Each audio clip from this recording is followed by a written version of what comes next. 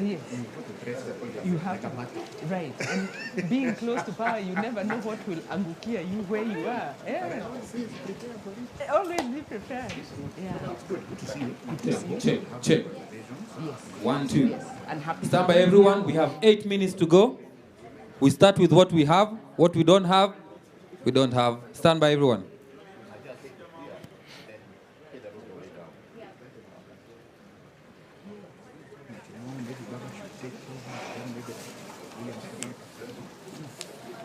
It's interesting because there's no way you can get to CBD on the expressway. Isn't it? Yeah. You either will go all the way to museum and come back again, or you get at the aspirations. where capital. Am I too shy? Hasalas is there an exit? Yes, there is. To CBD? You'll come out Bunyala Road. There is. Yes. Stand up. Don't take. I've used it because I came out just before that roundabout for. When you are coming to town from the airport. Asante, thank you very much. No, I'm not talking coming. How? Yeah, they are on both sides. The exit is on both sides. There's one for Haile Selassie. Yeah. You'll come out right at that roundabout that goes to Upper Hill and Bunyala Road. Yes. There's an exit here on both sides. We have a team coming next week from all over Africa and Japan. So I think when they'll be picked from the airport, they're coming to Crown Plaza Hotel. When they come out at Bunyara. Yes. They go up. How are you? Okay. I'd started panicking. Yeah. I haven't seen that actually, that exit. I used it to actually. Professor Gituro, do for me a sound check. Just count to 10. Huh? Just count to 10. Sound check. 10, 9, 8, 7, 6, 5, 4, 3, 2, 1, 0. Okay, thank you. Nerima, test for me your microphone. 1, 2, 3, 4. Yes. 5, 6, 7, 8, 9, 10. Yes. 1, 2, 3, 4, 5, 6, 7, 8, 9, 10. You well? Yeah. I'm still using. Nerima is good? I'm well. Nerima Bado. Hello. Nerima. I'm fine. Nerima, your sound is not good. 1, 2, 3, 4, 5, 6, 7, 8, 9, 10. 1, 2, 3, 4, 5, 6, Anything white on me 7, shows, 8, 9, 10. 1, 2, 3, 4, 5, 6, 7, And I'm 8, like you, 9, 10. Is Nerima okay? Okay. 1, 0. 1, 0. Yes. Test for me your microphone. 10, 9, Ladies, 8, as a 7, panelist. 6, 5, 4, 3, 2, 1. Father, Can you hear me? My father's right, that's 1, 0. 10, 9, Absolutely. 8, 7, 6. They have replicated 5, 4, 3, 2, 1. I think so. Can you hear me? So, Bado. Bado. May I count to? Good evening and happy to It's be good I'm here. not This in is the 1, second 0 one speaking. because, 1, 2, 3. she's 4, my neighbor. 5. Okay. That's good. Asaska. That would be interesting what you have to say here. about Nice her. to be here. 1, 2, Asaska, 3. you is Asaska But okay? there's another panel which will come To in go Asaska. after us. I'm not sure. Sometimes they we are don't. going to Oh, Dr. 1, 2, Baraza. 3. Can you hear about me, the first Trevor? two. Yeah. Good. There'll be another one So at the 7:30. format it's going to take. Okay. It's just And I a think pre-analysis and a post-analysis. panelists So what are your for main expectations from the candidates and the issues around their manifestos, what they sound like? So we're just going to bounce off ideas of each other. Yeah. The first question will really be your expectations. What do you expect to hear from them? Yeah. Liptons. I know. I was like, I'm just watching. Are you the one doing from? You're doing from Lipton, no? Lipton, no.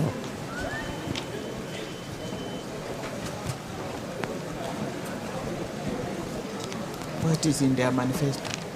Yeah, we'll talk about them differently in how most of the issues is not so much what's in there, it's how best to deal with it. Something like manufacturing and all agriculture, is that the solution to youth unemployment? Cool. You know, you just give your views, because having been in the sector, why haven't some certain initiatives like the war on corruption, why has it not been won this far? You get? So you'll just be reacting to what the others say and your ideas also as well.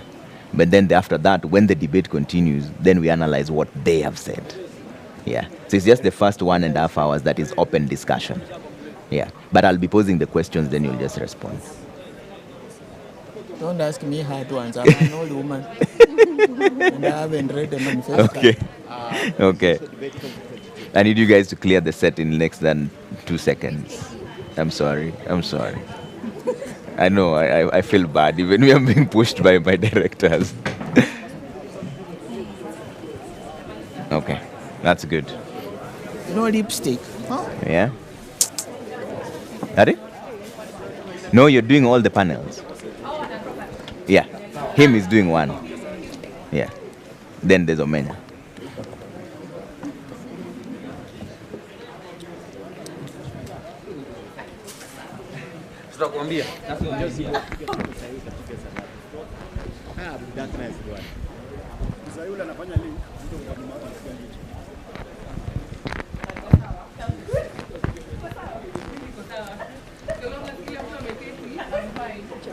Airplane mode before. Yeah. Showtime.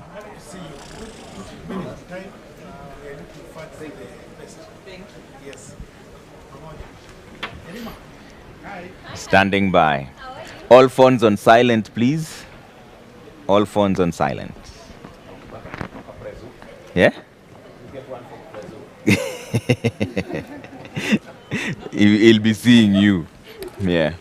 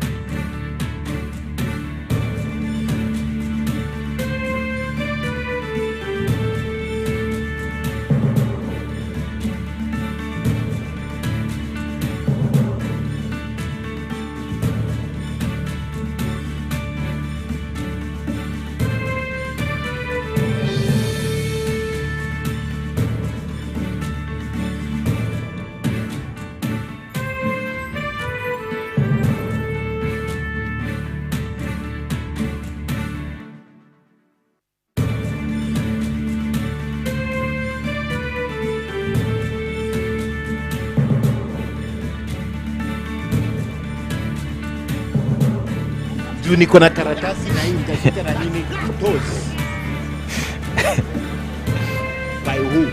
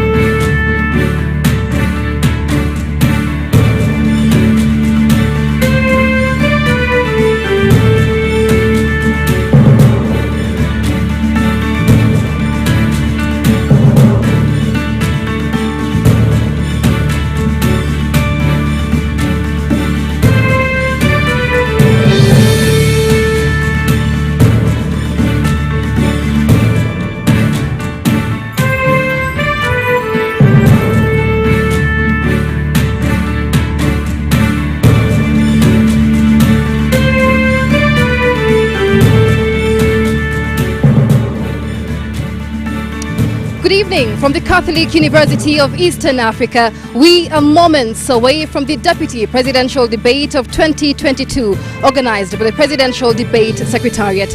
My name is Michelle Ngale Odhiambo from K24 TV, and I am not alone. The entire media fraternity is working round the clock to bring you this live debate. This is the third deputy presidential debate in what has become a tradition in Kenya's election cycle since 2013. We have a live audience at the Pope Paul VI Learning Resource Center to witness this debate, which will be aired live across all TV and radio stations across the country.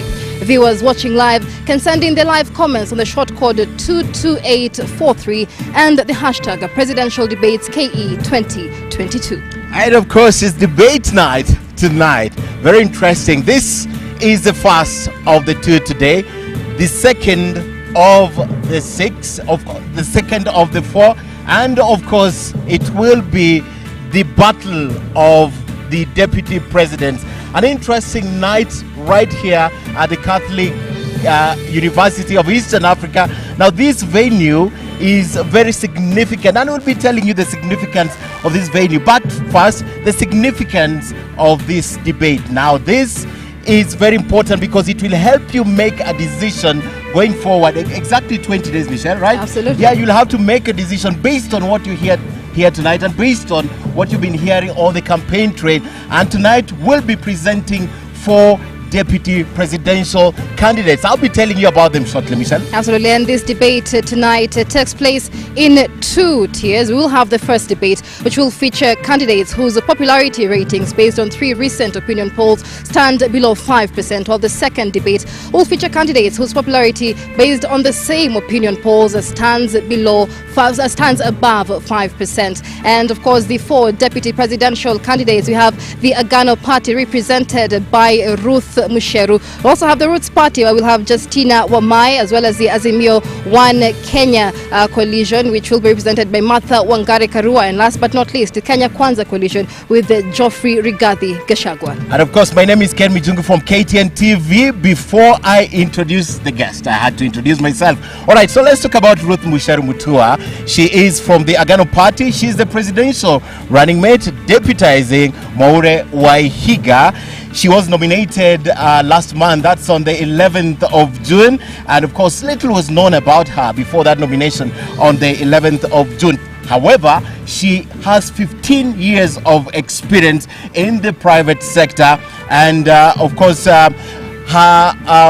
their rallying call is about corruption. They want to fight corruption if they're elected into office in about 20 days. And she's a communication management and administration specialist. Now, first time in politics, this lady is going to be on the podium tonight. And she's the mother of 2 girls. Also, we have Justina Wamai, Roots Party presidential running mate. Now, she is deputizing Professor George Wajakoya. She is a youth advocate, a businesswoman, and she is a purchasing and logistics specialist. She is with us tonight and vast career in the private sector. She was a little known before this. However, she was thrust to the limelight. She was born right behind here in Kibra. Not her first time in politics, because I will tell you this, she tried in Mavoko and failed, and also tried to work for the government. She applied to be a permanent secretary, you know that?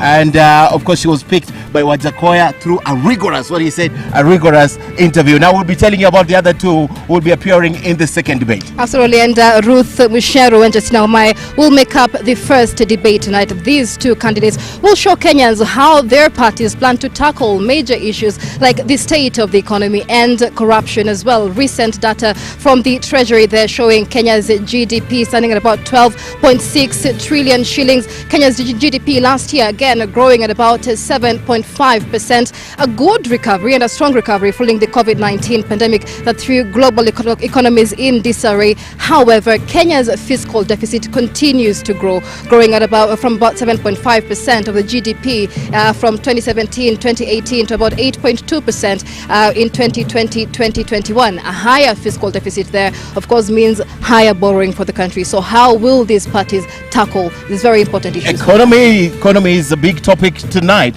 And of course, with 22 million of you going to the ballot, it's important that you know what they stand for. I mean, Kenya is the biggest economy in this region. So whoever is at the top matters most for not only the East Africa region, but beyond. And as Michelle mentioned earlier, we're not alone in this. It's a joint broadcast by all the media houses. It's being streamed live online. It's also not television station and most of the radio station. Now, on the other side, my colleague Nimrod Tabu is also standing by. And Nimrod, perhaps a lowdown on what you know about these candidates and what they present tonight right here at Kwea. Nimrod?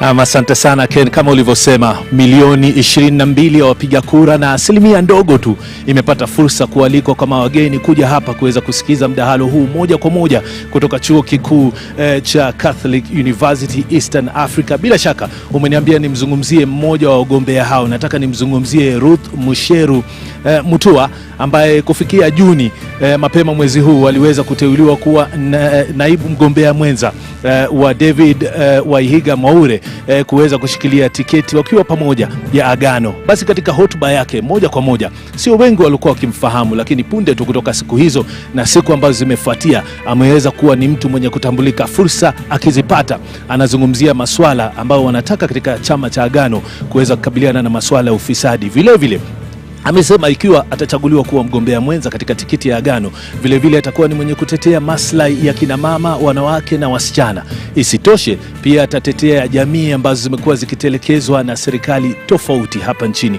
Lakini si mengi yanayofahamika kumhusu, kwani hajakuwa katika safu ya siasa ama uongozi katika umma ama masuala ya kisiasa, isipokuwa tu kwamba tunafahamu ameweza kushiriki kazi katika kampuni tofauti. Kama ulivyosema, aliweza kusomea shahada na kupata shahada ya masuala ya mawasiliano. Kwa hivyo ni mzuri kwa kuzungumza masuala ya mawasiliano. Lakini pia nieleze kwa kifupi kwamba alisomea shule ya upili ya State House Girls hapa Nairobi na hatimaye kuenda katika shule ya upili ya Visa Oshwal kabla ya kuingia katika chuo kikuu cha Nairobi na kupata shahada ya masuala ya mawasiliano. Lakini mtazamaji, mimi nafahamika kama Nimrod Tabu kutoka runinga Citizen, lakini hii leo siko peke yangu katika zulia hili jekundu. Na mtazamaji, bila shaka ukiniita Busara na Aman nitaitika, na anatoka runinga ya K24 TV. Na bila shaka ni shukrani za dhati kuona kwamba umetenga muda wako na kujiunga nasi katika mchaka wa mdahalo wa manaibu ama wagombea wenza urais hii leo hapa katika chuo kikuu cha Katoliki cha Afrika Mashariki. Na bila shaka mwenzangu Mijungu tayari amezungumza mawili matatu kuhusiana na mgombea mwenza urais ambaye ni Justina Wamai. Lakini kwanza Tabu jamani, mazingira yapo vipi? Mandhari yako vipi ndani ya chuo hiki? Ama kwa kweli yanapendeza, usalama umeimarishwa, wageni walioruhusiwa kufika ni wale waliopata mwaliko peke yake. Kwa hivyo kwa wale ni wafuasi tunawasihi watazame pale walipo, aidha kwenye runinga, katika mitandao na kadhalika. Naam, bila shaka kabla sijazungumza mengi, kukumbusha tu mtazamaji upote pale ulipo, ukitaka kuzungumza nasi, ukitaka kutuma maoni au hata mapendekezo, basi tuma kupitia ujumbe mfupi. Nambari ni 22843. Nambari ni 22843. Lakini mtazamaji, kumbuka kwamba mdahalo huu unakuja wakati ambapo taifa linakumbana na gharama ya juu ya maisha. Na muda mfupi kabla ya mdahalo huu kufanyika, jamani, utafiti ulifanyika na Wakenya wengi wangependa usiku wa leo wagombea wenza ambao watakuwa hapa waangazie masuala kadhaa, ikiwemo kupanda kwa gharama ya maisha, vile vile swala la ufisadi, vile vile swala la ukosefu wa ajira miongoni mwa vijana na hata huduma mbovu za afya. Kwa hivyo letu ni jicho kuona kwamba je, wagombea hao wenza watakuwa na yepi ya kusema kuhusiana na masuala hayo katika sekta hizo mbalimbali. Lakini nikirejelea mada yangu na muangazia Justina Wamai, na tayari mwenzangu Ken Mijungu ashangazia safari yake, alikolelewa, alikozaliwa, alikosoma. Kwa hivyo mimi nitaangazia tu zile sera ambazo wako nazo ndani ya chama cha Roots. Bila shaka ni sera ambazo kidogo si za kawaida. Wanasiasa unajua, tunajua sera zao, lakini kidogo kina Roots Party wanakuja wanatuambia kwamba wataanza biashara ama ukulima wa nyoka. Naam, kando na hayo wanasema watawanyonga wafisadi. Kama wewe ni mfisadi basi utanyongwa. Kando na hayo wanataka kufanya nini? Kuidhinisha utumizi wa bangi. Na mengi atakuwa anasema mwenyewe katika mdahalo wa leo na kuwashawishi ama kushawishi wewe Mkenya popote pale ulipo uweze kumchagua iwapo ataweza kufanikiwa basi kushinda uchaguzi huu wa Agosti 9 ambao unakuja baada ya siku kadhaa tu za kuhesabu. Na usisahau Busara, azimio lao la kutaka kuahirisha katiba kwa muda wa miezi 6 ili kuweza kuhakikisha kwamba mambo yanakuwa laini. Kwa hivyo ni masuala ambayo bila shaka wamepangiwa maswali ambayo pengine yatatusaidia kuweza kuwafahamu zaidi, kuelewa fursa zao, kuelewa zaidi pia manifesto zao, na pia ikiwa kama ulivyosema wana ushawishi aina gani. Ikikumbuka kwamba mdahalo huu umeandaliwa kwa sababu wao wako katika ile nafasi ambao bado hawajaweza kuwa na ushawishi mkubwa. Wana 5% tu ya pengine wale watu ambao wameweza kuwafuatilia au hata chini. Kwa hivyo ndio nafasi nzuri nafikiri kwa wao kuweza kujieleza na kushawishi wananchi ambao paka kufikia sasa pengine hawajafanya maamuzi ni chama gani ambapo pengine wataegemea. Na pengine Nimrod, mdahalo huu si wa kawaida, manake kidogo idadi ya wanawake ni kubwa zaidi ikilinganishwa na wanaume, na si jambo la kawaida. Bila shaka. Kwa hivyo tunatazamia mengi tu katika mdahalo huu wa kwanza, lakini kabla ya kuingia kwenye mdahalo wenyewe kirasmi, tunaye mwenzetu Trevor Ombija, hajaketi pembeni sana, yuko karibu nasi. Trevor. Asante sana Nimrod Tabu na Busara Naman, na hapo awali Ken Mijungu na Michelle Ngele. Mdahalo mchaka mdahalo unaanza hapa. Basi Kiswahili imeishia hapo. I'm seated here with a panel of 5. My name is Trevor Umbija from Citizen TV and Ramogi TV. I'm here with a panel of 5, 4 of them formidable women to make heads and tails of this conversation, which really is a representation of the deputy presidential debate that is happening live right here from the Catholic University of Eastern Africa. Let me start by introducing my guest. From my farthest left, Professor Gituro Wanaina is here, lecturer and also agricultural economics expert. Thank you so much for making time. Thank you, Trevor. Nerima Wako is also here, executive director, Siasa Place. Asante sana for making time. Thank you. Dr. Nancy Baraza is here, former deputy chief justice. Thank you so much for making time. And on my right, Asaska Labarakwe, public policy expert. Thank you so much for making time. And Wanjiru Gikonyo, executive director, TISA, which is the Institute of Social Accountability. You had the front row on this discussion during the gubernatorial debate, and that's where I want to start, Wanjiru. What are the key issues you expect the deputy presidential candidates to speak about today? Well, obviously, thank you so much, Trevor. Pleasure to be here with this illustrious panel, and great to see you, Professor Gedure. We expect to hear, of course, they're going to talk about their manifestos. Yeah.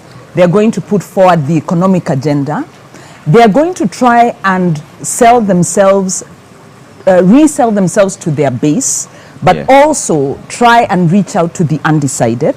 So we expect the parties to really resonate with Kenyans. Yeah. Right now, cost of living is a big issue. The issues around cost of living have to do with the policies of the Jubilee administration. Yeah. So of course, there are contradictions immediately, and a lot of people are confused, wondering, if you look at Azimio, the president is in Azimio. Yet the issues that are facing Kenyans have to do with the Jubilee Party. If you look at the other side, again, you're looking at the Jubilee Party. So there are contradictions.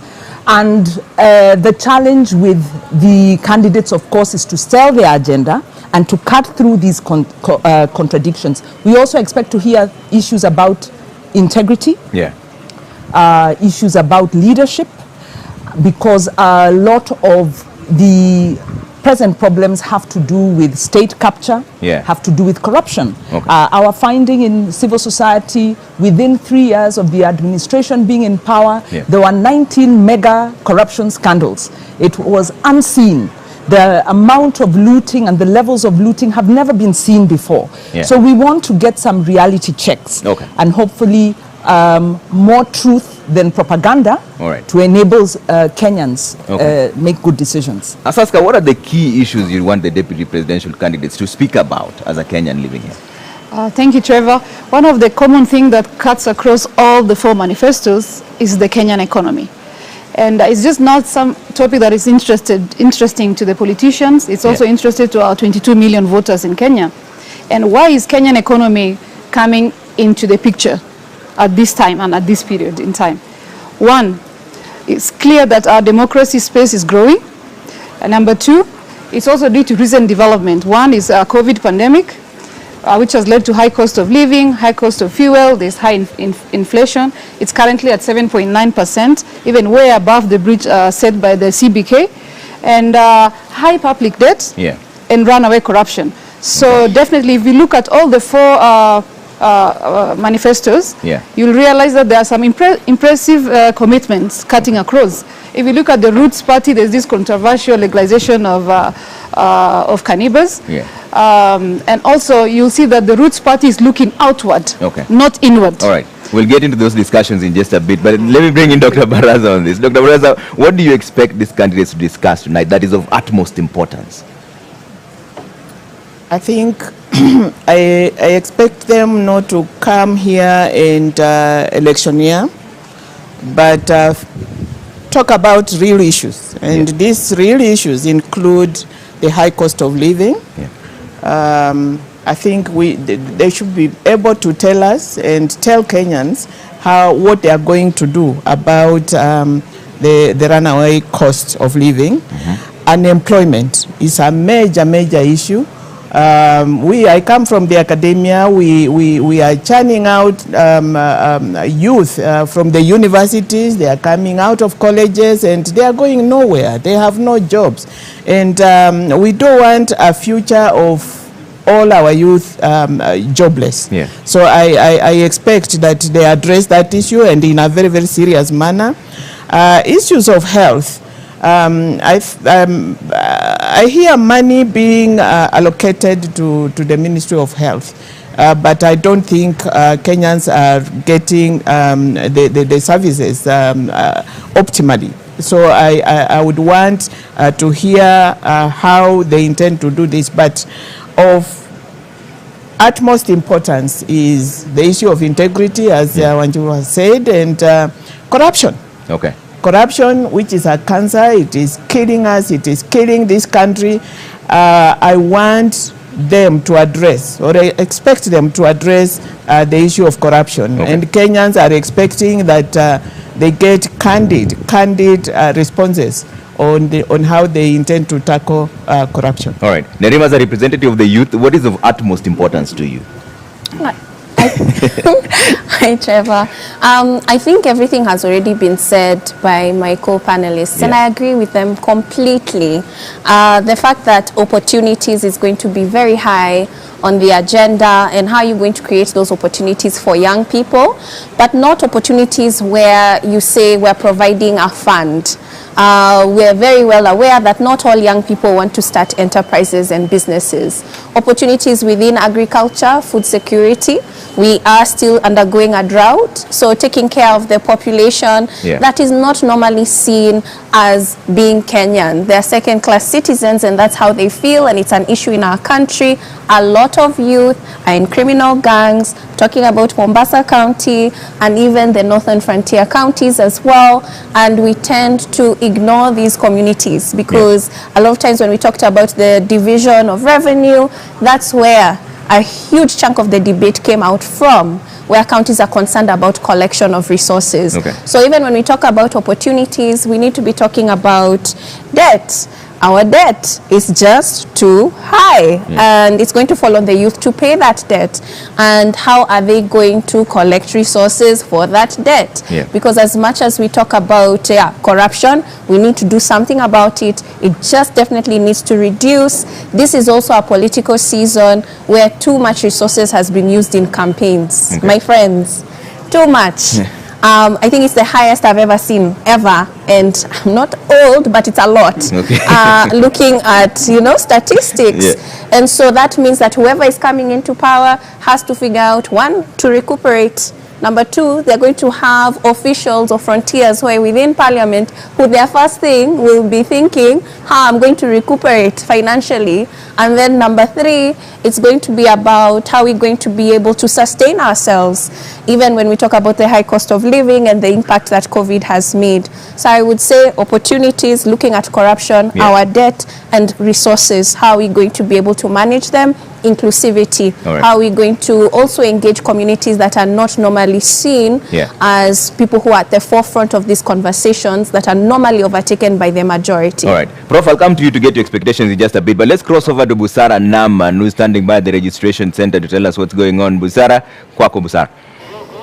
Na mtazamaji, kwa sasa nipo katika upande mwingine wa Chuo Kikuu cha Katoliki cha Afrika Mashariki, na bila shaka hapa ndipo unapoingia pa kwanza kabla hujafika kwenye jumba kuu ambapo mdahalo unafanyika. Na bila shaka sehemu hii ni sehemu ambapo usajili unafanyika. Na je, kwa nini usajili huu unafanyika? Kuna umuhimu gani? Basi nitakuwa naungana na mkuu wa usajili katika eneo hili ambaye ni Michael Duya, atujuze mengi zaidi kuhusiana na mchakato mzima. Karibia hapa kidogo. Hujambo na pengine siku yako inaendelea vipi? Si jambo, siku yangu iko salama.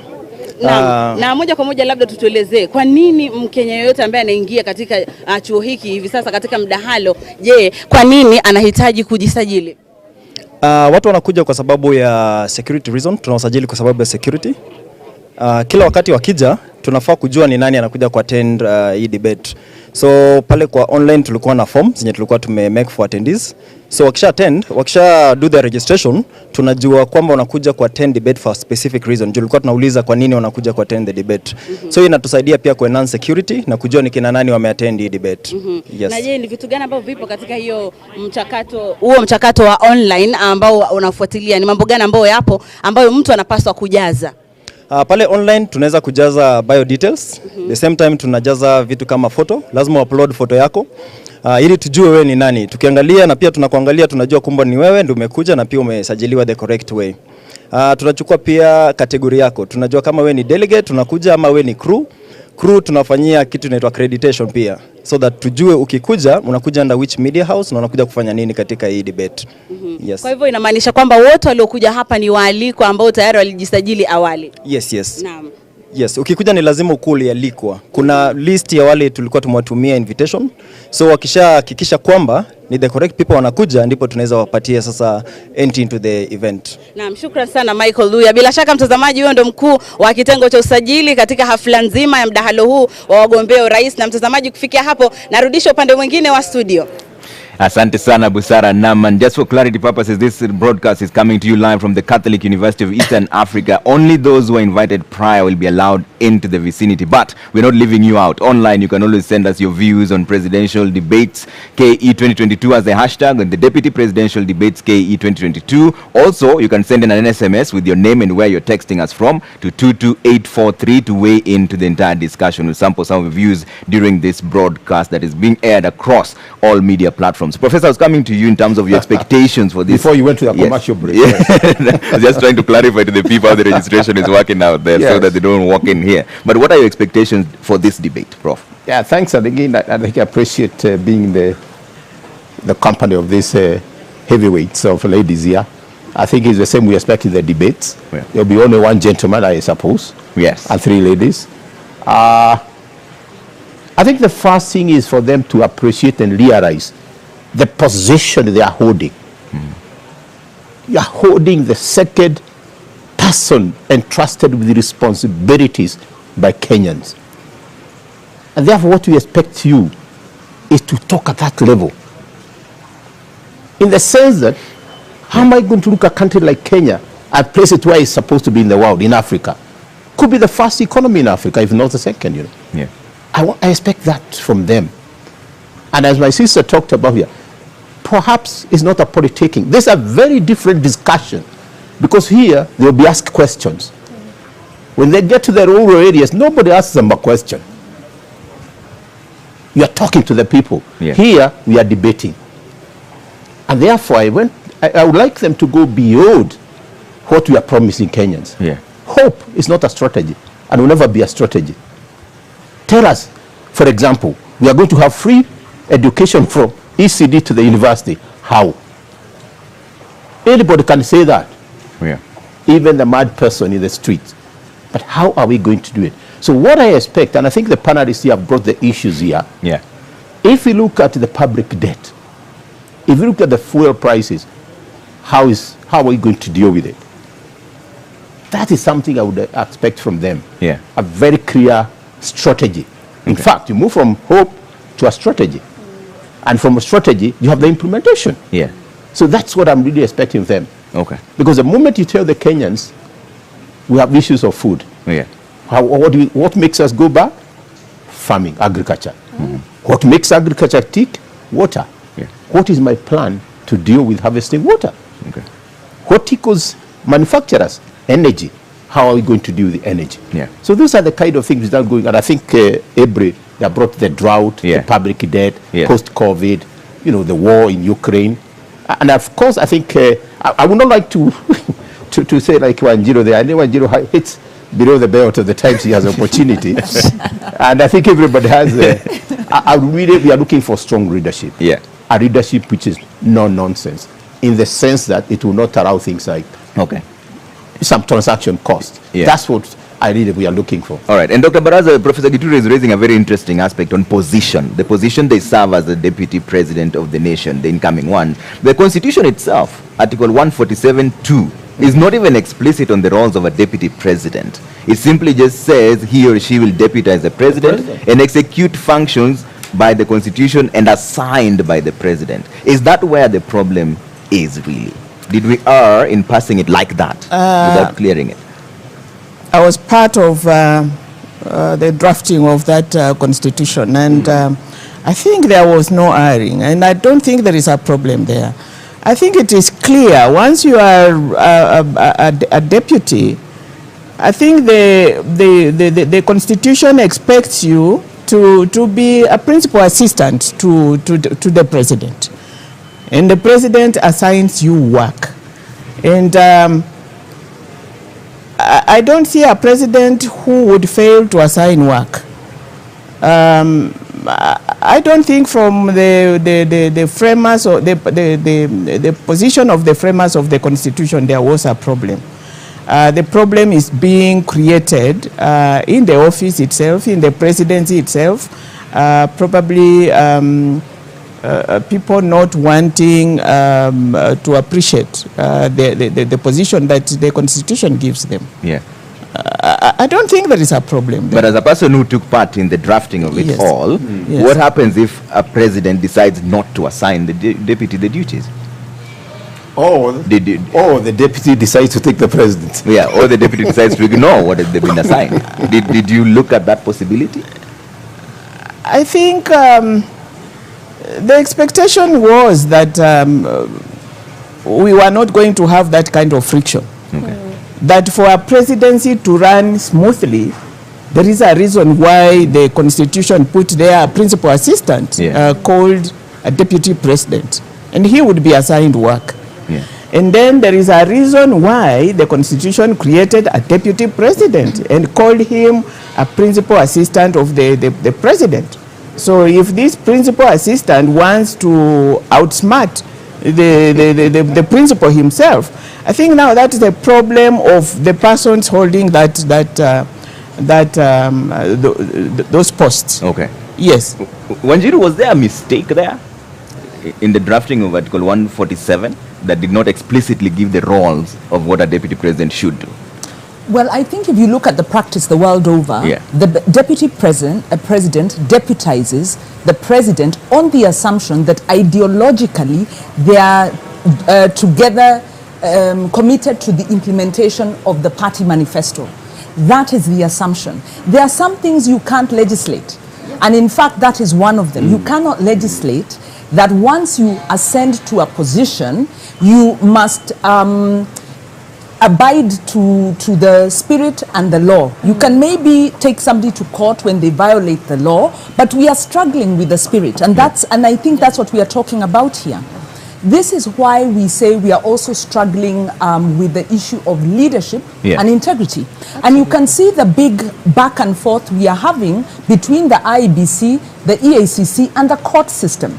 Because if somebody has been convicted, another person actually has even been, somebody's been charged or convicted or impeached and put themselves forward for a leadership position, and a party then proceeds to give them the ticket and they win the nomination. That is in violation of the spirit of the Constitution. The law was diluted, unfortunately, because we are working in a political context. So, Trevor, when we are talking about our expectations as citizens, we have to acknowledge that our political system has been frustrating the aspirations of Kenyans for the interest of our political elite. And one of those is on leadership and integrity. The other is on accountability of public resources. The other one is on, will these parties implement the lofty proposals they have put in their manifestos? Because if you look at the manifestos, we have very good promises. Based looking at the economy, and there's differences between the manifestos, but there's an agreement that we must focus on agriculture, we must focus on the informal sector, we must create wealth, we must open up these value chains and democratize our economic system. These are great and lofty ideals, and I think it's a big win in that citizens have been heard. But in Kenya, our problem comes to at implementation stage. Okay. We have a political elite, we have a government administration that really roundly does not implement, subverts the law, avoids the law, evades the law. So that is the big question, and we want to hear what are the tangible proposals we have for the implementation of that. But also, I think we have to look at track record. Professor says that I'm hitting below the belt, but track record is how do you measure somebody when you know, when you're assessing somebody for an employment position. You look at their ideas, you look at their education, you also look at their track record. What were you doing before? And we're not saying we are witch hunting or moralizing. We're just saying, have you been consistent in terms of your ideological position, in terms of how you've conducted yourself in public office? Okay. Asaska, I'll come to you. I see you're itching to respond, but I want to show you what's going on right now. The registration is happening as we speak. The auditorium will be full to capacity, 600 strong. All of them invited guests. It's happening right now. If you're prior invited to this conversation, then you're being cleared. There's a tight security check at the corner. The chaperones are there waiting to pick each and every person who they are assigned to. You can see them lining up there. As soon as the candidates come in for debate 1, we will usher you straight to the auditorium when the conversation will begin at around 5:30. Justina Wamai for the Roots Party is expected here anytime from now. Ruth Mutua of Agano Party is also expected here anytime from now. The moderators will be Francis Gashuri and Zubeida Kome. As soon as that kicks off, we will take you there. But Saska, I was coming to you on this. Is it true what Wanjiru is saying, that it's the political system that frustrates the aspirations of Kenyans? Culture. Yeah. Not the system, The culture. political culture. Trevor, I totally agree with Wanjiru here. Yeah. And I don't know if politicians forget that Kenyans do read their manifestos. Yeah. They do scrutinize it to ensure that it does reflect our needs and our aspirations as a country. I think there is that missing link. Yeah. Because we have beautiful manifestos with lofty promises, as Wanjiru has alluded to. But the thing is, there is no clear-cut implementation roadmaps on how best all these promises and commitments will be executed at the end. And that's what we're missing in this country. It's 6 years since independence. And as much as we have beautiful policies in place, beautiful policy frameworks and regulations, we still fail at implementation. And it's time for us to ask ourselves, why is this so? Yeah. Why does this keep happening? Okay. Prof, do you agree with that? It's only about implementation rather than the policies we have. Do we have enough laws and this thing comes in my mind very clearly. Yeah. I think when Raila was the deputy president or something like that, I remember him Prime Minister. I remember him in a safari park, and he emphasized, he did actually say in my presentation in 3 words: implementation, implementation, implementation. And I hope we can do that. It's not just the manifesto, even our strategies. I'll give you an example. Kigali Stock Exchange, actually brought from here. Yeah. The CBC, there are people who have run away with it. And it's something perhaps, as we look all this, I think it's also really to see them, all these things they're saying, what is the foundation? Yeah. And one of the foundation is education. And I think Dr. Baraza has pointed about here. And I think it's very important to distinguish here the youth and workers. Prof, hold the thought on the youth in just a bit, because one of the candidates has already arrived. That is Ruth Mutua of the Agano Party, and she's standing by there with Michelle Ngele. Let's find out how she's feeling just ahead of the debate. Michelle? Right, Ruth Musheru, she's the first candidate to make it for the debate here, which is about to begin at 5:30 this afternoon. Trevor, good to see you today. You are the first of 2 candidates in the first debate. Are you ready? I'm very ready, Kenyans. I am here to bring our agenda and to give you the view and what manifesto we have as the Gano Party. We are ready and a privilege. Thank you for giving us this chance in the Media Council. It is a third deputy presidential debate. What are your expectations within those 90 minutes? To air the manifesto, to air what the Kenyans want to hear from us, what we are coming to bring in, yes, as the Badilisha team. What do you expect from your debater, Justina Wamai? She will come and bring forth what she has for the Kenyans. Right. We can debate from that point. Thank you. That is Ruth Musheru. She is the first candidate to make it for the deputy presidential debates here at the Catholic University of Eastern Africa. Trevor, over to you. Thank you, Michelle. And Prof, you're finishing your thoughts on the issue of Every time I'm coming, there's a commercial break is coming in.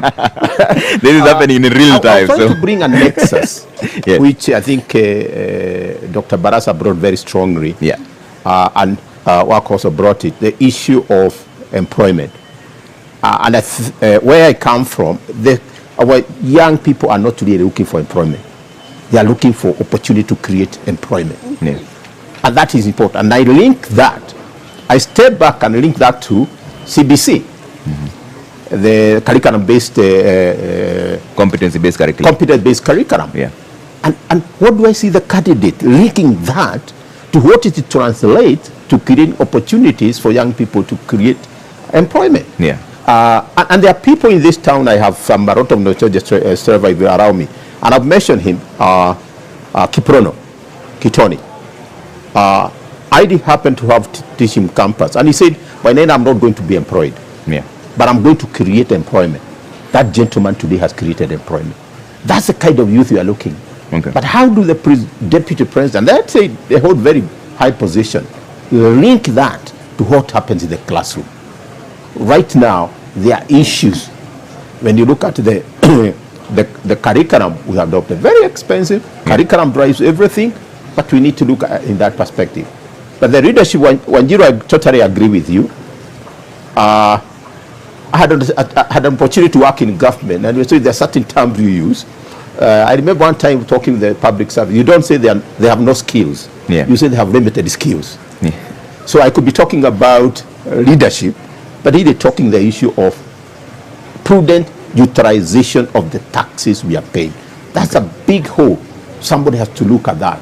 Because today you go excise duty 16%. Left and right we are being taxed. Yeah. And we Kenyans really we love to pay we like to pay taxes, but we must see what the taxes are doing. Okay. So I've already have that sting. I think I wish the candidates who are coming, please go beyond your manifesto. We have led them. But tell the Kenyans, if I'm going to do this, how are we going to do it? Yeah. That's what we'd expect from them. Okay. Yeah. Let me bring in Nerima on this. And Nerima, let's now talk about the cost of living and the economy. So, according to the Kenya National Bureau of Statistics, inflation has actually reached a 5-year high of 7.9%. Public debt is at 8.5 trillion. So, Azimio is talking about agriculture, livestock farming, and blue economy that will then grow the agriculture sector by 30% of the GDP. Is that where the solution lies as a young person, considering that the average age of a farmer today is 70? Yes.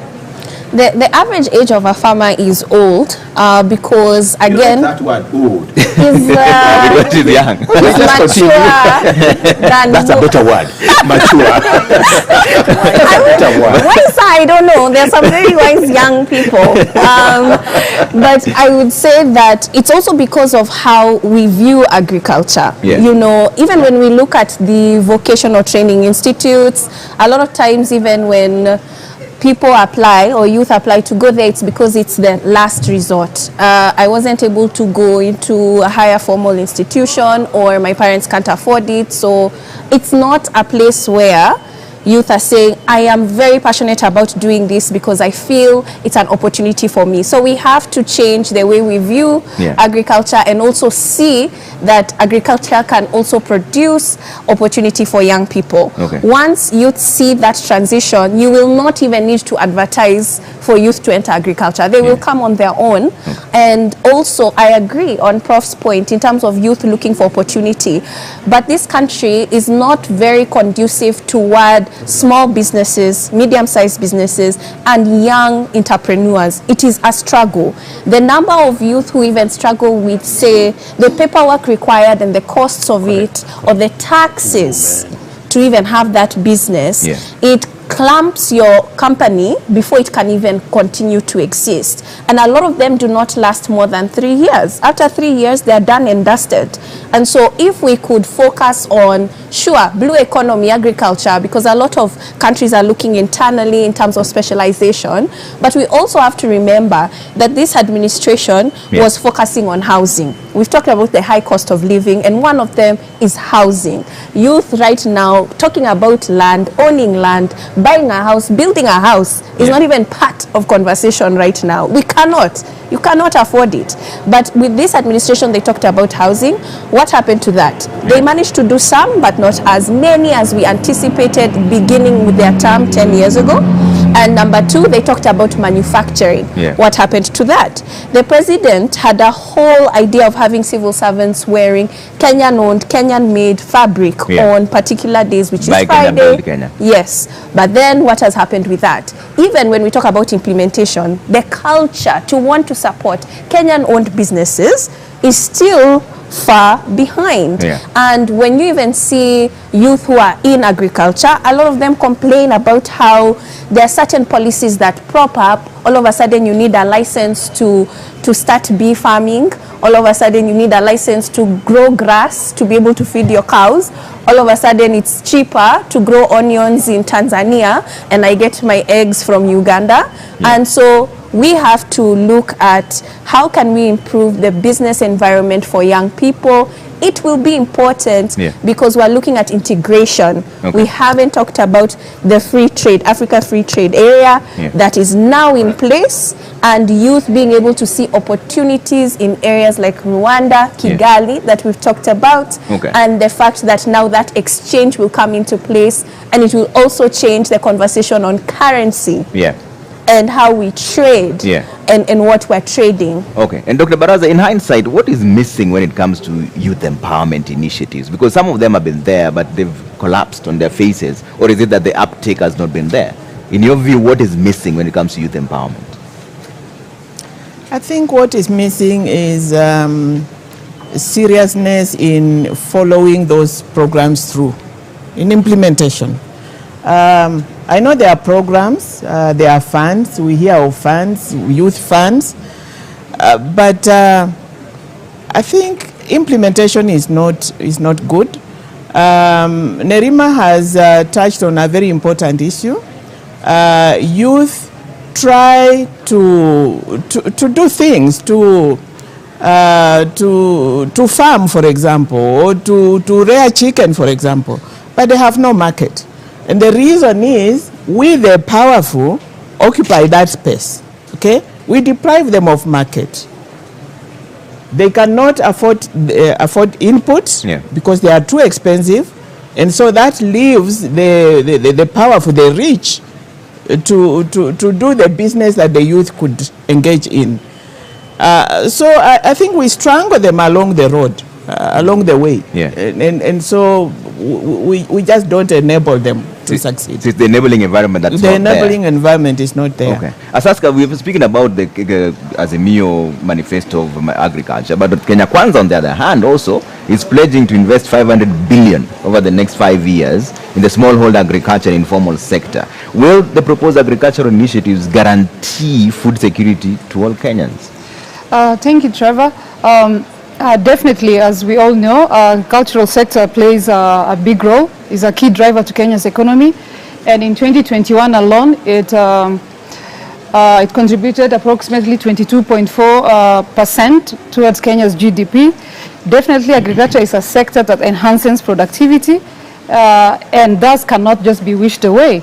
And in that case, as you've seen in the Kenya Kwanza financial commitment towards agriculture, they've set aside, I think, about 250 billion Kenya shillings within the financial year of 2023 to 2027. And definitely, if it's implemented better, if the commitment is, if a firm commitment is in place, I think agriculture can contribute sustainable development agenda by increasing food security, alleviating poverty, and even employment creation, and we lack that in a big way. Okay. Because the sector alone, as you know, employs about 40% of our total population. So that's a huge chunk. Okay. Wanjiru, is that the direction to take? Agriculture? Is that where we should focus on? Well, yes, and you know, in our advocacy, looking at the crisis of public debt, that really goes, even before we entered into the COVID era, our economy was on a very weak footing because of imprudent choices, imprudent development choices. This large infrastructure development, eating up all the money, financed by costly debt, with corruption written in there, conflict of interest, real mismanagement of the economy by the Jubilee administration. Because of that, we are in this economic crisis. But even then, if you listen to the Parliamentary Budget Office, they were looking at the economy and saying majority of people are employed in the agricultural sector, over 50% of Kenyans.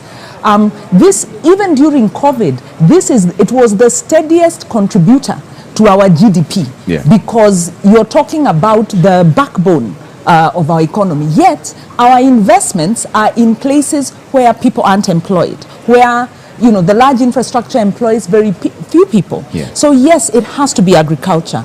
And this is why I'm saying that there are wins. Even before we start the debates, before we go to the election, there are wins. The parties have listened. They have prioritized agriculture, because both parties have prioritized agriculture. They have prioritized the informal sector. Both sides have recognized, we've had numerous policies on the role of the informal sector, the importance of the informal sector, but governments keep ignoring them. They have prioritized manufacturing and are linking manufacturing to agro-processing, which is to the agricultural sector, to the informal sector. So they are, committing to make those linkages. So the question becomes, that's why we are saying implementation. Can we trust the political parties, after they have wooed us with their promises, that when they sit in the seats of power, they will do what they have said, that they will listen to the citizens, they will be accountable to the citizens? Do they show in their manifesto the democratic space, civic space, the social accountability back to the citizens, the civic education to empower citizens to be very engaged, and answerability to the citizens? Do they show the public sector transformation to transform from the culture of impunity to the culture of compliance? Do they have the intergovernmental relations? We have seen the fights between county and national government under Jubilee that has really destroyed, almost destroyed the health sector. So are they speaking to the culture change that we need and the accountability that we need to implement these promises? Asaska, you wanted to jump in? Yes, Trevor, let's not forget that African countries, including Kenya, have international commitments in the agricultural sector. And if you remember in the 2009 Maputo Declaration, most of these countries have committed to give 10% of the national budget towards agriculture. And for 20 years down the line, Kenya has not been able to hit that target. It's always around maybe 3.5%. So it's a shame that we're not really prioritizing an industry that enhances our productivity and drives our economy. You asked the issue of agriculture. Yes, Prof, and that's right down your alley. It's like as an agricultural economist of my life. Yes. I think there's a simple reason why we should concentrate on agriculture. You had lunch. You have supper. You have, it's there. We demand it. That's the bottom line. But I think the question you asked, and I think panelists, maybe something we need to look at. What do we need to do? Because we all know, and I'm always get baffled. We know, but you're doing nothing about it. One, I think it's important to reflect back in terms of the skills we provide for the youth in the education system. And deliberately will be geared. How can a country like Ukraine, probably in one of our counties, be supplying grains to the world? And they have only 6 months in a year to grow those grains. We have 12 months. My mind goes back to a Bogo farm. I have some you can Bukula. The one we have in Kiambu here called the Waruhu farm. The extension farmers. And I can tell you, Trevor, if an extension person has come to the farm, the maize was very different from the other farm. These are the kind of things we actually want to bring back. I like her point. It's actually almost, I don't know, it's almost treason opening something in this country. The way you go through, you give up. And I think it's something we are looking for ease of doing business. I give the example. When we used to get our DL, driving license, we used to queue. And to get it, you give 1,000. Right now, you can get through your phone. This is the kind of thing when you get kids into 8. And the concept in the country, Trevor, which cannot feed their people, is headed for disaster. Look at US. Look at any country. What they do, they make sure that there's enough for their people. I think that's something we need to reflect back. And we should, and I like you're using the free trade area in Africa, we should be the one exporting grains out there. Not exporting to us. So I think it's something we must get that. I like the word she has used, mature. We are exiting that in terms of even energy. How do we get back? And we parents, I think we have a problem. And Professor, you're the one who said that every single time you're talking, something is always happening. Let me bring to your attention that the candidate Justina Wamai for the Roots Party has just arrived at the vicinity. She's ready to do the debate one, and Ken Mijungu is standing by with her in just a bit. Let's find out how she's feeling. And they have actually given a very interesting proposal, Prof, and I'll come to that in just a bit, on what they want to do to deal with the economy. They're talking about legalizing cannabis. But Ken, over to you first. How is she feeling?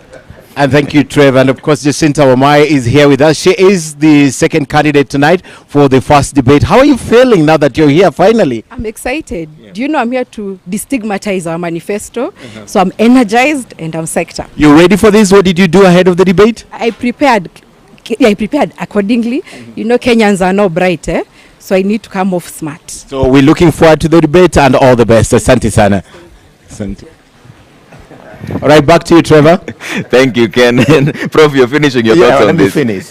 I like this commercial break. Just comes to me. So I think that's something, the point I was making here, we must do whatever it takes to ensure we are food secure. Had opportunity to talk to the military people. If we depend on our eggs from Uganda and there's war, they'll just stop the food. They don't even have to use a tank. They'll come over. And I think that's something we need really to look at in terms of how do we make our country secure. And if there's something I had to do, one thing, agriculture. It feeds to manufacturing. But there's a twist. There's now a twist to this entire agriculture issue. We've talked about Kenya Kwanza manifesto and Azimio manifesto. The Roots Party is talking about legalizing cannabis. That's the point I was going to. I hear you, Trevor, but let me ask you, and I think we need to be more serious. And I think the presidential candidate is already visiting some farms in the US of where they plant. How much of GDP does that crop bring to those economies, even where they do it? Very little. Then the second thing is, do we feed on that thing? There are farms here in Naivasha planting flowers. We never eat on those flowers. The most people Kenya will cash your call with their kids are in Naivasha. So we also need to protect what people eat and what we sell for export. That balance is very important. And I will probably go towards grains. But the other thing is we need to change even the way we look at the grains. And I always give this example, and I think that Wako is here, I can give this example. If we had unga in this cup, maize, it cannot even feed Wako. I know they don't eat these days. But if we had muchere, it can feed all of us here. We need to change the grain revolution. India, Southeast Asia, there are more people than we are. India is surpassing everybody in the world in the population. But you have never heard people have. Because they changed. All right. And najua kwako unatoka hakuna chakula kwa upana ugari. But Dr. Baraza, let me bring in on this issue of the Roots Party manifesto. Speaking about legalizing cannabis, yani weed. First, what would it take for that to happen? And is it a viable resource? I think before I come to cannabis, I just want to chip in on what Prof has said about agriculture. We have strangled agriculture. I tried to farm. I got a big farm in Magarini. I tried to do pineapples. I tried to do sugarcane in Kwale. I tried to do mangoes. You hear of markets out there, but there is no support system for farmers in this country. I have now given up, but there is market out there. Now, the problem with this country is we like importing everything and anything because of what we stand to gain out of that. I know of so many youth who, in my endeavor to farm, I was meeting them in Kajiado. Young people, graduates, they are getting an acre here because they heard you can grow tomatoes, you can grow onions, and But we strangled it. You go down Narok, young people on weekends going to Narok to get farms to try to grow wheat. Yeah. So they are trying. It's not lack of will on the part of the youth. Okay. They are trying, but we strangle the agricultural sector because we want to import eggs, and of course, who is importing the eggs? And what about that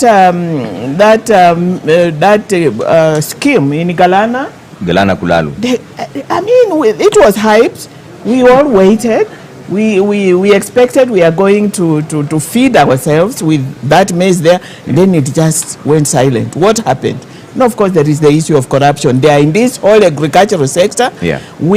Our youth can make a living and be rich within the agricultural sector. But we strangle it. Now, coming to cannabis,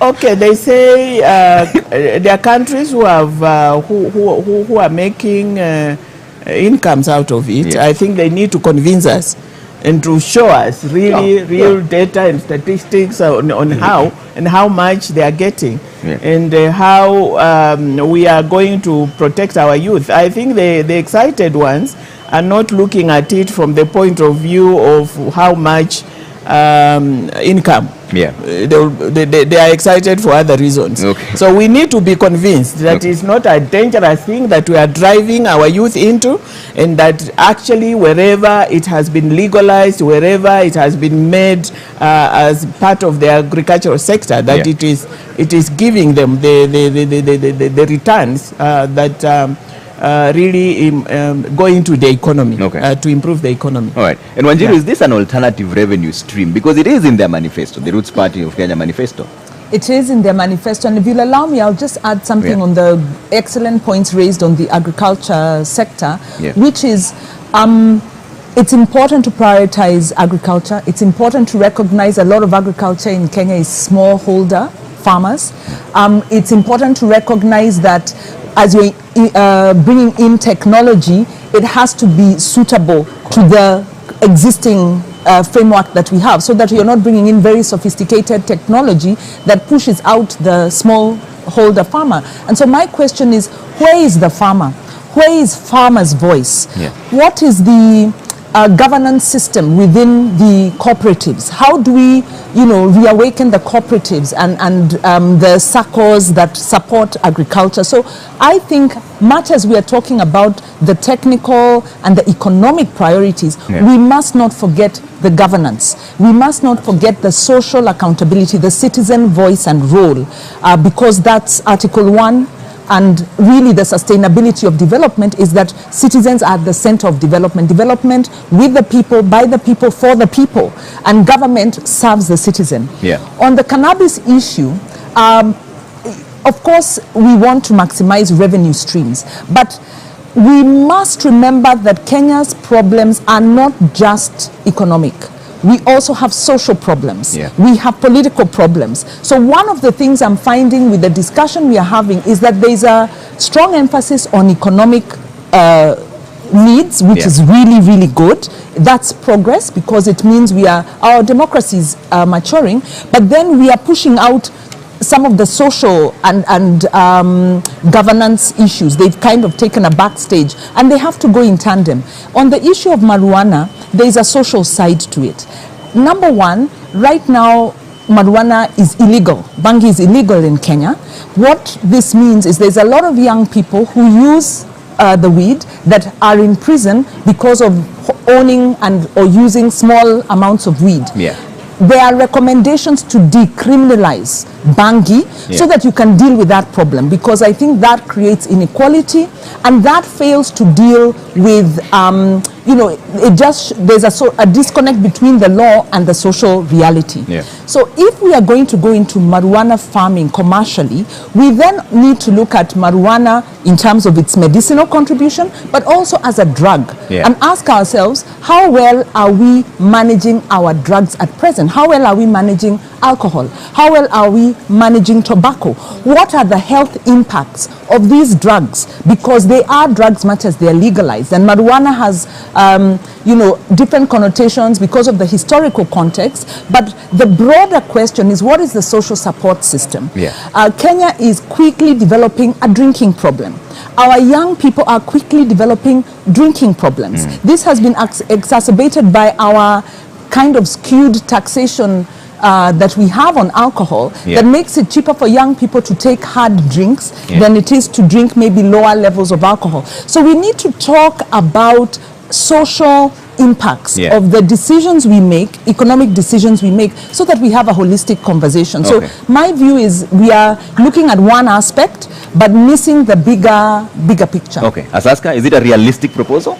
I find the Roots Party's proposal quite controversial and at the same time interesting. Like, if you ask me personally, I would look at it differently a bit. Yes, there's a social problem around drugs in Kenya. I don't doubt that fact. But if you look just around East Africa, if you look at Rwanda and Uganda, they've legalized the medicinal use of cannabis. And they're making money of it. They're exporting it just like tea or coffee.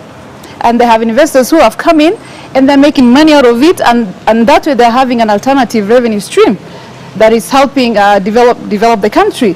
So I'm not opposed to maybe looking at it differently and having guidelines, tough guidelines surrounding the production of cannabis. I think it's something maybe we can look at because but currently we have 10 countries we don't in Africa. have enough regulations to deal with the drugs we have currently. So if we add another one, wouldn't that's that be definitely an issue that needs to be addressed fast. And if you remember the late MP of Kibra, he brought the Cannabis Control Bill of 2018. And he had good proposals in there because it can be used for medicinal value. And if we restrict it, not for recreational purpose, maybe we'll be able to have very strong guidelines that can ensure that it cannot be the drug cannot be misused. Okay, Nerima. I'm not coming to you last on this for any reason. Now, on that one, I like that you've come to me next because I feel I hold the same opinion as Asaska. It's about looking at the differences. It's interesting. It really is.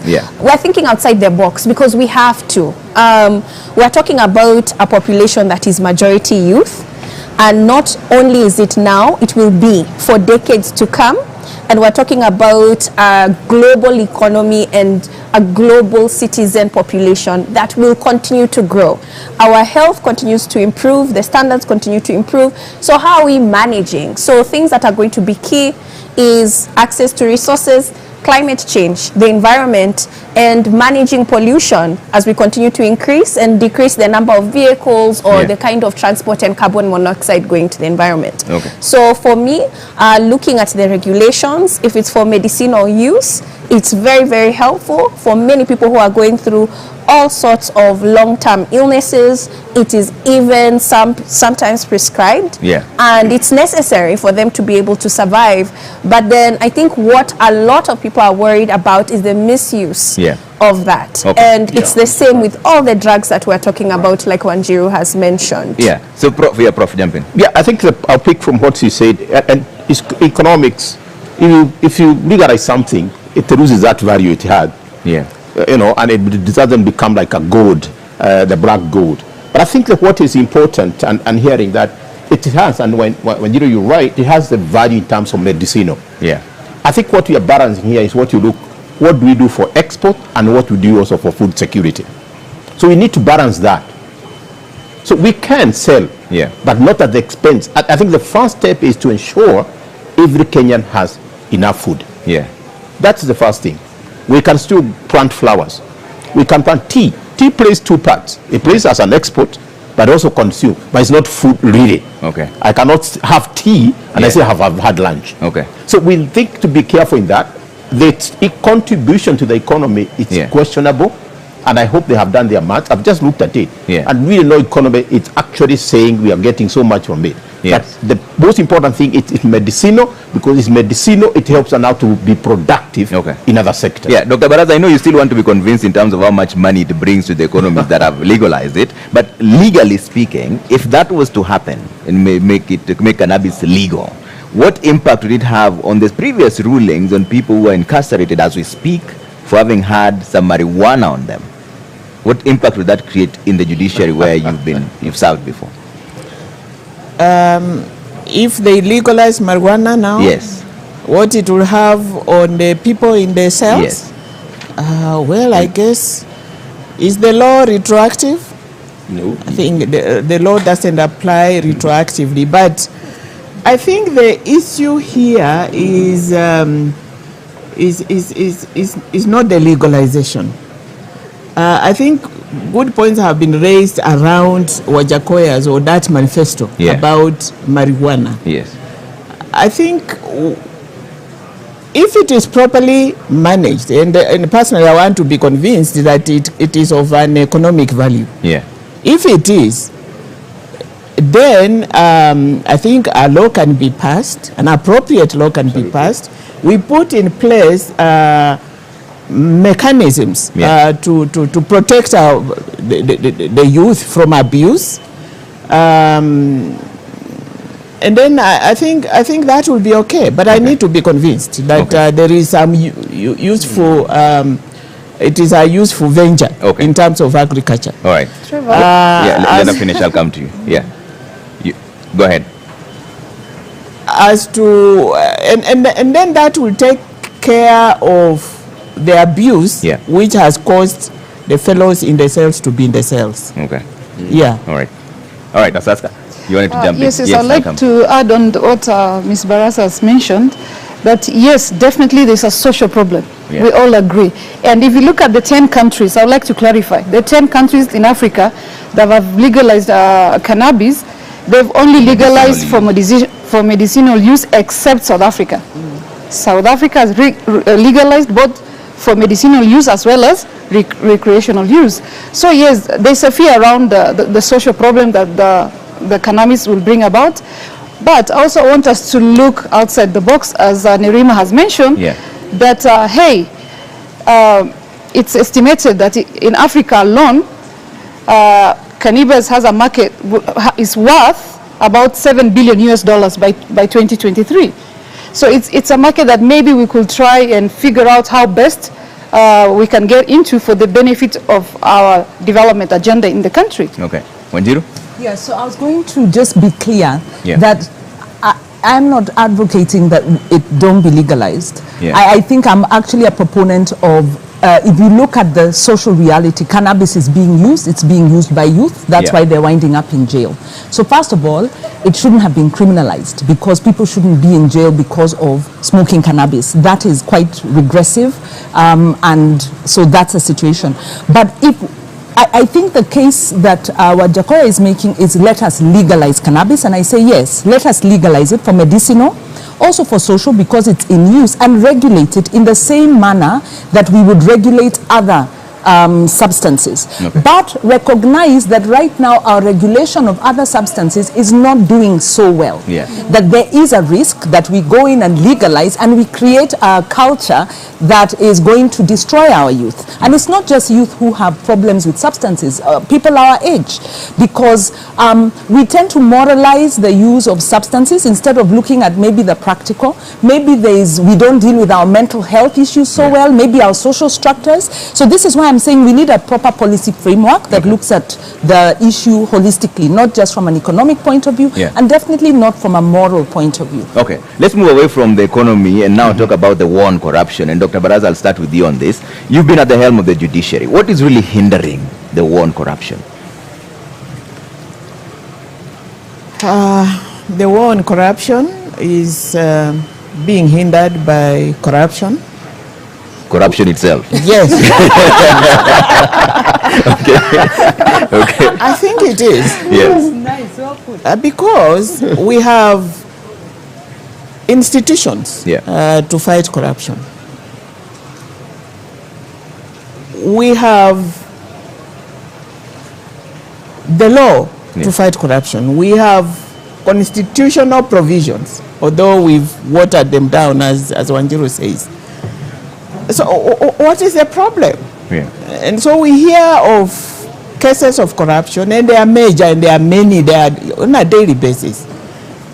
They come to the courts, and probably you hear about them day one. Yeah. And then that's the end of it.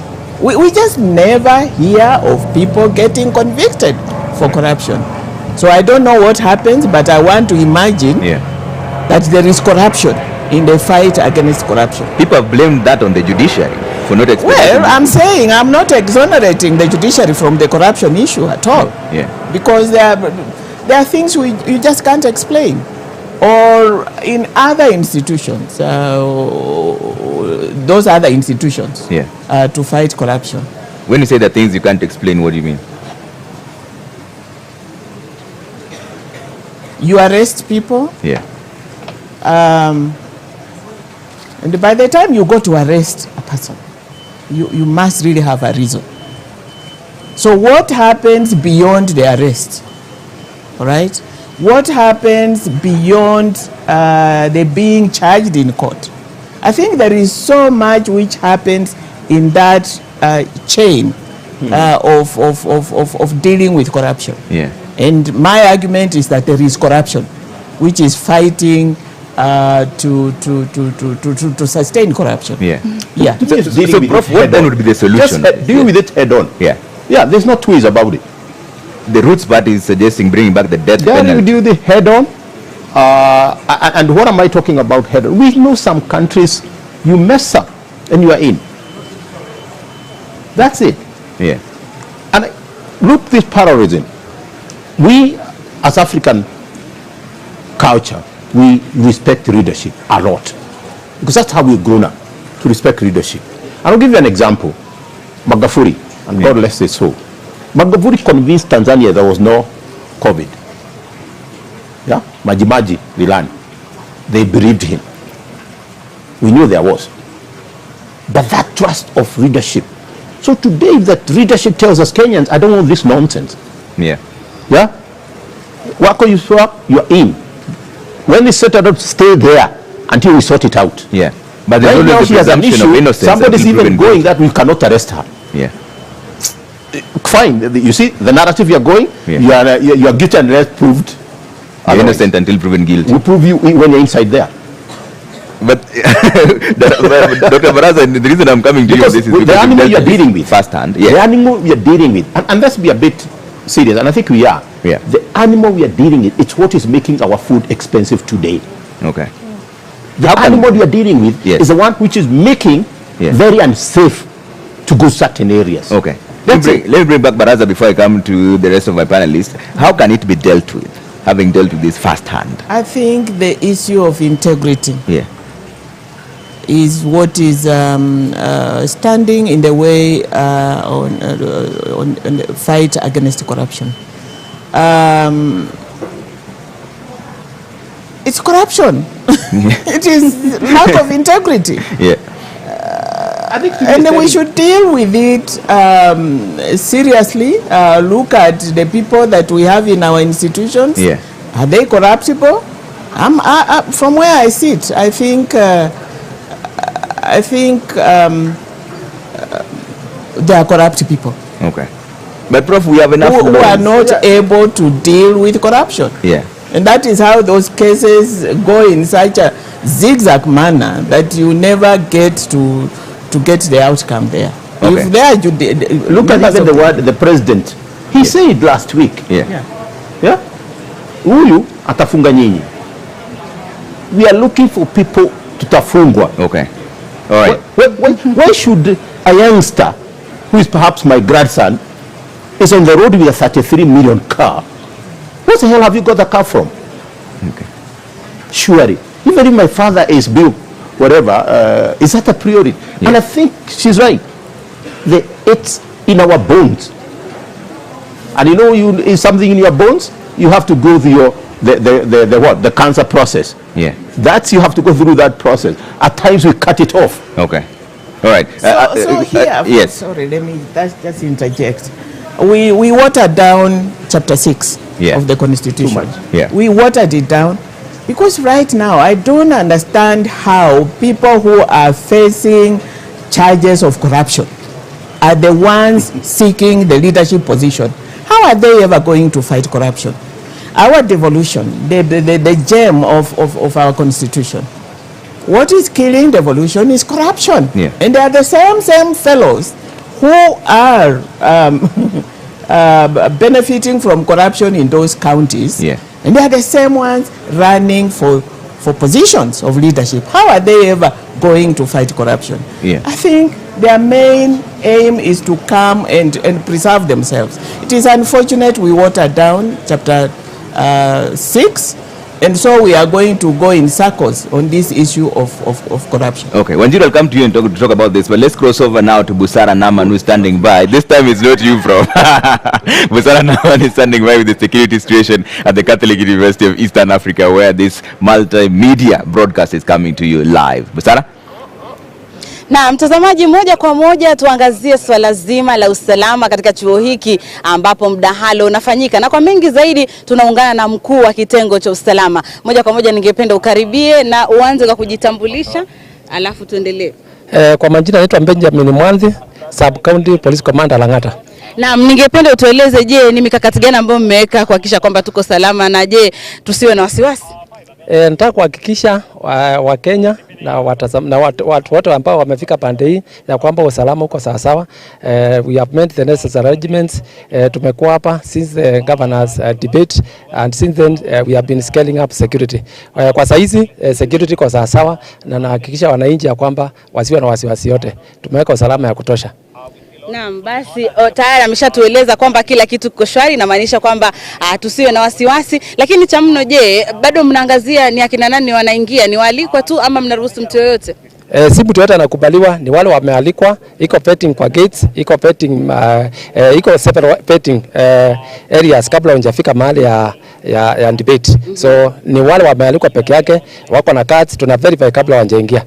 So watu wasikuje isipokuwa wale wamealikwa, na tunaomba wale wamealikwa nao wakuje, na wale watu walitupea wakasema wao ndio wataandamana nao, wasiongeze watu wengine zaidi kwa sababu ya the logistics ambazo tumeweka huko ndani. Naam. Bila shaka mtazamaji, huyo ni Benjamin Mwanthi, ni OCPD wa Lang'ata, ambaye anatujuza mengi kuhusiana na shughuli nzima ya usalama katika eneo hili, na kama alivyosema kila kitu kiko shwari. Kwa hivyo mtazamaji, kama uko nyumbani endelea kutazama kwenye runinga yako, kama uko na radio sikiliza, kama uko na bundles basi angalia mtandaoni mtazamaji, uweze kujionea yote yanayojiri katika mdahalo wa leo wa wagombea wenza. Kufikia hapo narudisha upande mwingine wa studio kwako Trevor. Asante sana Busara Naman, kila kitu kiko shwari. Kiswahili. Wanjiru, let me bring you back into this. You've been dealing with this issue of corruption for the longest time now. What are the best options of dealing with it? Great, yes. As an institution, we deal with social accountability, which is really strengthening citizen voice for accountability. Corruption proper, you're looking at abuse of office and you know the penalties and the kind of remedies you have on that. And how do we deal with the problem of corruption? First of all is to recognize that, as Prof has said, as Daktari has said, it's become a part of our culture. In 2015, I think it was, the Aga Khan University published a study on youth perceptions and expectations, and youth said it doesn't matter how you make your money, as long as you make your money, and corruption's not a big deal. So if you're going to talk about prudent use of public resources to youth, it's not going to resonate, because the interest is to make money by any means. We become very consumerist. Our value system is about consumption, and it's about acquiring money so that I can consume, like Prof is saying, enjoy a big car, the soft life. So one, we need to deal with the culture. The other thing, of course, it's about leadership, and it is about Chapter 6. And so we are looking for a political party that is serious about Chapter 6, that's making some good, strong recommendations, and have a track record on delivery. The problem we are having, and it's a crisis that's facing us, is we are having more and more leaders who have violated public office, who are involved in drug cartels or money laundering cartels, rapes and violations, and are actually in court. Sometimes it's rumors, sometimes they're even in court, and they're able to get into public office. And as Daktari has said, what will they do once in office? They will water down the law. So we are caught in a cycle. So So it's a vicious cycle. It's a vicious cycle, but we must give ourselves some opportunity for hope. Number one, as we go to vote, Kenyans must refuse to vote for leaders who are implicated in corruption or other forms of abuse of public office, so socially. Number two, we need to align with leaders who have expressed their interest and have a track record in fighting corruption, and then also in our own... Wanjiru, hold that thought in just a bit. There's an important process that's coming through. This time it's not Prof again, it's you interruptions coming through. It's crossover. We're equal. Twice now, even. so at least now you're even. Nimrod Tabu is standing by with the balloting process. It's an important process and he'll explain why. Nimrod? Na asante sana Trevor Mbija kutoka studio nyingine. Hapa tuko katika sehemu moja muhimu, na kama unavyoona ninao wagombea wenza wawili ambao tayari washafika tayari kwa mdahalo wa leo. Bi Justina Wamae hapa na Bi Ruth Mutua tayari kuanzisha kipenga chetu cha mdahalo wa leo. Lakini kazi iliyoko hapa ni kazi fupi ndogo ya moja kwa moja kuweza kumchagua yule atakayeingia jukwani wa kwanza, yule atakayerushiwa maswali ya kwanza na kujieleza wa kwanza. Kwa hivyo Bi Ruth na Bi Justina, ningewaomba tu kwa wepesi tu kila mmoja aweze kuchukua karatasi yake ambayo ni kura, halafu moja kwa moja tuweze kuzionyesha kwenye mpiga picha moja kwa moja. Mwaweza kufanya hivyo maana nishawapa kibali. Ameanza Bi Justina, akafuatia Bi Ruth, moja kwa moja kuweza kufungua tuweze kujua. Haya basi, ni kama unavyoona upande wangu wa kushoto, nambari wa kwanza atakayeingia jukwani si mwingine ila Bi Justina, wa pili atafuatia ni Bi Ruth. Na moja kwa moja basi niwaeleze kwa kifupi tu, kwa kuwa yule anaingia kwanza anaingia sehemu ya kushoto kuangalia wale wageni walioko mbele yetu. Kwa hivyo ni shughuli tu ya moja kwa moja kuingia na kuweza kuanza kusubiri mdahalo kuweza kuanza rasmi. Asanteni sana na natakia kila laheri. Asante. All right, asante sana Nimrod Tabu. That's Nimrod Tabu during the balloting process. Now that's an important process because now we know Justina Wamae of the Roots Party is taken number 1 and Ruth Mutua is number 2. What that means is Justina will be the first one to make her opening remarks and also the first one to make her closing remarks. That's the reason why the balloting process is important, so that we align on who goes first, right? Yeah, you're finishing your thoughts on recommendations of dealing with corruption. How do you deal with this monster of corruption? Number one is implement the law, because there are provisions. We need transparency. We need to know who the beneficial owners of public-sponsored projects are when you have private sector working with governments, because what we are having is government officials enriching themselves through public schemes. So beneficial ownership, we need transparency, disclosure of the contracts. We are in court over the SGR. There is also a case on the Nairobi Expressway and many other. So we need to enforce the law. We also need to revisit our civic education, because how did we manage to overthrow the dictatorial, authoritarian Moi regime? There was a lot of civic education done in the 90s to ensure citizens owned their democracy and, were pushing for a democratic dispensation. Unfortunately, after the NAC administration came into office, we continued with civic education, but we lost the tempo. And under the Jubilee administration, there's been no civic education at all.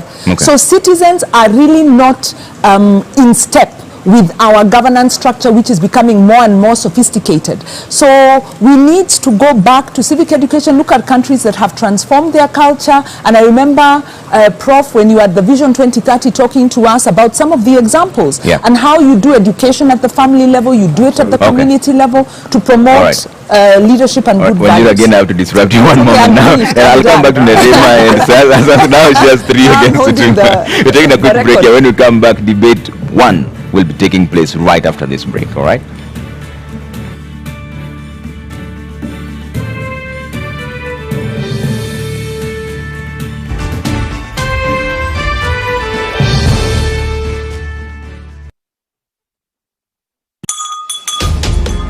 What is a secondary school in Kenya?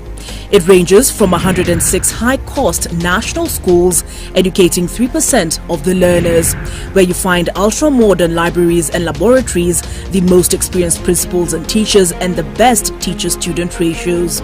to 7,019, some barely established, understaffed, lacking basic facilities, sub-county schools, educating over 60% of learners.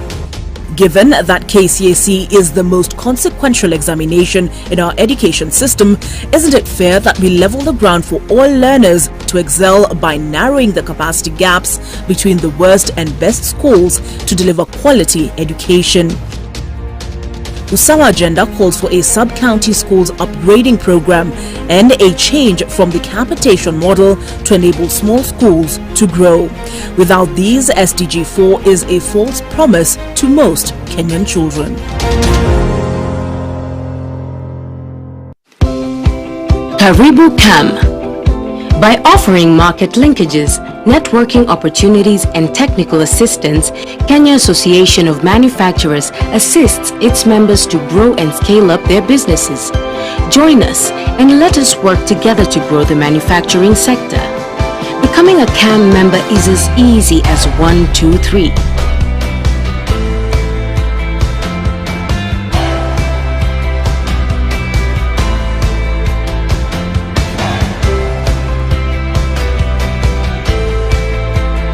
Kenya Association of Manufacturers, driving global competitiveness. Najivunia sana kwa Mkenya kwa sababu ni nchi ya amani. Naweza tembea Kenya yote bila kusumbuliwa. Kenya is one country that is most admired because of marathon runners. Our culture is one of the best in the world. Nashukuru kwa sababu ya demokrasia tulionayo. Kenya ni nchi bora, yani yapendeza tu.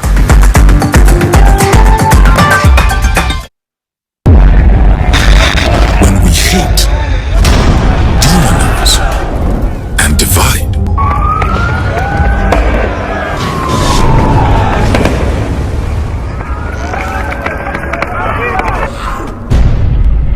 We become them and us. But when we unite in solidarity, tumechoka na mauaji ya kiolela yanayofanyika katika mitaa yetu duni. Compassion and respect, our actions become more powerful.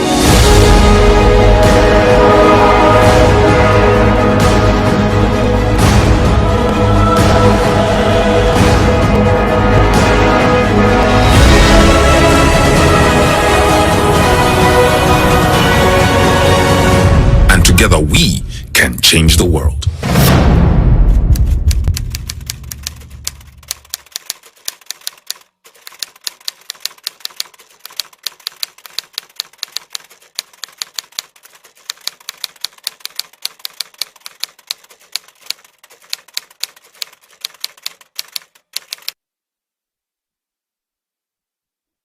My core experience can be summarized in a nutshell as one of transformation. I think once I joined this campus, I didn't have a vision of where I wanted to be. I didn't know who I was and what I wanted to do with my life. And I feel like the environment and the people who've mentored me along the way have enabled me to find out who I am and have helped me figure out where I want to go in this life. They have a good quality education, which I 100% vouch for.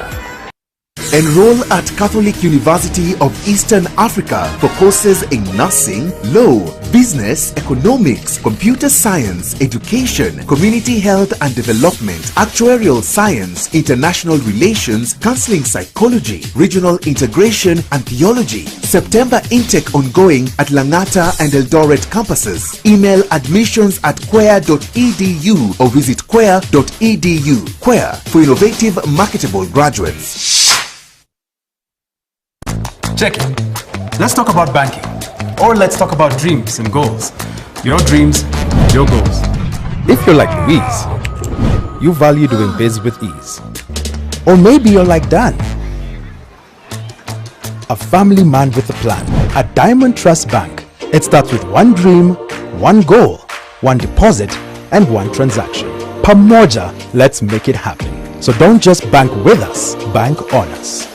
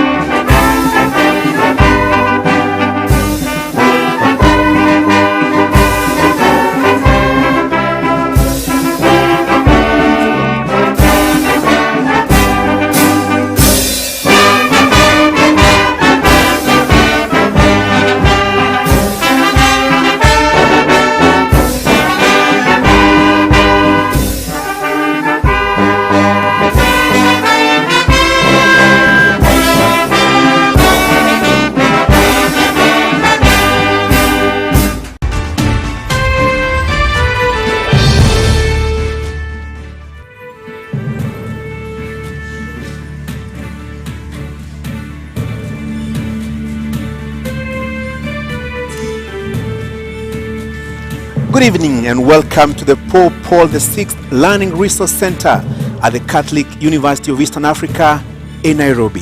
My name is Francis Gashuri of Citizen TV and Inoro TV. Na jina langu ni Zubeida Kome kutoka kituo cha KTN News. Karibuni popote pale mnapotupokea katika mjadala huu kati ya wagombeaji wenza wa kiti cha urais katika uchaguzi ujao wa mwezi Agosti. This is the first of two debates involving running mates of the four candidates cleared to run for president. In this debate, we are hosting Ruth Wangoi Musheru, the deputy presidential candidate for the Agano Party, and Justina Wamboi Wamae, the deputy presidential candidate for the Roots Party. Na kulingana na maelekezo yanayothibiti hafla hii, wagombeaji wenza wa urais wana muda wa dakika 90 za malumbano kati yao wenyewe, malumbano ambayo pia yataelekezwa na maswali kutoka kwangu Zubeida na mwenzangu Francis Gashuri. Maswali ni yetu wenyewe na hayajajadiliwa kati yetu na yeyote yule ndani au nje ya kampeni husika. And indeed, our questions are clustered into 6 segments, each running for 15 minutes. As per our debate rules, each candidate has 2 minutes to make an opening statement, 2 minutes to answer a question, and 60 seconds for a rebuttal. The topics have carefully been selected through a thorough assessment of sentiments over Kenyans across the country. Na maelekezo yetu pia yanashauri na kuwataka wagombeaji wote kuendeleza mjadala huu kwa lugha, nia na njia zinazohifadhi heshima kati yao, kati yetu hapa na hata kwa watazamaji wanaofuatilia matangazo haya mbashara. Hii ina maana kwamba lugha isiyofaa, ikiwa ni pamoja na maneno yanayoweza kupewa tafsiri ya matusi, hayataruhusiwa kwenye mjadala huu. The same responsibility shared by the audience seated here in the auditorium. Debate rules do not permit any cheers or jeers, except now, when we turn our attention to the debate platform to welcome the deputy presidential candidates, Justina Wamae and Ruth Musheru. Naam, kulingana na kura ambayo imepigwa awali kuambatana na wanaowania wakiwa wagombea wenza kwenye kinyang'anyiro cha urais kwenye uchaguzi mkuu ujao, Justina Wamboi Wamae wa Roots Party ndiye amepata nambari ya kwanza, kumaanisha kwamba ndiye atazungumza akiwa wa kwanza, na vile vile tuko naye Ruth Wangoi Musheru wa chama cha Agano. Karibuni sana. Asante. Welcome, ladies, and for purposes of this discussion, allow me to refer to you as Madam Justina and Madam Ruth. Welcome. Thank you. Let me start with you, Madam Justina. You have 2 minutes to tell us why do you want to be Deputy President in the Republic of Kenya? Thank you very much, Kashori and Zubeida, and thank you everyone who is here. We appreciate. Justina Wamae is emotionally intelligent, she's vibrant, she's someone who looks into the future. And given the fact that I was born in Kibera and I am where I am today, I feel I've achieved, which is encouragement to anyone at home. In 2013 and 2017, I must say I was a consumer of this production. I was at home watching, but today I'm part of the production. So I feel very humbled, and given that I understand the role of a DP, that you deputize the president in all execution of his duties, I am ready for it. My educational background in procurement, having a master's in procurement, links with the public service. We are out to run an efficient government, a government that looks into how we are managing our money. So that gives me the upper hand. And again, being 35 years a youth, I can resonate with the challenges the youth are facing. Besides, I had ran for Mavoko in 2017, member of National Assembly. And many people were asking why the member of National Assembly. My drive then was to go into National Assembly and formulate and sponsor bills that are youth responsive.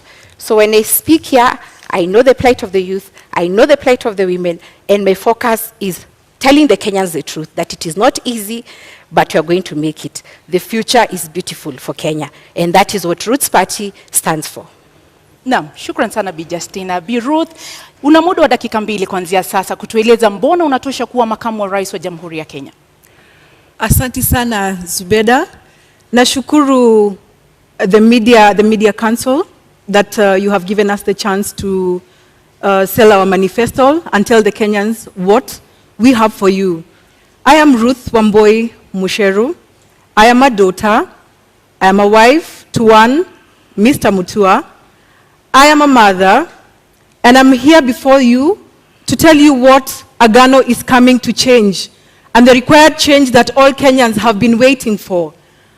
And to ensure that whatever you desire and whatever you want to achieve, Agano gives you. And what our policy is that we bring the money back. Agano inarudisha pesa ya Wakenya. Welcome. And once more, Madam Justina, the role of Deputy President is outlined in the Constitution. Yes. Do you understand that role well? And how would you utilize it if elected Deputy President of the Republic of Kenya, together with your presidential candidate in the August 9th general election? In the Constitution, the role of Deputy President is outlined in Article 147. The first sub-article says that you're to deputize the President and in the execution of his duties. I understand this because currently we're having challenges, and maybe it's because of the aspect that politics in this country has taken. Politics is about numbers, they say. Politics is about tribal inclination and who has the tyranny of numbers. But our idea as Roots Party is that every Kenyan is having the challenge of unemployment, high cost of living. So we are here to speak to an individual Kenyan, devoid of tribe. And when I stand here, how am I going to execute? My work is not to start fighting my boss and telling him, I brought this in, I am better than you in this. No, my role is to support the Roots Party manifesto, which, by the way, it focuses on economic upswing, which we shall discuss, and legalizing and regulation of marijuana, which we shall also discuss in length. So I understand my role well, and for me, I do know that there's a president who is the supreme, and then I come in as a support system. Madam Ruth, similar 2 minutes to respond to this question. Your understanding of the role of Deputy President, yes, and how would you execute that function of Deputy President if elected in about 20 days? We know that Deputy President is the second highest political seat. So my business is to assist the President. My business is to sit in while the President goes out on duty. My business is to ensure that this country runs as long as the President has given me the mandate to do so. So Kenyans will not have the gap. And for me to have been picked as the lady of Agano Party, I am coming in to bring a balance. I am coming in to bring a change and decision-making on the woman level and the youth level. Bado una kidogo, samahani, una dakika moja unusu, bado na dakika 20, sekunde 20, bado una la kuongeza au umekamilisha? Makamu wa rais huwa anasaidia rais mwenyewe, huwa anasaidia kutekeleza majibu ile, the work that has been given to her in the presidential aspect. So my business is to assist. My business is to play the part of assisting and implementing what the captain and the 5th Mwaure David has stipulated. Na hapo basi ndio nitaingia. Justina amesema kazi ya makamu wa rais ni kusaidia. Je, mnakuja kusaidia tu? Mna mawazo? Ni watu ambao mnaweza kushauri, au mmechaguliwa kwa sababu nyinyi ni wanawake? Wewe binafsi umechaguliwa kwa sababu wewe ni mwanamke, au ni kwa sababu una uwezo? Kwanza hilo swali la kuwa wanawake, Ruth and I are assuring Kenyans, hakuna cat fight hapa, si ndio? Hakuna. We are going to share and execute what Roots Party requires. We are just not only supporting. The Deputy President has a role in giving their voice. And my role there is to amplify the youth voice, to amplify the women voice, because as it is where we are, I am happy because in leadership, we have women in leadership, but we need more. So our role is to put in that the women also can add value. We are here to represent, or I'm here to represent the Kenyan woman in the kitchen who knows the high cost of cooking oil. It's affecting her. I'm here to represent the women who fuel their own cars. I'm here to represent the stay-at-home women who, when you tell your husband to give you money, he starts thinking you're not spending the money well. Yet it is the economy that has deteriorated. There's so much inflation. So it is not just to support. That is part of it. Part of it is to amplify our agenda as women, who we have been left behind for a very long time in this development agenda. So kusupport na kuweka sauti zetu kama mimi, kama wanawake na kama vijana. Now, Madam Ruth, what is your voice then? What, arguably in the political sphere, somebody would ask you, what do you bring to the table? So what do you bring to the table in terms of capacity, in terms of the understanding of this role, in terms of your ability to execute the functions of Deputy President, if Kenyans give you the nod in about 20 days in this election?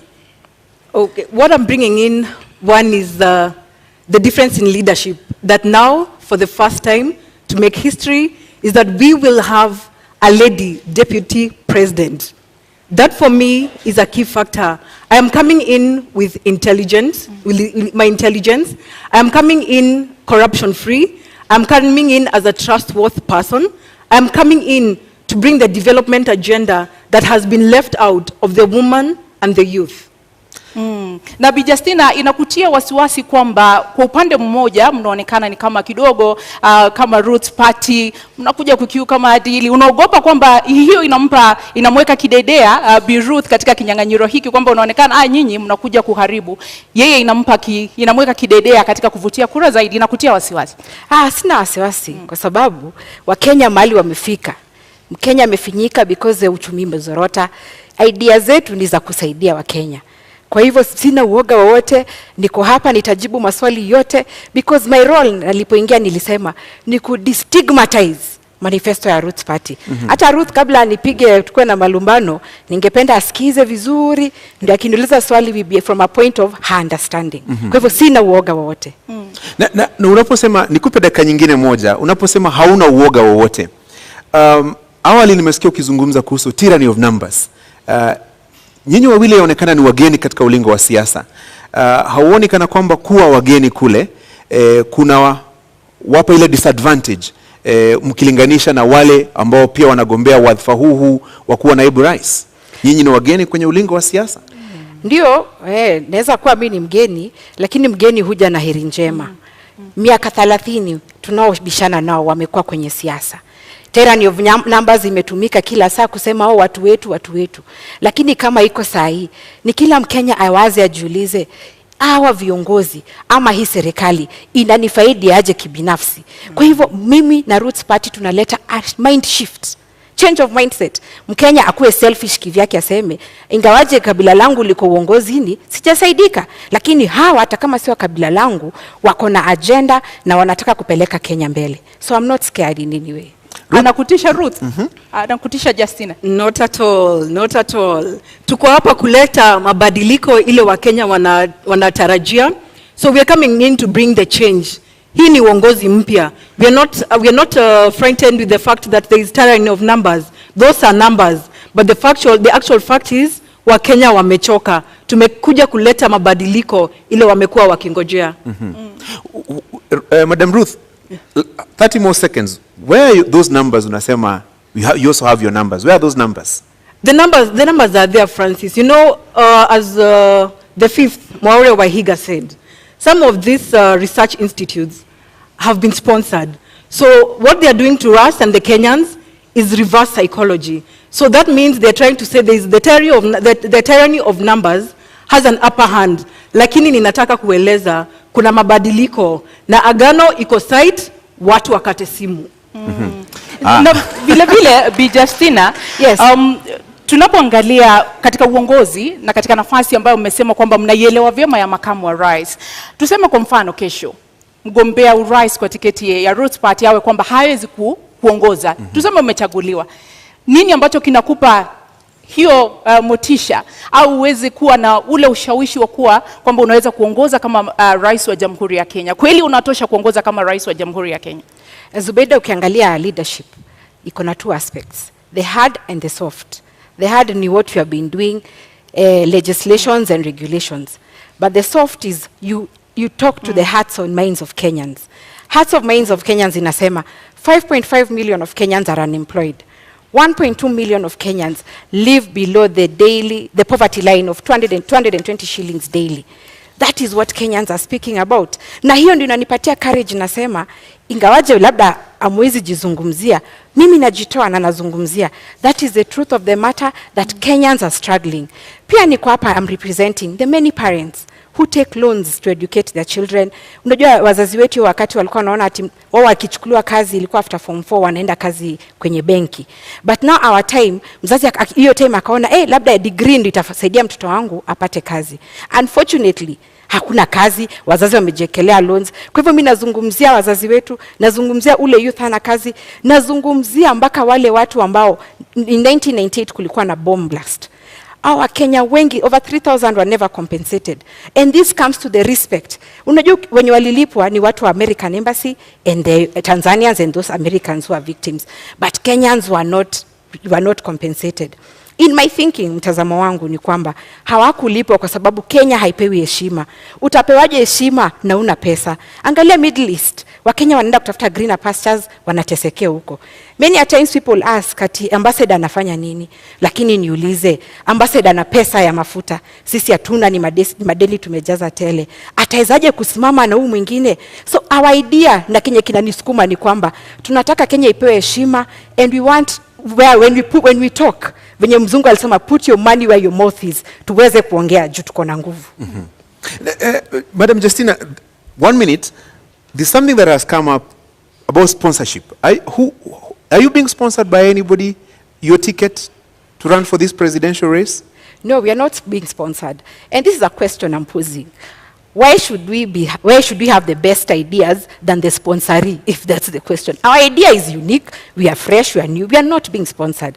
The challenge we are facing is that when we say that this one is doing well, people say we are being sponsored by the other. When we say we anafanya vizuri, tunasema si hivyo. But the politics you are pushing right now is that politics you are doing. Politics is about amplifying the voices of Kenyans, giving different interest group their voices. Na mwenye anashinda tunampa heshima. So we are not being sponsored by anybody. We are here mpaka mwisho. Ruth, where do you get the impression that they are being sponsored by anyone? Clearly, wanakatata kutupatia even our own marks. In school, even the student who has 0, wanarudishiwa karatasi yake na scorecard. Lakini sasa our research institutes wamekuwa sponsored, wanatoa huyu mtoto mmoja, which I seriously think that ni kupunguza, wanapunguza namba zetu. Probably we could be a threat because Kenyans are tired. They want new leadership. Na haswa iwapo hampati ufadhili au msukumo kutoka kwa mtu yeyote, haswa nani anafadhili kampeni zenu kama Roots Party? Our mode of campaign ni kama ile ilitumika na PM wa India, Modi. Wakenya wamechoka in a way, they tell us come to Nakuru. Tunawaambia hatuna pesa. Someone tells you end of fuel kwa petrol station yangu, ama wanajiunga wenye petrol station fuel there. Mwingine lala in my hotel, I'll give you food. Bora mkuje Nakuru muongeleshe watu. That is our mode of campaign. And by the way, hakuna pesa si tumeibia Mkenya. And that is what hiyo kasumba tunataka kubadilisha. Kenyans, I blame you for poor leadership. Because kila sasa ya siasa watu wanasemanga kameiva tunakafunga, because mwanasiasa akikuja you want to be given something. Hiyo ndio ina motivate wanasiasa kuiba, wakiingia ndani they recoup, there's return on investment. Haizi ekelea pesa yake hapo alafu afikiria ati unakula freely. No wonder we have bad leadership. Kwa hivyo wewe Mkenya ukiona watu wanakuja campaign, usituchukie juu hatuna kitu. Sisi tuko na idea ya kupeleka Kenya mbele. In the next 5 years tukiwa kwenye kiti, mtakuwa mnatupatia pesa ya campaign. Na labda ni kuongeza dakika moja, je, Roots Party inakuja kuharibu kura ya vijana na kuharibu vijana? Naweza sema nobody owns anyone's vote. Our role hapa ni kuambia wa Kenya that there is alternative. Si kila siku hiyo 30 years mmeambiwa ati tunafanya hivi. No, ours is to give alternative. No one owns any vote. Na Mkenya usiogope kupigia Roots Party kura ati because wewe ni wa nani. And there's also another question. Kenyans are saying you should have started earlier. Let me say this. Official campaign period began on May 29th, 2022. So hakuna mapema tungekuja because we follow the law. Number 2, we have not yet gone into election. So you can vote for Roots Party, usiogope ati jueni wa mtu mwingine. And finally, wa Kenya, kuambiwa that you're owned by someone is negating on our gains on democracy.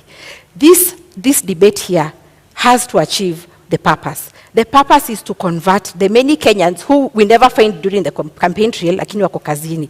So musikize na tuendelee pamoja. Bi Ruth, labda kuambatanisha na hilo, mmeonekana kutoridhika sana na yale ambayo yanaendeshwa na Roots Party. Mna wasiwasi eti kwamba wanakuja kuharibu vijana, kwa nini? Tuseme ukweli. Marijuana, bangi, we say it is illegal. Sasa hii sera wanakuja kuuza, tunangoja kusikia venye wataweza kutuzia sisi wenyewe, and already it is an illegal substance. So how do we work around such manifestos? So maybe Justina will let us know further how far they can go with marijuana. I will give an example of kijana moja alikuwa nafanya kazi some place that I lived back then. Alikuwa nafieka nyasi at 11 p.m. Na nikenda nikamuuliza, so I asked him the following morning because I had the noise from outside. Nikamuuliza what happened. Okay, I had heard the history that anavuta bangi. So I asked him in the morning, kwa nini ulikuwa unafieka nyasi saa 5 za usiku? Akaniambia, madam, nilikuwa napunguza kazi ya leo. So realistically, kama unapunguza kazi ya leo kufieka nyasi 11 p.m., I think kuna shida na tunaweza kuwa tunaelekea in the wrong direction. Madam Justina, now you seem eager to say something about that? Yeah, I'm happy Ruth is very respectful and she wants to listen to our manifesto. Let me say this. Our idea in Kenyans, I want us to be very conscious and, open up your minds. And before I explain, let me give you a quote by a guy called Ralph Waldo. He said, in every generation, there are map makers who see opportunities, seize the opportunity, and open man's vision to the future. That is the direction Roots Party is taking. Now, marijuana, it's true, it's unfortunate. By the way, it's true, many people get that I have seen, I cannot say that they are not there.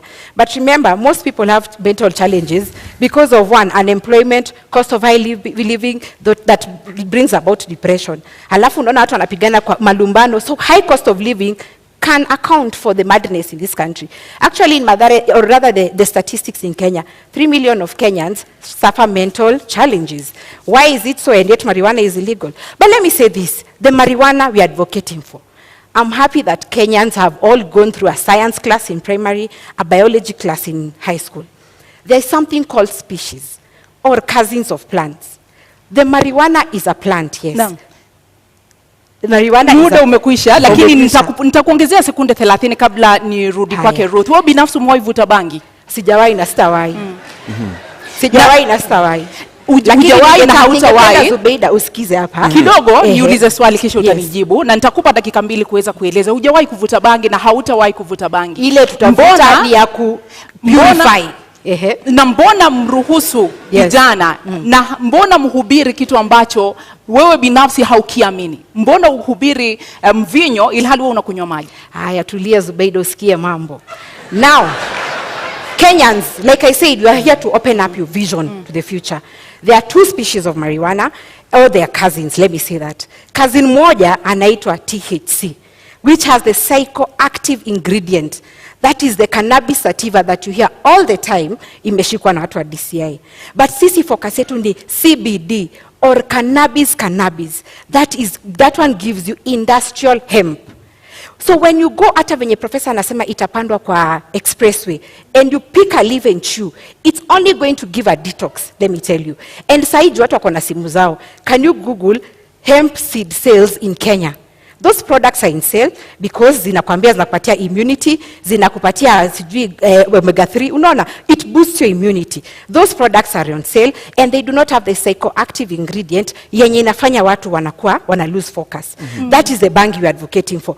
And industrial hemp is used in 9 sectors, namely textile, construction, magari, makeup, unaona makeup tumejipaka. The options, food and beverage, the options are many. So we are not here. And let me tell you Kenyans, consumption ama kuvuta ni kitu kidogo sana. Ruth, unamwamini? Simwamini. Ya kwanza amesema ni ya kupurify. I don't know what we are purifying with bang. I don't know what part we are purifying. Kwa hivyo ningetaka aweze kutuelezea kama ni damu tunaosha, kwa sababu kama ina purify na ni dawa, si tuapishwe 10th alafu 11th hospitali zifungwe kwa sababu ni dawa. Let us hear, how does it purify? I would wish to know. Nimjibu, Ruth, purifying si ati detox, kuna difference. Nimesema purify si detox. Kwa hivyo una need dawa ndio. And most medicine is made out of marijuana. Those medicine for epilepsy, cerebral palsy, pains, easy pains, watu wanakuanga chronic pains. So medicine inatengenezwa from marijuana. So already you're consuming. But nimesema purification process. Purification process, angalia, purification process ni we have a challenge in this country, mainly corruption. 2 billion is lost every day. We were told that. But you know, corruption stems from what? Scarcity mentality. There are no other options in this country to make money. So everyone wants to go into politics where the salaries are lucrative. So your scarcity mentality, unaingia, you amass for yourself. So we are going to be purifying the scarcity mentality and the bad impact of corruption, colonialism, tribalism. Hizo vitu ni spiritual, and we are going to purify them. Ndio ziishe kwa hii nchi. Ndio tukianza kazi, ile siku tutaapishwa, Kenya ikuwe safi, clean slate. So we are not smoking ati kufurahisha.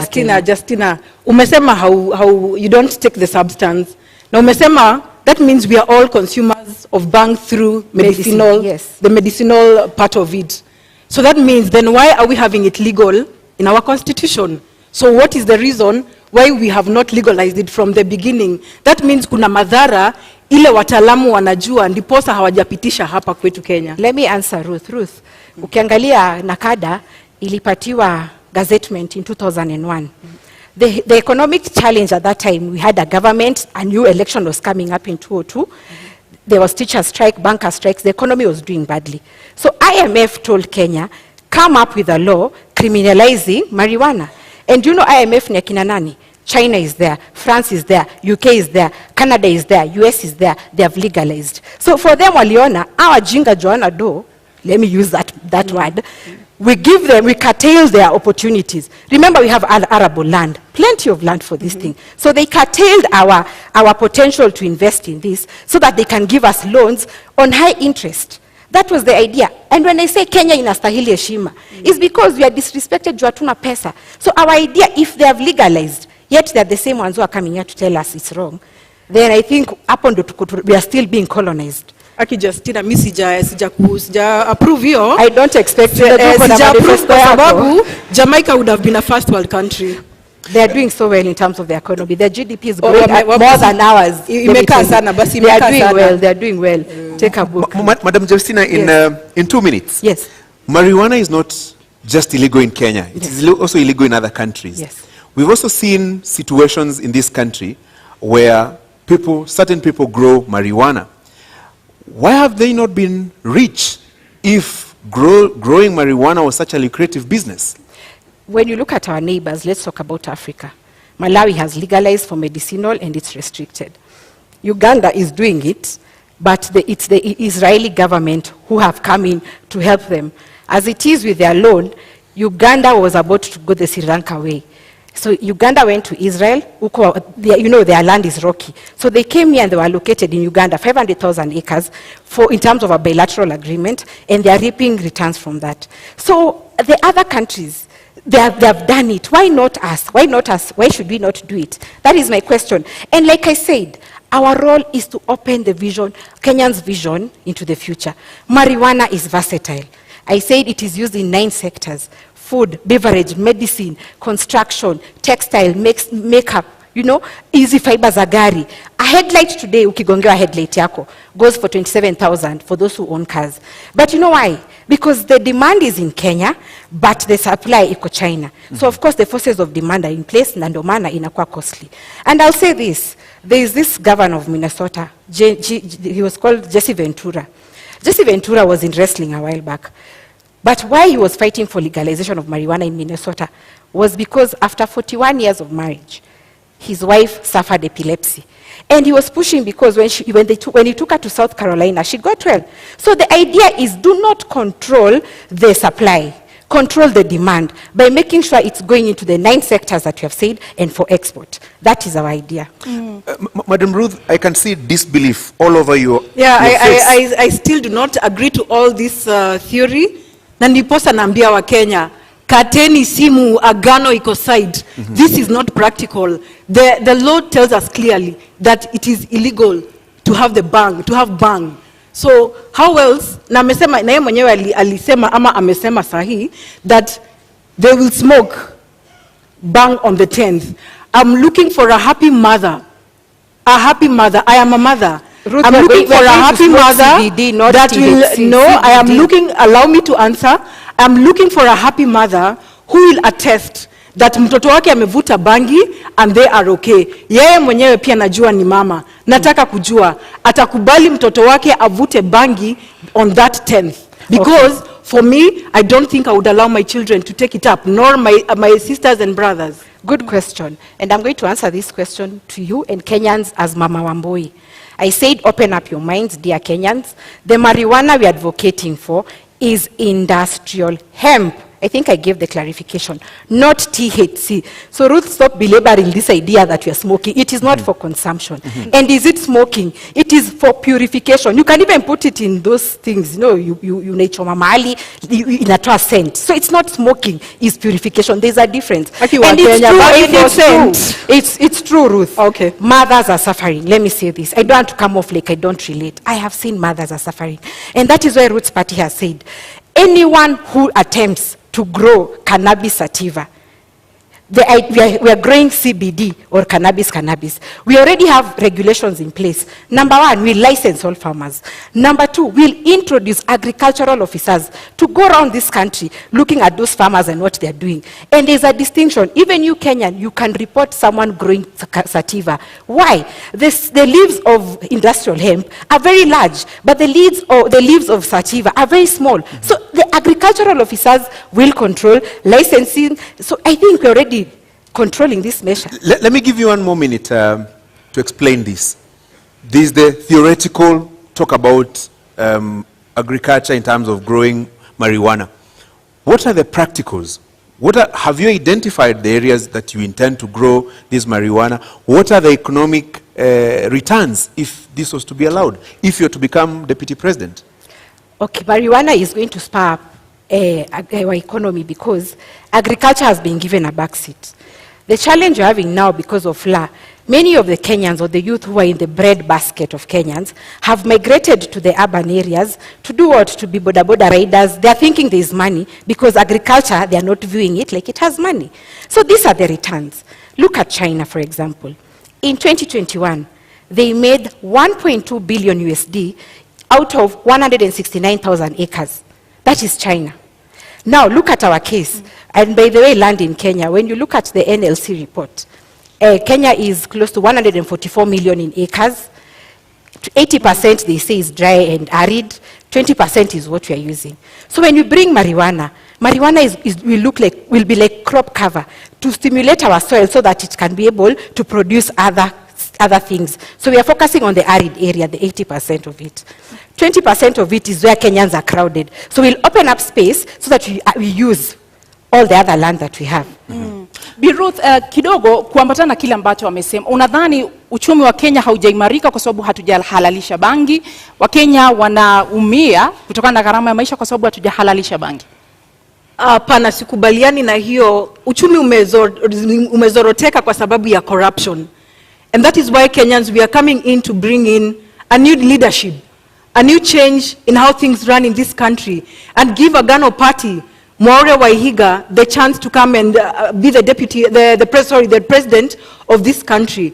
Corruption has eaten us up. In every corner of each sector, corruption has eaten us up. It's not that we do not have bangi, lakini corruption imetukula sisi wenyewe. We have eaten ourselves up, and a few of us know ourselves. So we are going to deal with that. Let me add something quickly. Okay, when you look at private businesses, they look at what is our competitive edge. How can we be ahead of our competitors? So not that uchumi imeharibika because of no legalization of banking. Of course, I agree with Ruth, corruption should be blamed. But look at this situation, that if private businesses are looking into the future, why is government scared to look into the future? And the future is legalization of industrial hemp or marijuana. So our idea as Roots Party is to run a profitable government, devoid from increasing taxes from Kenyans, from getting further debt, but we are going to look for our own money.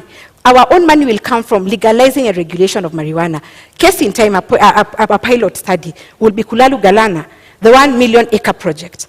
Iyo iko 1 million, that is times 5 of what China got in 2021. So we'll have 6 billion USD. You can do the math in Kenyan shillings. That money is money that will be used to pay teachers, pay the civil service, increase their salaries in trenches. So for us, tunaangalia competitive edge, what private businesses do. Niulize Justina swali kidogo. Kuna kuanga na employee incentives. Ukifanya kazi kwa bakery, huwa wakati mwingine unapatiwa mkate uende nayo nyumbani. Na je, bangi wataenda nyumbani na nini? Wataenda nyumbani na, very good question.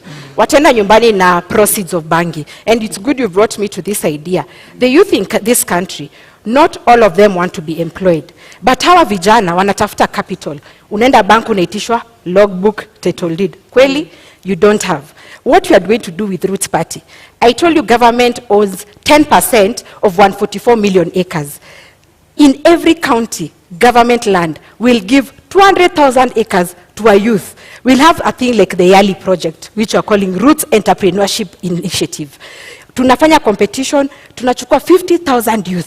Kwa hiyo mradi ya 200,000 acres. Na ujue bangi grows in 4 months. So akishauza hiyo bangi yake, hiyo proceeds, 2.8 million according to hesabu za China, youth atakuwa na capital, seed capital ama capital to boost their business. So you won't take home bangi, Ruth. You'll take home capital for investment. But ni illegal, lakini bado watu wanavuta. I don't know how we will deal with those incentives. So those are the challenges in this country. In fact, you should ask the ones who are in government now. Why is it illegal and Kenyans are smoking?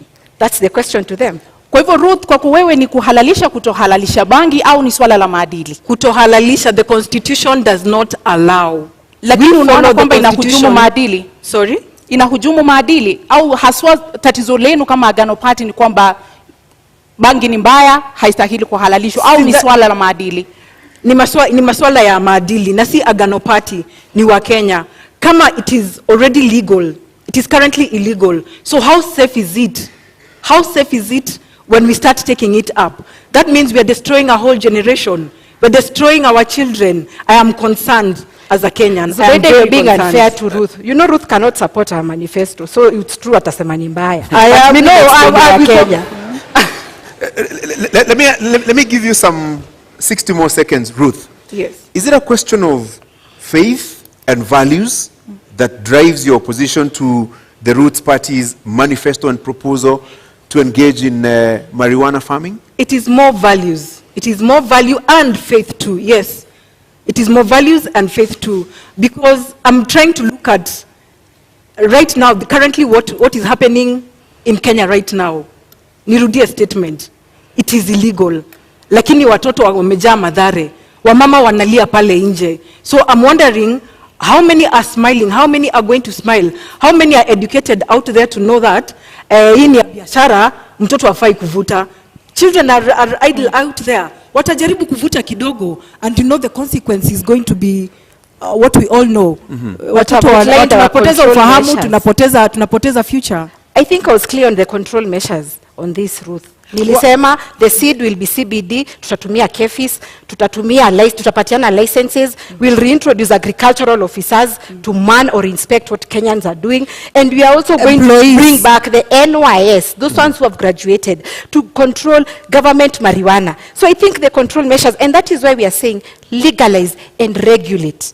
Unajua hata ile shamba iko thika pale ya mananasi iko na control measures, lakini bado watu wanaiba. Sasa it is our Kenyans, we need to change tabia zetu venye Ruth anasema. Yes, tutaweka electrical fence, I don't know. I don't know. Very well. Let me move you now to a different aspect of this debate. Yes. In 2 minutes, Justina, you're not alone in this race to become the next deputy president. You also have Martha Karua, Rigathi Gachagua. What sets you apart from them? And are there issues that you agree with them and their manifestos, and those that you don't agree with? In 2 minutes. Let me first say I respect the ones you've mentioned, because I remember 30 years ago, I was a young girl, they've been in politics. So being on the same ballot paper with them is very humbling. And there are strides they have made, fighting for democracy of this country. So I respect that. But what sets us apart is that 30 years they have been there. They have been telling us the same narrative which they're telling us now. They are not responsive to the youth of this country. Youth whose parents took out loans to educate them, and they're still living at home because they're unemployed.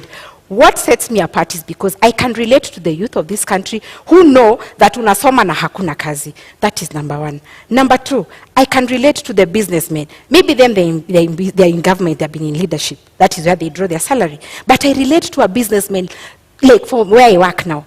we were into excavation and supply of building materials. And Kashori, I can tell you, business is down. Why? Increase of cement, chuma zimepanda bei, Kenyans do not have purchasing power to build a house. And that business is very satisfying because you know our role is what? We are the first stroke of paint. When you want to build your house, sindo tunatoa cotton. But it saddens me that Kenyans cannot afford. They are not building and neither are they affording to pay rent. So that is what sets me apart. I know that what we need now is policies and leadership that is responsive to the plight of Kenyans. Madam Ruth, same question to you. This is it's a political competition. You're not in the race alone. Yes. What would you use to convince the Kenyan voters to elect you as the next deputy president and not your competitors, Rigathi Gachagua, Martha Karua, and in this case, Justina Wamai? Let's first talk about the other two who are not in this debate. Yeah, at least for Justina, we have probably a lot in common because we are new, we are fresh. But our competitors, yes, they have experience, but they have let us down. I have voted for the last 2 decades. I have chosen the same leaders. So I don't see what difference they are coming to bring in, because I feel like some of them are sanitizing the leaders who have been there. We want new blood, we want fresh blood, fresh ideas, so that we gear this country to a different direction. What is this new idea, fresh idea?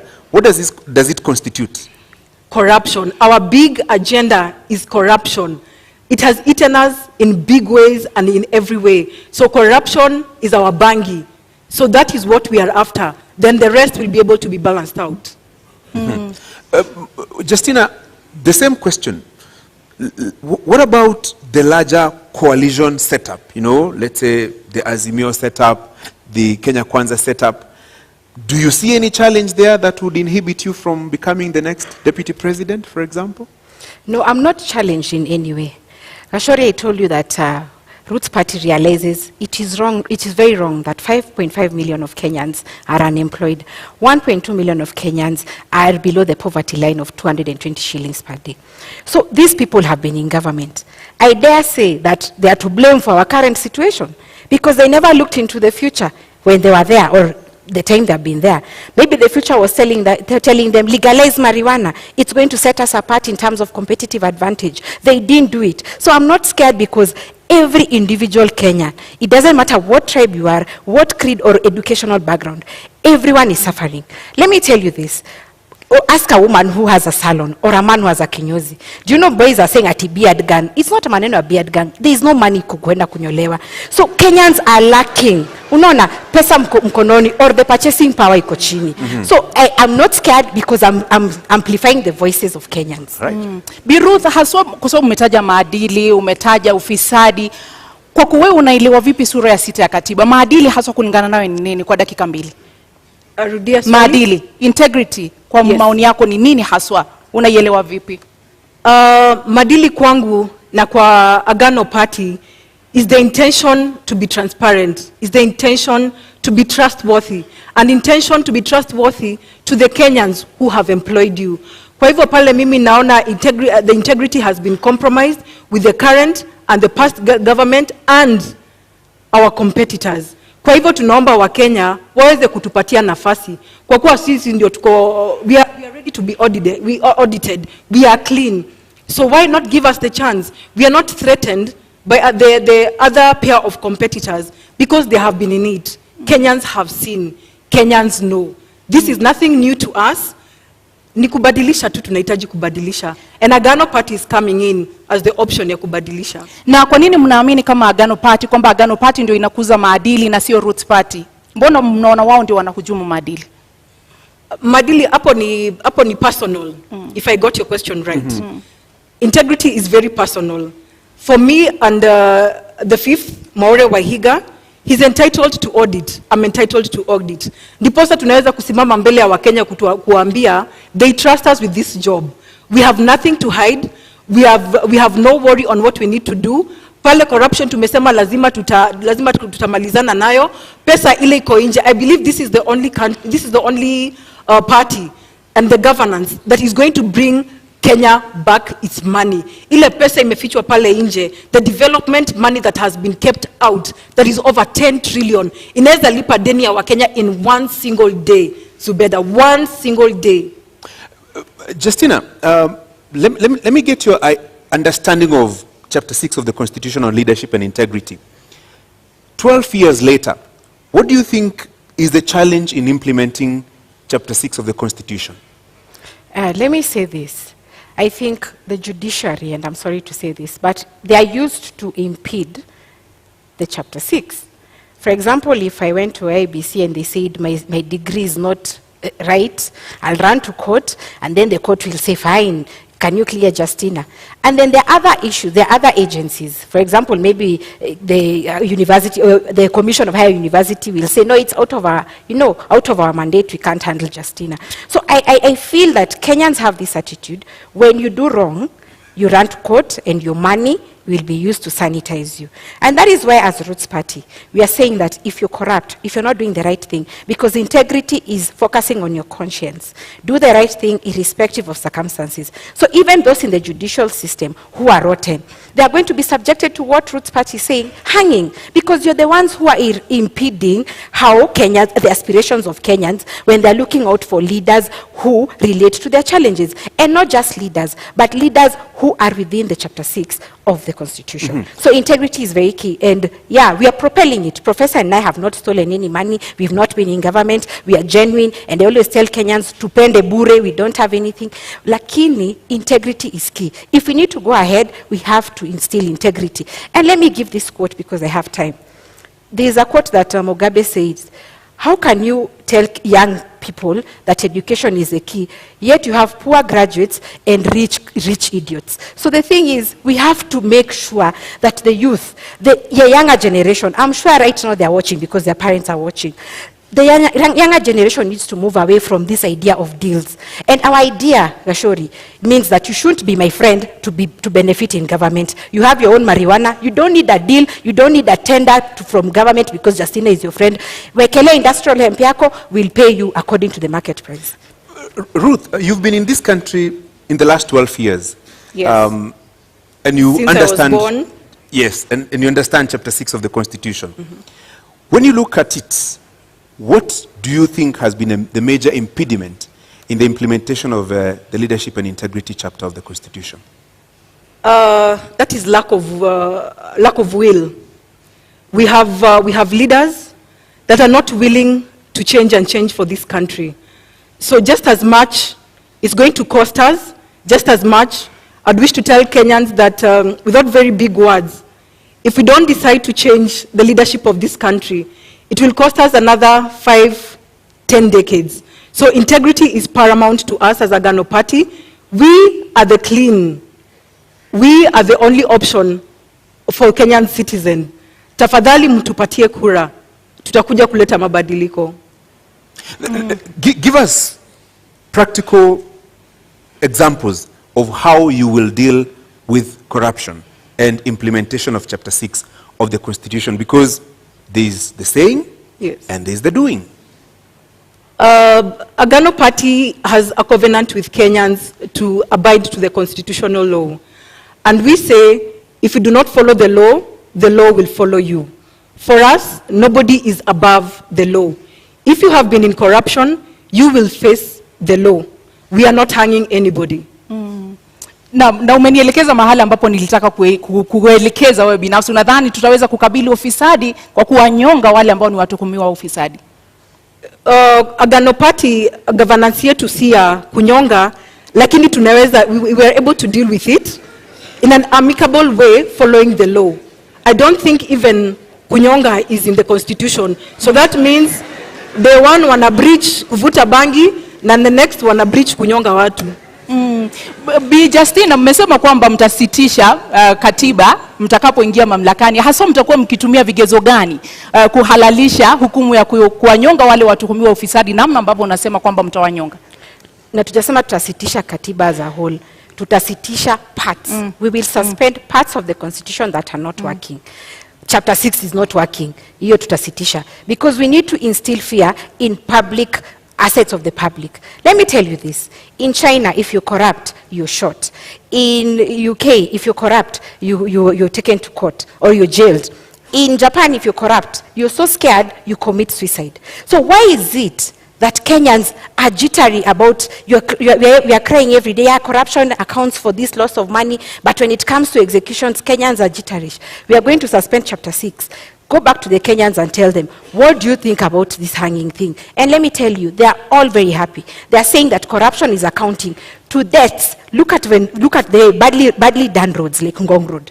Ngong Road is badly done, a local contractor, and we are assuming that the money was used as kickbacks and then they had to save some little money, so they didn't give qualities. So when that person dies or someone is in an accident and they die, it's not an issue. When medicine is stolen or medical money is stolen and people die because there is no medicine, it's not an issue. Let me tell you, Kenyans, it's about time we be stand on corruption. Our idea is instilling fear in the minds of Kenyans that public mali ya umma ipewe heshima. Na hukumu ya kunyonga iliharamishwa mapema miaka ya 80. Haswa ni nini, ni kigezo gani ambacho mtatumia kuona kwamba sasa inaweza kufanyika, kwa sababu ni kitu ambacho kimeharamishwa nchini Kenya? Ni kwamba mnaona kuna mapengo, kuna nafasi katika katiba ambayo mtarudisha hukumu hiyo, au haswa utekelezaji utafanyika vipi? Unajua hii katiba, Zubeida, ilikuwa copy and paste. Watu walikimbia huko wanaona ati wazungu wanafanya aje. Na wazungu ama wa China ndio wanakuanga na hizo UN conventions ati human rights issues. Kama kwao they are shooting, where are they curtailing us? And that is why I'm saying Kenya haipewi heshima. We need to be firm on this, because sisi ndio tunajua shida zetu. Hakuna mtu wa UN ama nani who are feeling our pain. Sisi wenyewe ndio tunalala njaa, sisi wenyewe ndio tunateseka, hatuna kazi. So we are going to look at it as Kenyans. In fact, katiba kama ingekuwa inafanywa public participation, ingekuwa ingetranslatiwa in all tribes. Mtu asiseme ati because nani amesoma niko sawa. No. Ruth, the last time in this country somebody was hanged, a convict was hanged, was in July 1987. 35 years later, would you agree, would you support the hanging of convicts, and particularly those who have been found culpable of corruption? Francis, I'll go back to the law. We have a covenant with the Kenyans. We have a covenant with the law. The law clearly stipulates we are not allowed to hang. So what business do we have hanging convicts?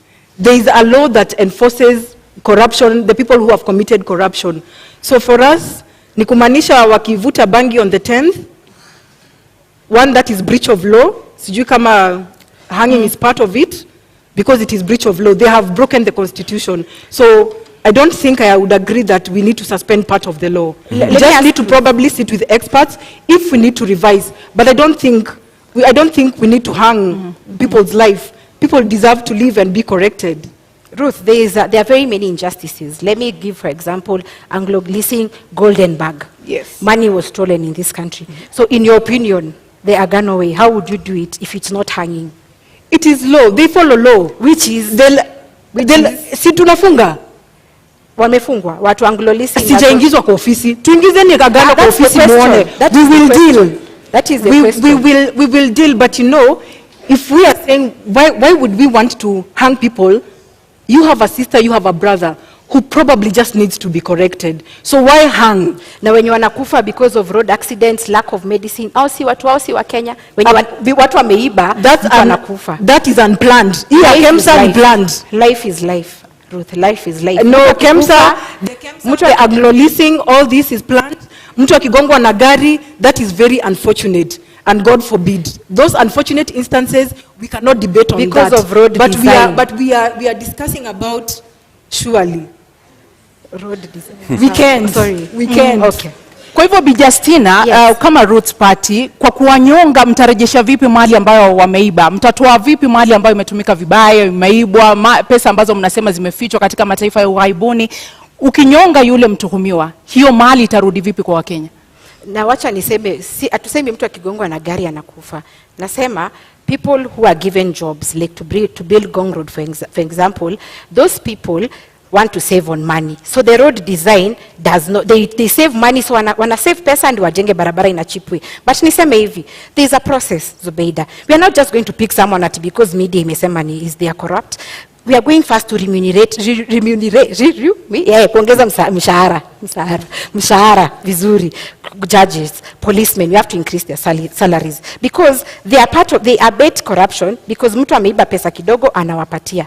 We have to give them increase their salaries. However, there is a judicial process, a fair hearing. Go process ifanywe na tukusikize. Na pia tunapeana caution. It's not like the chicken gate case in the UK. Hapa Kenya taijaisha. So pia watu wa judiciary, they will notice they have to speed up this nini. So kutakuwa na hiyo wapelekwe the process. We have to get the assets back. We have to recall the assets na pia waende wakanyongwe. Ruth, sijui kama wote watakubali, because if I know I'm being hanged, so why should I tell you mali iko? There is the process. There is a judicial process. Maybe the first two might be caught with the process ya rudisha mali alafu tunanyonga. But someone else will think, kama unataka kuninyonga, finish me, wacha wengine wakulie hiyo pesa. Okay, so I don't think I would justify that. But for us, we are saying the corrupt, we will go even for the big fish. Sisi hatuogopi, tunataka pesa irudishwe, ndio imeweza kuumiza economy ya hii country. We have, our president is planning to give a moratorium where the Kenyans who have stolen our money, wameficha development money, warudishe, wanapatiwa nafasi ya kurudisha. Hapo bale mtu anapitisha ile wakati umewekwa, so from there, the law takes its course. In 2002 there was such. Why has it not worked? Maybe in your opinion, I'm not saying because you're not in government, yes. Ruth, but you need to show Kenyans that you understand. So, it was there in 2002. What in your opinion is, what is the reason why it didn't work out? The idea that you're sharing, in your opinion? Leadership problems. Leadership problems, Justina. We are different leaders here. Let's talk, because you seem to agree on the seriousness and the challenges of corruption in our country. Yes. Given an opportunity, Justina, in 2 minutes, given an opportunity to be the next deputy president with the government that you will form with the presidential candidate that you're supporting, what are the specific areas that you would target in terms of dealing with corruption practically? Because there's the whole question of administration of justice. And like I said, the three arms of government they are being threatened. How? The independence rather is being threatened. When, for example, the executive says this, someone runs to court, and then the process is stopped. That is the backdrop of why we are going to suspend the constitution. But yes, administration of justice is there. But again, has it worked for us? And you know, law was made for man, not the other way around. It is upon us as Kenyans to sit and say, are you happy that 2 billion is lost every day? They say no, because it's accounting to unemployment, inflation, high cost of living. So we are going to we'll be together with the Kenyans. We are going to call for public participation. And the Kenyans, I can tell you, they are very happy about it. Because someone is feeling like, I wake up like in Meru, I wake up at 4 a.m. kuchukua hiyo mira yangu, I pack it. Someone is eating the taxes. Mtu anajifanya ndio mjanja kuliko wengine. So Kenyans are tired. Of course, that aspect is there of administration of justice. Lakini Gashori, Kenyans are suffering. So sisi tutaka participate now, and many of them are supporting this. We need to instill fear in assets of the public. Heshima kwa public assets. Bi Ruth, haswa endapo mtaingia mamlakani, mnawapea Wakenya muda gani waweze kuona matunda katika vita dhidi ya ufisadi, na wewe binafsi mchango wako utakuwa upi katika kuona hilo linatimia kama makamu wa rais? For us, we will bring in this in phases. Kuna ile pesa iko nje, in the money that is stashed illegally abroad. For that, we can even say we have started even implementing our 100 days. The fifth, Maure Waihiga already wrote a letter to the UN and 15 other countries to start processing our money back. That means tuna uhakika by the time we are getting in, kuna wezekano pesa iko imefika, and if not, tunataka kukata hii mfereji. The report that the incumbent president gave out, 2 billion. We actually think it probably could be 5 billion that we are losing a day, including today and until the 9th of August. So for us, tukiingia pale ndani, tunataka kukata hiyo mfereji ya corruption like instantly, so that we also have working capital to jumpstart the economy. Na umetaja pale shilingi bilioni 5, haswa kwa sababu umerejelea mara kadhaa pesa ziko nje. Yes. Ni pesa ngapi ambazo mnazizungumzia sasa hivi na mtazirejesha vipi haswa? Mmeweza kupiga hesabu mkajua ni ngapi na ziko wapi? ni zaidi ya trilioni 10, na ndiposa nilisema pale awali, it is possible for us to clear our debt in a day. It is more than 10 trillion that is out there. This is development money. Now, and that is why tumekasirika, tunataka kuleta hiyo pesa irudi Kenya. Tunaweza kosa kuleta na the first 100 days, lakini wa Kenya, we are committed to bring this money back. And in 2017-2018, budget ikisomwa, the Henry Rotich, he's on clip, he's on record, akisema there is money outside. Here hatuna confirmation that pesa ilirudi. It has only been accumulating over a time. Now, by the time we were getting into this candidature, it was over 10 trillion that is outside there. Bi Ruth, unaona kwamba mikakati ambayo wako nayo kama Agano Party kweli itasaidia katika kurudisha hizo pesa, na unaamini kwamba ni trilioni 10 ambazo ziko nje? Okay, one thing I'm happy about sababu Ruth and I agree that corruption in affect wa Kenya sana. Lakini mikakati zao are not practical. They lack the how question. How are you going to do it? Utanishurutishaje pesa yangu iko huko Swiss account to return it? How are you going to force me? Kwa hivyo the idea is good, but it's just an idea. It lacks practicality. Moratorium. Tumesema tunapatiana moratorium. You know you have money outside there. We give you time to repent. Sisi Agano tunapatiana time to repent. You won't force kurudisha pesa. And remember, we have external and internal. We have external and internal. Kwa hivyo pia hapa ndani, that's what I'm trying to say. We have already commenced the process ya kurudisha ile pesa iko nje. Hapa ndani, the local individuals, we will give them the chance to return, so that if they don't do that, sasa the law takes its course. Hapo in another 30 seconds, Ruth, when you say pesa ziko nje, give us specifics. Let me give you a minute actually. When you say pesa ziko huko nje, do you have the specifics? This amount of money is in this country, this amount of money is in another country, and is taken there by so and so. Do you have the specifics? I may not be having the specifics, but we know the big fish that is having money out there. So, yes. Justina, pesa ziko huko nje? Do you believe kuna pesa huko nje? Okay, I believe juu tumeambua Pandora box kwa media, but sisi tunasema yaliyopita si ndwele. Kama mtu tushajua huyo mtu tutampeleka through the judicial process, we are going to recover their assets. Kwa hivyo pesa ziko huko nje, after the judicial process tutarecover. But mimi niseme hivi, there are so many injustices in this country. Anglo leasing, hizo zote, you know, post-election violence, zote zimefanyika. Do we hold on to the fact that we shall never forgive? We want to punish people? I think we should take the direction of Rwanda. After everything that happened in the genocide, tukae hivi tuseme, wenye wamehangiwa na we have recovered assets, ni sawa. Mwenye amekata ahame Kenya because hatutaishi na yeye.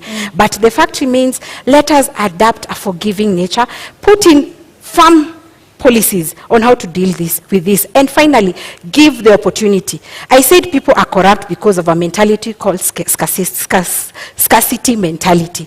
Why are they corrupt? Because in government unasikia MPs earning 1 million, huku nje there is nothing that you can be able to get in that value. So tukipeana opportunity of legalizing banking, Kenyans will have money. Maybe niongezee ni kusema, we are not saying we will not forgive anyone. Ukisema utarudisha pesa yetu, we have no reason, we do not have any reason ya kukupeleka ahead na kukuingiza ndani.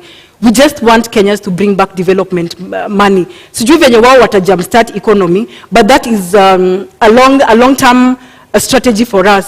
Pesa irudishwe ndani. Tunapokata mfereji na inapoteza pesa 2 to almost 5 billion a day. Tutapata nafasi ya kuweza kutengeneza our economy without having unnecessarily borrow more money out there. Kwa sababu nikisikia venye anasema, then that means wataongeza loan ile tuko nayo sahi. Roots Party is fighting to pay off the loan. The loan as it is 9 trillion Kenya shillings or 70 USD. 70 billion USD. Our idea is this, Ruth. Marijuana or industrial hemp takes 4 months to grow. And I gave an example that Kenya government owns around 14 million acres. Tufanye pilot test ya Kulalu Galana. In 4 months, tumekelea industrial hemp. In 4 months, we are going to be able to recoup 6 billion USD. So we are in the process of paying. Hata tukisema Kulalu Galana ndio tunalipa nayo. In 3 years, 6 months, tutakuwa tumelipa deni. Hiyo 9 trillion. Lakini, tuko na shamba, we have times 14, 14 million. So we are going to know how we are going to appropriate this land. But niseme hivi, our idea And I tell Kenyans, I'm here to tell you the truth. The economy is messed up. You need an honest leader who tells you it's not going to be easy. But our idea is that don't even question us at the first 100 days. That one will be lying to you at tutafanya. But in 1 year, ask me as Justina, did you achieve to get the 50,000 times 2 youth who got 2.8 million each? Because I said marijuana takes 4 to 6 months to grow. Right. So in 1 year, tutaweza kufanya hivyo. Ruth, let me now introduce a discussion on the cost of living. Yes. And I want to give you 2 minutes to tell us, in your understanding, what is the driver of this rising cost of living? And if elected president, let's say in the first 100 days, what would be the Agano proposals to reduce the cost of living? I agree to what you're saying, and I think the 100 days for us, we will repeat that our agenda is corruption. Cost of living has been affected by corruption widely. And if we deal with corruption, I think Kenyans will smile back at us. And the first 100 days, one that was implemented yesterday, na ninajua unga haijateremka, 2 weeks ago, on our manifesto we launched that. We will introduce the subsidy of maize. It was introduced yesterday. Na Wakenya wameambiwa to wait for 2, 3 to 4 weeks for it to be felt. Jana nimepitia kwa supermarket, bado unga ni 230. So for us, we still have to bring the subsidy for Kenyans to be able to eat, because a hungry nation is an angry nation. For us, we're also planning to implement the pay cutoff of 50%. I know you'll want to ask where the deficit is going to come in. Our repayment period for the loan is 1.3 trillion. And the financial year, the last financial year, KRA reported that the payment that was done through the payee was 461 billion. So if we cut off the payee by 50%, that is 230 billion deficit. If we come and cap the repayment period, the repayment of the 1.3 trillion, kumbuka tutakuwa na ile extra 300, ile tutakuja kusongesha pale kwa payee, so that we are able to run our activities as usual and even have a small surplus of 7 billion to run with. That being amongst them. Do you agree with her and the proposals to reduce the cost of living? Okay, first, I can't agree with her, definitely, but cost of living is occasioned by inflation, number one. Too few goods, but there's too much money in circulation. Number two, taxes. When manufacturers have the tax burden, they push it to the consumer, and the consumer is not having any salary increase. So that is the reason we are having this. So let me say this. We are not going to do the 100 days, that's a lie. But you ask us after 1 year when you get into office. That one, we are going to widen the tax base. Why? I said marijuana is used in 9 sectors, across 9 sectors. Example, paper. We are going to give life to pan paper. Pan paper had been given life, but again, the logging law came in, so they don't have raw materials. We'll have marijuana that will be used for that. So our idea is to drive local economies whereby a Kenyan, instead of importing something from China, like the people of Nyamakema, their stuff was burnt for lack of quality, let them organize themselves, have local industries. If it's textile, plastic, paper, printing paper by the way is very expensive. So when we have local economies, we are going to widen the tax base so that a corporate tax shouldn't be 30%. We can lower it because we have more in the tax net. Another thing is to ensure that we give conducive environment for business. As it is, businesses are not comfortable. They are saying that lack of the dollar in the country is impeding their purchasing power in the global supply chain. So when we give a conducive environment, the economies are going to be there, Kenyans are going to be employed, and then we are going to have money. Then the other youth who want to be employed in these industries can go into the other thing of investment that I said. We are going to empower the youth financially. Kidogo hapo, hata kabla usonge sana, kwa sababu umesema kwamba hamtaahidi wa Kenya kwamba katika muda wa siku 100 mtafanya hivi na kadhalika. Awali ulituambia bangi inachukua muda wa miezi 4 kukua, na umetuambia kwamba hamtaahidi kwamba mtatimiza baada ya miezi ama mwaka siku 100. Kwa hivyo yule Mkenya anakutazama sasa hivi hawezi kumudu gharama ya kununua pakiti moja ya unga. Kwa hivyo unamwambia nini? Huyo Mkenya nitamwambia that the truth is tumeteseka miaka 30. 1 year tunaweza vumilia, but we are putting in, you know, Kenyans need an honest leader. As it is now, hii maneno ya kusarakasi na siasa is what is getting us here. We are being honest. We are saying, of course, they have put in the nini, unga imeshukishwa bei. But sisi tukiangalia the truth, marijuana also gives flour. We can look at alternatives to the challenges. If maize flour is costly, then marijuana flour can cook ugali, can cook chapati. And then cooking oil, the seed produces cooking oil also. So we tunaangalia kama hii ni expensive, we are going to use this. So the alternatives. So mimi naambia Mkenya, hatutawadanganya. Tumedanganywa miaka nenda miaka rudi. We are telling you the truth. Question us after 1 year. Biruth, unaona Wakenya wavumilie, watumie unga ya marijuana, watalala njaa 365 days from the 9th. But they know the truth. But they will die. No, let's be frank. There's, of course, we do not need a list of 10 items. I would almost agree, but we do not need a list of 10 items kufurahisha wa Kenya that we can accomplish all this in 100 days.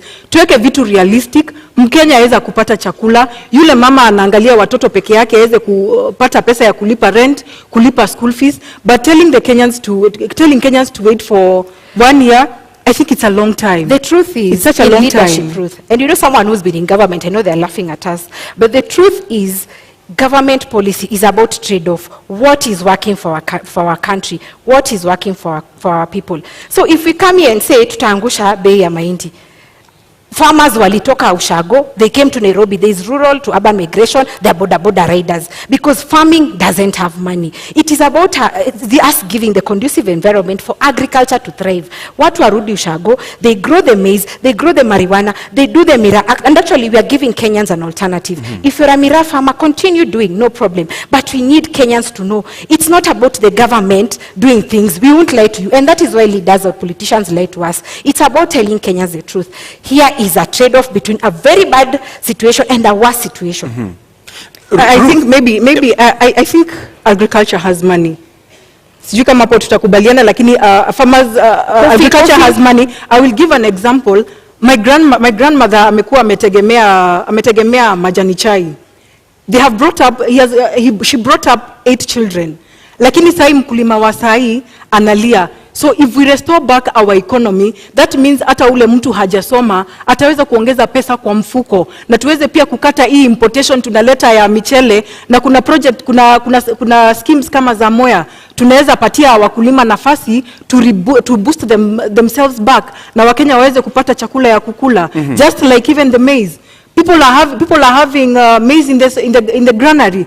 Kwa nini tunaleta mahindi kutoka nje? Tupatie nafasi wa Kenya wajijenge. I believe farming has money. Yes. Pia ule akona ng'ombe ananunuliwa maziwa 30 shillings lakini inauzwa 60. Wacha tujaribu kubalance out. Sikusema agriculture doesn't have money. You said but wait, as it is, the global prices, declining global prices. Sahi watu wa Kisii wanasema 1 kg of coffee or tea wananunuliwa 30 shillings farm gate prices. Sugar cane inatoka 4,112 per ton. Sahi mahindi 3,000. Na sahi ekelea fertilizer. So the input cost of agriculture as it is so costly that you as a farmer you're not getting money. Na niongea about maziwa hata dairy farmer. By the way, hemp produces animal feed. So our tukitengeneza animal feed which is very costly as it is, they impede maziwa production. Kutakuwa na so much milk that Roots Party is telling Kenyans, and we are promising Kenyans, kutakuwa na maziwa ya Roots na mayai ya Roots, because animal feed will be affordable. Kenyans can take milk as they wish. So our purpose is to reduce import costs in agriculture, but agriculture has money. No, that one I quoted you, Justina, and I think the pricing right now of the food products is because of a leadership issue. It's nothing that the Kenyans cannot produce. Tuko na mchanga, tuko na maadili. We only need to give Kenyans ile nafasi waweze kulisha Wakenya wenzao. Just that. Let's stop saying ati mahindi iko na in toxins, whereas the strategy is kuleta mahindi binafsi, unaleta hapa kwa nchi, unajitengeneza wewe mwenyewe, lakini unafinya yule mkulima ako pale Murang'a, ako pale Kisumu, hawezi pata return on investment. Kwa hivyo let us try to promote what we have locally, because this is a blessed nation. Justina, in 60 seconds, listening to you, then it sounds like it begins and ends with marijuana farming. That is part of our manifesto, and agriculture is the core principle in our manifesto. Let me say this, the snake farming. As it is, 3 Kenyans die out of snake bites as it is. And we have a law called Wildlife Conservation Act 2013. And this gives us the option of having this snake farming as an income generating activity. So even if you go to KWS right now, the law is there. Ours was just to amplify that voice and give options. Like I was saying, 3 people are dying every day because of snake bites. And why? The antivenom we import in this country is from South Africa and India mainly. But there are over 3,000 species of snakes in the world. So maybe the snake that will bite you didn't have that antivenom. And if it's antivenom, one vial goes for 13,500. And you need between 5 to 10 vials ndio upone hiyo kumwa na nyoka. So ideally utakuwa na 135,000 ya kupona hiyo snake bite. What is our agenda? Our agenda is to look at what we have. We have snakes around. One, we'll have the venom industry. This is where unasikianga mtu kushagua amesoma biochemistry, but you don't know where they're going to work. We are going to bring them into this pharmaceutical industry where they are getting the antivenom so that we can compete in the international market. Right. And then protect the 3 Kenyan lives who die because of snake bites. Ruth, in 1 minute, story ya nyoka. Story ya nyoka ninasema for our government, Agano Party, we cannot deal with snakes surely. Tutafunga kwa compound ama ni kuku tutaweka shwari ndio tupate mayai. Then again, how much do we have to wait for this venom itoshe ndio Wakenya waweze kupata medication, whereas we are going to start probably, if at all they get the chance to lead from 10th, tutaanza kurea from 10th ama tuko na za kutosha Kenya. What business do we have putting in snakes here? We have amplified what is there. There is a law, Wildlife Conservation Act 2013. Today is 2022, so it's been there for a while. And it gives this leeway for wildlife snake farming as an income generating activity. Let me tell you, our idea is making Kenya an export hub, putting money in the pockets of Kenyans. Ndio tunapata ile foreign exchange tulikuwa tunaambiwa tukiwa shule, ati Kenya is earning foreign exchange from wherever. So yetu ni ya kwamba, let's get other alternatives, income generating activities for Kenyans and to sustain our export manifesto. So how much venom do we need probably? Like I say, do the math. 1 vial goes for 13,000. You can check, you can Google. 1 vial goes for 13,500. If we do it locally, we are going to lower the cost. And remember, even your government, if you win, is going to incur the cost of importing antivenom. So why not have our own here so that we can lower the cost and save the lives of Kenyans as we create an industry. An industry for this venom thing. There's someone at home amesoma biochem. Me unaonanga ama pharmacist sijui nani. They only sell in chemists. There is no employment. Our target ni kuemploy everyone. Mwenye amesoma asiregret. Mwenye hajasoma kuko na hizi zingine economies anaweza invest in. So yetu ni kuweka pesa mkononi. Na Bi Justina, ni baki kwako kabla kurudi kwake, na una muda wa dakika 2 kuweza kujibu hili. Kwa yule mtazamaji au mkulima ambaye anakutazama sasa hivi, imekuwa vigumu kwake kulima mahindi yake au kahawa yake, majani chai na kusafirisha nje. Itakuwa vipi kwake ukianza kumwambia sasa tufuge nyoka tusafirishe sumu? Kama hawezi kusafirisha mahindi, ataweza vipi kuuza katika soko la kimataifa sumu ya nyoka, fisi? Haya, niseme hivi. Bangi, nyoka already kuna frameworks na ziliwekwa 2013, tutafuata hizo. But bangi, ile challenge mkulima sasa yako nayo, tukaangalia kama ni farmer, kuna watu wanaitwa KTDA au Coffee Board au wote. They come here, they take your produce, they go sell it and then come back to pay you. Many times wanakuja wanakuambia, you owe us. Unaona? And that is why farmers wanakasirika, wanasema hii ni ya nini? Our idea of marijuana, because this is fresh, snakes is in the law. Idea of marijuana is we are going to cut down this brokers, these KTDAs hatuwataki.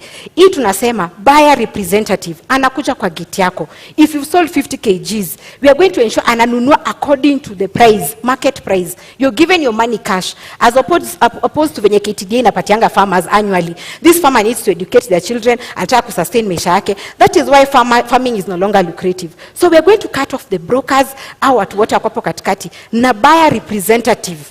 Kama ananunua, anakuja kwa farm gate, anachukua produce, anapatia cash, unajipanga na pesa yako. Na hao nyoka wataiko wapi? Ni kwamba mtajenga vibanda. Unajua sasa hivi ukienda kule mashambani kila mtu ana mahali ambapo anaweka kondoo, ng'ombe. Kwa hivyo sasa utajenga pia panyoka, fisi na vitu vingine.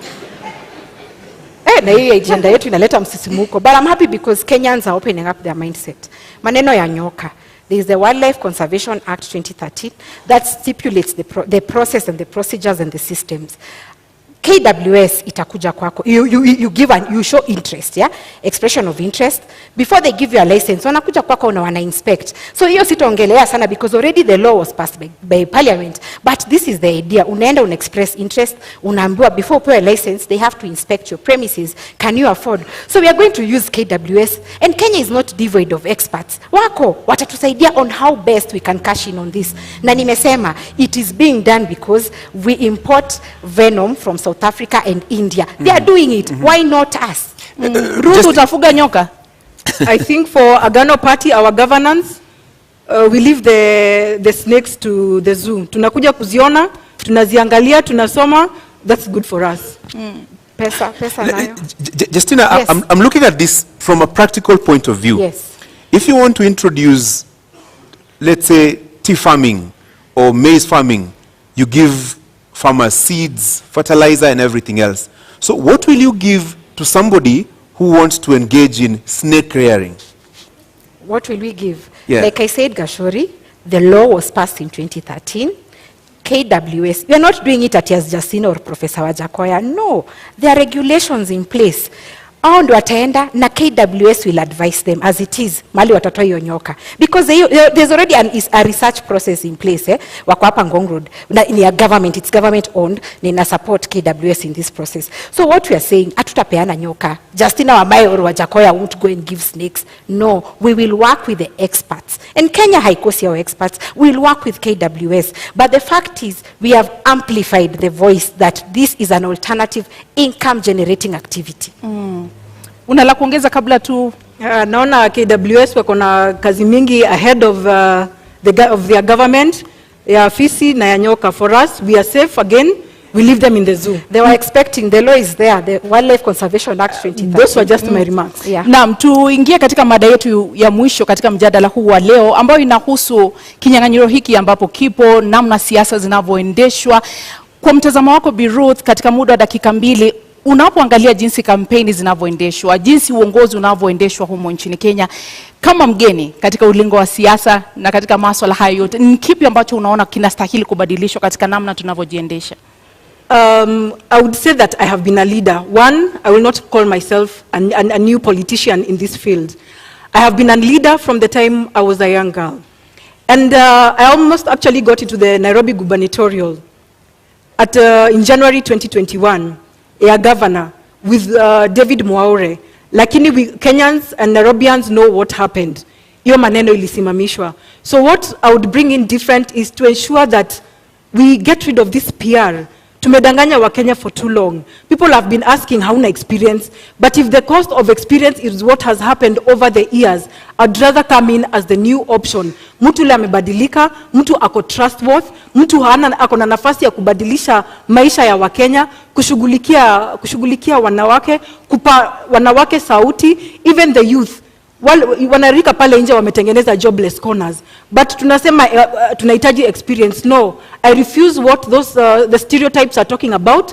Ninasema sisi tunakuja kuleta mabadiliko. Amkeni wa Kenya, tunakuja kuleta mabadiliko na uongozi mpya katika hii nchi. Ni baadhi ya mabadiliko kama yapi ambao unapendekeza Ruth? Kwa sababu unasema kuleta mabadiliko yapi? What should change? Corruption. Francis, corruption is big on us.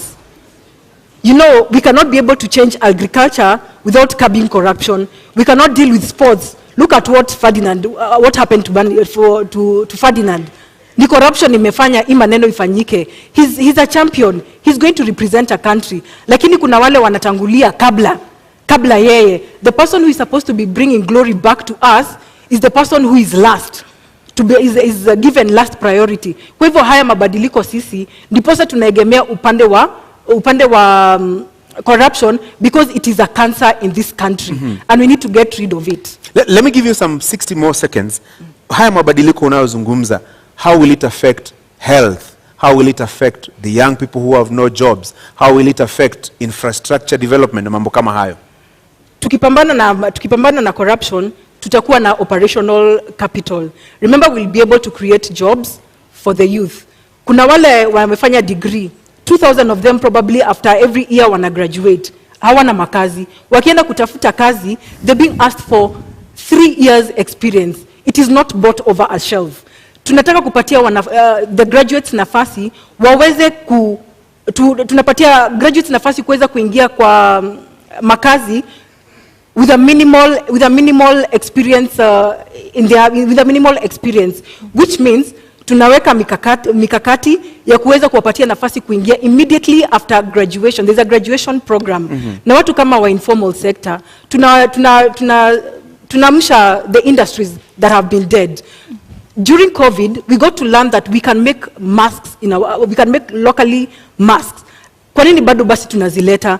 To employ wanarika walipo hapa ndani waweze kutengeneza mask. You can imagine we're even importing toothpicks. Situpatie wanarika in the informal sector nafasi waweze kujijenga pia. Justina, what should change about our way and mode of doing politics? Let me say this about health. Ukiangalia as it is, if you have, for example, you're told to come for an MRI, to get an MRI scan or dialysis, ukiwa Turukana, you have to come to Nairobi for NHIF to give you authorization for that. Assuming you're very, very sick, so you have to come with someone. You travel from Turkana to Nairobi. Up until 2018, it was working. I don't know why it stopped. You come here to Nairobi, maybe upate watu ni wengi kwa NHIF office, so uende bado ulale, there's cost of even spend in Nairobi, and then you go back.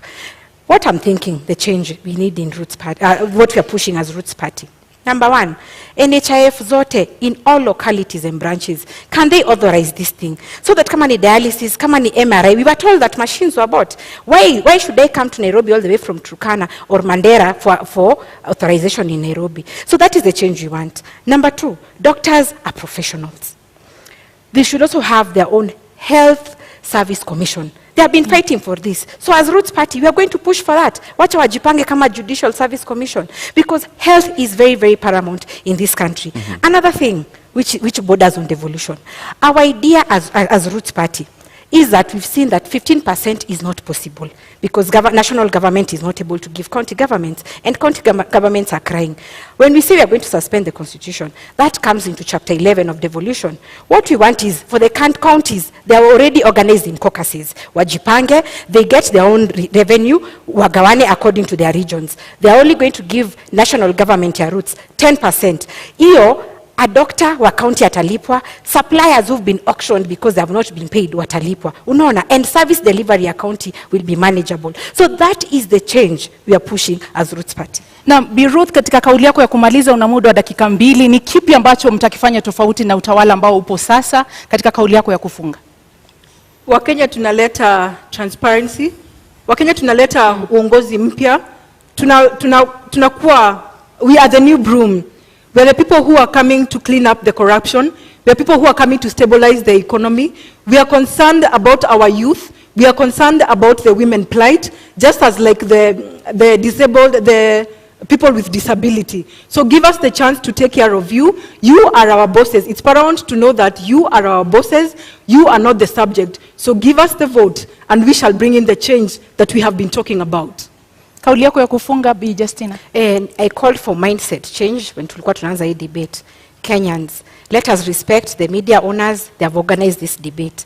And the purpose of this debate is to give you an opportunity to ask your leaders questions. And here we are. So don't see it like it's something that you're time wasting, ama mulisha amua. No. If you need a different Kenya, a transformed Kenya, this is the opportunity. Let me say this as Roots Party. We might come off as jokers, as not serious people, but one thing we are doing is to push your mind and to ask yourself, by the way, my tribe doesn't help me, but the challenges I'm facing as an individual is what I want my government to help me with. So we are coming in with fresh ideas. We are coming in with the idea that Kenya can do better. Kenya is beautiful. We have athletes who we are always trending that they are doing well. We have musicians who are doing well. But when it comes to leadership, why do we have low self-esteem? Why do we choose people? Why are we scared to go a different direction? So my call to Kenyans is that Roots is different. We are giving you a solution. We are explaining to you where we are going to get the money to run government projects. And we are ready to serve you. So be different.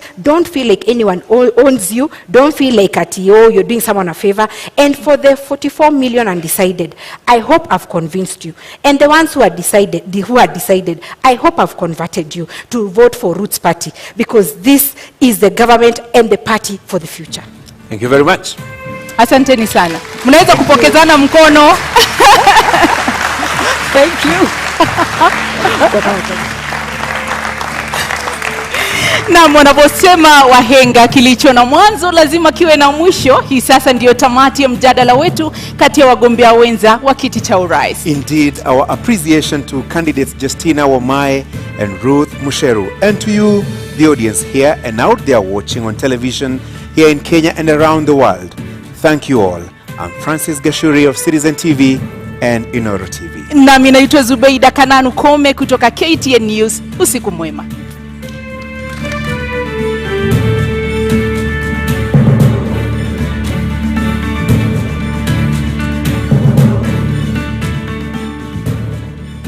Thank you for staying with the deputy presidential debate. Debate 1 has just ended just moments after Justina Wamae of the Roots Party and Ruth Mutua of the Agano Party faced off there in debate 1. Debate 2 is kicking off in just a bit, but my panelists are still here with me. In fact, some of the leaders are already here, within the vicinity. We're waiting for Martha Karua, Azimio la Umoja, One Kenya Alliance, and Rigathi Gachagua, who is from Kenya Kwanza, who's just arriving for the debate 2, which will kick off in the next 1 hour. And I'll be crossing over to Ken Mijungu in just a bit, and Michelle Ngele was standing by for that conversation shortly. And my panelists are still with me. Professor Alfred Omenya, urban planning expert, is changing places with Professor Gituro. Nerima Wako, executive director, Siasa Place, is still here. Dr. Nancy Baraza, former deputy chief justice, is still with us here. Saskala Barakwe, public policy expert, is also with us. And Wanjiru Gikonyo, executive director, TISA, which is the Institute of Social Accountability. Just moments before this debate kicks in, the second debate, Wanjiru, who impressed you in the first debate and why? Well, I have to give my kudos to Justina. First of all, I think both were impressive, and it's a landmark that we have two women being able to hold this debate. Yeah. So that means out of all the candidates, we've got a total of 3 women as deputy. That is the trend we need when we are talking about gender inclusion. In terms of the debate, I'd have to give it to Justina. Yeah. I felt she argued her points very convincingly. I think she gave a lot of good background information. I've learned a lot. Yeah. But they both did well. Both did well. Asaska, who impressed you? To be honest with you, I give it to the Roots Party. Yeah. For making cannabis a national conversation in this debate this evening. Kudos. And I also picked up that she covered their manifesto very well, cutting across all the 10 points. And the other thing I noted is that the Roots Party manifesto is an outward-looking manifesto. Yeah. Because you'll find that she really focused on exporting hyena parts and dog and snake meat and anti-venom and all this. And they are looking at China particularly. That I find it quite interesting, because China is one of the highest consumers of these exports. And because of this, she's really hammered it down on legalization of marijuana. Yeah. And she made it clear to Kenyans that, hey, we're not just going to work in an empty space, you know. We'll have laws and regulations guiding the farming of marijuana. Yeah. So I found it very interesting and captivating. Dr. Baraza, were your expectations met? Are you convinced now? You're waiting to be convinced whether this is an alternative option? I think before I answer that, Trevor, I want to commend the two candidates. Yeah. I think, as Wanjiru has said, I think our democracy has grown. It's growing, that we are having women stand before us and debate and offer themselves. I think our democracy is a demonstration that our democracy is maturing. Yeah. But to come to the issues, I think Justina did very well. She was on top of her manifesto. They are thinking outside the box. She gave us what is it? The issues around their manifestos and why it is important. The issues and how they intend to realize those issues, the law, the regulations. I think she did very well. Yeah. Except we got focused too much on marijuana. Yeah. Probably other issues were not as well articulated. As for Agano, Ruth performed well too, but she ended up reacting to Justina and forgot that they have their own manifesto. She didn't articulate their own manifesto very well. All right. Otherwise, I think it's a clap for our democracy. All right, Dr. Baraza. And you can see right now this debate 2 is just about to kick off. It's starting off in the next 45 minutes or so. And one of the candidates there, Honorable Rigathi Gachagua from the Kenya Kwanza and UDA Brigade, is already here, ready to face off with Honorable Martha Karua. He's just come in first, and of course they're going to hold him for a bit for the second part of that debate, which is kicking off at exactly 8 p.m. all the way to 9:30. That will be moderated by James Smart and Sophia Wanuna. James Smart, who has been told there's no such thing as beard gang. Ni pesa kuna. We'll cross over to James Smart and find out what's really going on. But right now, one of the candidates who's arriving for the second debate, that is Honorable Rigathi Gachagua, is heading to speak to Ken Mijungu and Michelle Ngere to find out how he's feeling this evening. Trevor, thank you so much. And of course, the Kenya Kwanza Alliance candidate, running mate Rigathi Gachagua, is here, all decked up, looking really nice. Thank you so much for you. Quite early, you keep time. It's about 5 minutes past 7. How have you prepared for this debate? Well, to start with, I'm a guy who keeps time. You know, I was a guy in uniform. I believe in military precision. You told me here to be 7, here at 7, I'm here at 7. Okay. I'm ready for the debate. I'm looking forward. I hope this debate is about the people of Kenya. I hope we are not degenerate into triviality and innuendos and rumors and unnecessary issues. I trust that the moderators will give us a chance to present to the people of Kenya our plan to turn around the economy, to change their lives, to put food on the table, to make sure that every Kenyan can pay their bills, they can take their children to school, to make sure that every Kenyan who goes to hospital cannot be detained there because of lack of money, and to restore the dignity of the Kenyan people. Okay. You know, Kenyans are in a state of helplessness. Kenyans feel very dejected. They lack hope. We need to give them a plan. Okay. And we have that plan. And given an opportunity tonight, we'll talk to the people of Kenya and tell them the plan that we have. Very, very interesting. But as I let you go, because you need to take a little rest before you take to the podium, you are prepared for this debate. You have been going around campaigning for Kenyans. But how do you feel being here tonight? This is the day, you know, because obviously you're prepared for it. I feel good because I'll have an opportunity to talk to many Kenyans who don't come to public rallies. There are many Kenyans who, because they are working, they are busy in business, some outside the country, they don't get time to attend public rallies where we have been pushing our agenda and explaining to the people of Kenya why they should give Dr. William Ruto and I a chance to change their lives, to restore their dignity, to give them hope, to inspire them. And those are the Kenyans I want to talk tonight. And I trust and pray that the moderators will not be trivial. They'll give me an opportunity to talk to the people of Kenya about our plan and convince them that we have the best plan for them, and that is why they should come out on the 9th of August and vote for Dr. Ruto and I. All right, Rigathi Gachagua, running mate for the Kenya Kwanza, all the best as he walks in to now take his position. And Trevor, very interesting, he's a man who keeps time, and he says he's ready for the debate, and I know we are also ready. Over to you, Trevor. Thanks, Ken. We're absolutely ready for debate 2. This is just moments after debate 1 has just finished. Justina Wamai of the Roots Party and Ruth Mutua were facing off. Now debate 2 is kicking off in the next 45 minutes or so. That's at 8 p.m. They're going all the way to 9:30, and the first candidate has already arrived. That's Honorable Rigathi Gachagua. Nerima, coming to you now, just post the first debate. Who impressed you and why? Well, I would have to say that as well. I agree. I believe it was Justina Wamai. You could clearly see in the way she articulated herself that politics is something that she is well versed and used to. She was able to use very personal stories. She identified with the people, the audience. A lot of times with her responses, you could hear the audience chiming in and laughing. But also the fact that she had tried to stand in Mavoko and also applied for a permanent secretary position. It shows you that even in her articulation of responses, she could see how things work within the counties. Okay. And Nerima, I'm going to ask you to hold that thought. Now the interruption comes to you for the first time. At least that's one vote on your side. Let's go over to Busara Naman, who's standing by with Justina Wamai of the Roots Party. Post the first debate and let's find out how she's feeling. Busara?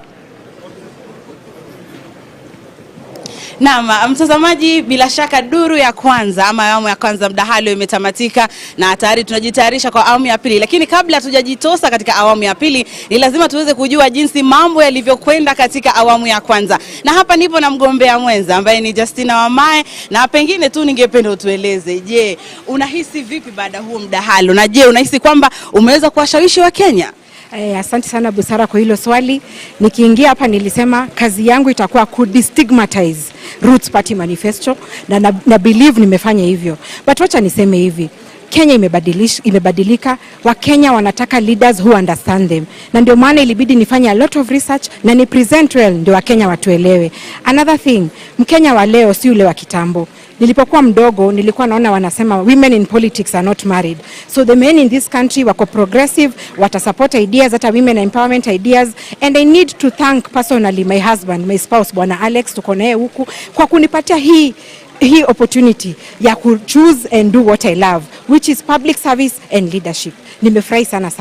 Naam, asante sana kwa kuja, asante kwa kuitikia mwito. Na mtazamaji, kufikia hapo na ningependa kumpisha mwenzangu Nimrod Tabu naye atueleze upande wake kuko vipi. Karibia kaka. Naam, asante sana Busara. Bila shaka nafikiri mgombea mwenza ameeleza vizuri. Ninaye mgombea mwenza pia mwingine alikuwa hapo katika jukwaa, Bi Ruth Mutua. Nafikiri pengine hisia za kwanza tu ulipowasili na mpaka sasa. Je, unasikia fursa hii umeitumia vizuri kuzungumza na wananchi? Manake kuna wengine ambao pengine walikuwa hawaja kuona kwa muda mrefu kuchukua majukwaa kama haya na kuzungumzia manifesto. Hii nafasi nimeifurahia, and I thank the Media Council for the opportunity that you've given unto us. We are not really competing against each other. Tumekubaliana na Justina, tumekuja kuleta the manifesto. What is this government coming to do? I have loved the interview. It was interactive, but not si ya kuleta mtu chini, ya kumuonesha this one is better than the other. Na pia ningeweza kufurahi kushukuru familia yangu, pia mimi bwana na watoto wamenishikilia for even this first time of a race. Nasema ni asanti. Bila shaka tunatumai kwamba umeweka msingi wa yale ambao mnataka kufanya hata siku za usoni, lakini asante sana kwa muda wako. Bila shaka tukiwa na migaragazano kama hii tutakuwa tunatafutana na nyinyi. Haya basi, ndio kama ulivyosikia mtazamaji, wagombea wenza wote wakifurahia fursa hii kuweza kuzungumza na wananchi na kuuza sera zao kwa wale ambao walikuwa bado hawaja kuweza kuwafahamu ama kuwaelewa zaidi. Lakini kwa sasa hivi tunakwenda kwake Trevor Ombija, bado wakili na wachanganuzi, kuzungumzia tu awamu ya kwanza na pia matamanio na yale yanayotarajiwa katika mdahalo wa pili. Asante sana Nimrod na Busara there, but we come back to you. You're finishing your thoughts on why Justina is the one who impressed you. Yes, yes. So basically she said it herself just now, where she said she's passionate about public service. Yeah. We saw that. She was able to bring it out. But also her opening statement, where she talked about, you know, Kenyans, open your mind. So Roots Party is definitely different. We saw the difference. And she also closed it with Kenyans, open your mind. Okay. And I think that she has managed to do what she came to do. Yeah. People are asking questions on, can industrial hemp make a difference to our economy? Yeah. She has left Kenyans actually thinking about it rather than completely negating it. And so I think she has won this debate today. All right. Prof, were your expectations met, and who impressed you this evening? Thank you. Yeah, thank you, Trevor. I think my expectations have learned to make them very, very low. So they were met. there's no doubt about that. I think I really liked Justina and Roots Party. Yeah. Yeah, because I like them not necessarily because of the issues they responded to, but as the other panelists have actually highlighted, as our democracy expands, we will be having different types of parties, pushing for different types of issues. And I think for the first time we are seeing a fringe party, you know, being on the national agenda with a clear issue. And that issue is actually legalization of industrial hemp. And yes, whatever the case, whether we discussed hemp for too long or whatever it is, I think Kenyans learned a lot about that one single issue that Roots Party and Justina brought on board. When it came to Ruth, I thought that their party must also be having an issue that they wanted Kenyan to listen to, but it seemed like her issue was to oppose industrial hemp and to oppose snake rearing and to oppose export of hyenas to China. So Agano Party actually wasted our time and actually did not even use the platform for anything. Yes, but of course, I mean, what I'd hoped to hear really was whether there was anything beyond you know, what we're hearing, the hemp and stuff like that. And I think Justina either tactically or otherwise chose not to discuss any of those things. Whether it's devolution, whether it's other, you know, issues around agriculture, whether it is, you know, youth employment, and all that. But on their single agenda of hemp, it was clearly put on the table. And my own suggestion to them is that they should not really campaign about anything else. The other things they can leave for Azimio and Kenya Kwanza. Let them focus on hemp and educate us accordingly. Okay. Dr. Baraza, you know, on the issue of the rule of law, Justina says judiciary is the one that is to blame. Because in her own words, money will be used to sanitize whoever is accused of any matter. Do you agree with those statements? That it's the judiciary that is to blame? Before I go to the judiciary, I want to support my colleague there about Justina and her hemp. Actually, come to think of it, I use an oil called Indian hemp for my head. So if that hemp is the marijuana, then maybe she should focus there. I use Indian hemp on my head. The judiciary and Justina, I think, to a large extent, I think we need to pull up our socks in the judiciary. People, whether rightly or wrongly, they think the judiciary is the weakest link in our fight against corruption. The delays in cases, the drama that goes on around cases, especially cases on corruption. I think we need to, the institution needs to pull up its socks so that we can very, very ably deal with the issue of corruption. Can the solution be the death penalty and death by hanging? Because the last time this happened, and Gashuri brought it out very well, was in 1987. She says that will instill fear if it is brought back. We have the death penalty. It is there. It's not like it has been outlawed. It is there. And it is for capital offenses. I don't think corruption is a capital offense. So unless now we revisit it, but it is there. And I don't think it instills fear even in the murderers and the people who commit capital offenses. So I don't know. I think probably she needs to have given us more alternatives on how we can deal with corruption. But we've not seen the death penalty being used since 1987. It is not used. I think we develop cold feet when it comes to real hanging of people. Yeah. So we have just put them there in committee. They are there, and nobody hangs them. Okay. So and it is true. We hanged last, I think, in 1987. 87. Yeah. Yeah. All right. Let me bring in Wanjiru on this. Wanjiru, on the issue of judiciary, Justina says it's the judiciary that has failed Chapter 6 of the Constitution. Do you agree? Well, what I do agree is that we have a problem of corruption. And what I like about these two parties, unfortunately, too much time was spent on the Bangi issue and not enough on the other issues. But if you look at the manifestos, there is the hanging provision in the Roots Party, and then the Agano Party really, actually their centerpiece is fighting corruption. And all their recommendations are kind of built around that. And what I like about that is they are forcing, they may be fringe parties, but they are putting an issue that Kenyans, that bedevils our society, but Kenyans also feel about at the center stage. Because if you look at the larger parties, the Azimio Party, of course, has, a human rights crusader and a governance crusader for the deputy. Yeah. But if you look at the manifesto proper, the proposals they have on fighting corruption have not been brought out. They are not quantified. They look like the platitudes that litter all our other proposals, copy paste, let us do this. So we are not getting action. If you look at the UDA manifesto, actually they're almost telling us, let's rethink this corruption thing. It's not that big a deal. They also have some good proposals to strengthen the redress institutions, but they're leaving out the leadership and integrity. So we need the fringe parties, and I hope they'll stay the course to keep this center stage. Is it the judiciary? Well, the judiciary is definitely a weak link. In fact, Transparency International did a study on the judiciary and found of all the institutions, it's possibly one where corruption is most rampant.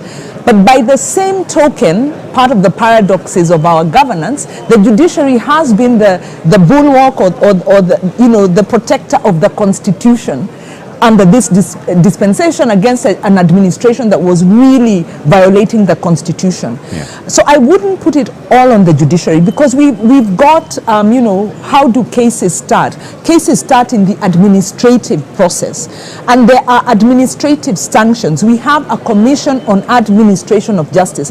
So a lot of the offenses that we have can be dealt with administratively, but the public service doesn't work. From the people they hire, from the people who sit on the public service, from the people who get into public offices. So the moment you have the wrong people sitting in these offices, you begin to dilute the process.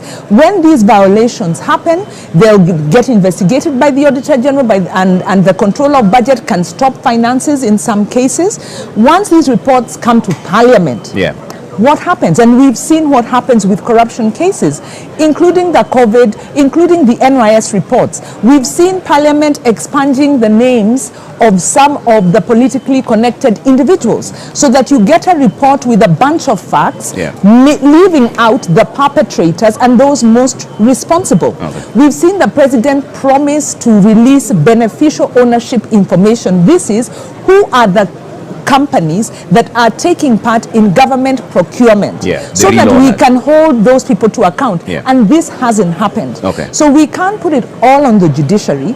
We have a very robust legal and administrative institutional framework, but the culture, what we want to hear is, what's the culture that we, how do we change the culture? How do we enforce the laws that are there? And Asaska, what are your thoughts on this when the candidate is blaming the judiciary and saying that the death penalty will instill some sort of fear? I'll agree with what Daktari and Wanjiru has mentioned, but I also don't want to 100% blame the judiciary, because our constitution is progressive, and the judicial systems are quite independent. So I think we are progressing, however slow, into having perfect judicial systems in place that deliver justice and fairness. Yeah. So I wouldn't blame it 100%. Okay. No. So, Prof, what are your thoughts on this? Is it the judiciary? Is that the weakest link when it comes to fighting graft? Actually, that's nonsense. We know exactly the problem with corruption in this country. Yeah. Corruption in this country is a leadership issue. And it goes to what fellow panelists are saying there, that we do have enough administrative instruments to deal with this. If a president of the country is telling us that people are stealing in his government, whose responsibility is it to stop those people from stealing? It is not the judiciary. It is the president. And the president actually has adequate room in law to be able to replace people who are thieves and even who've been suspected of theft. I think if you look at the judiciary, if you look at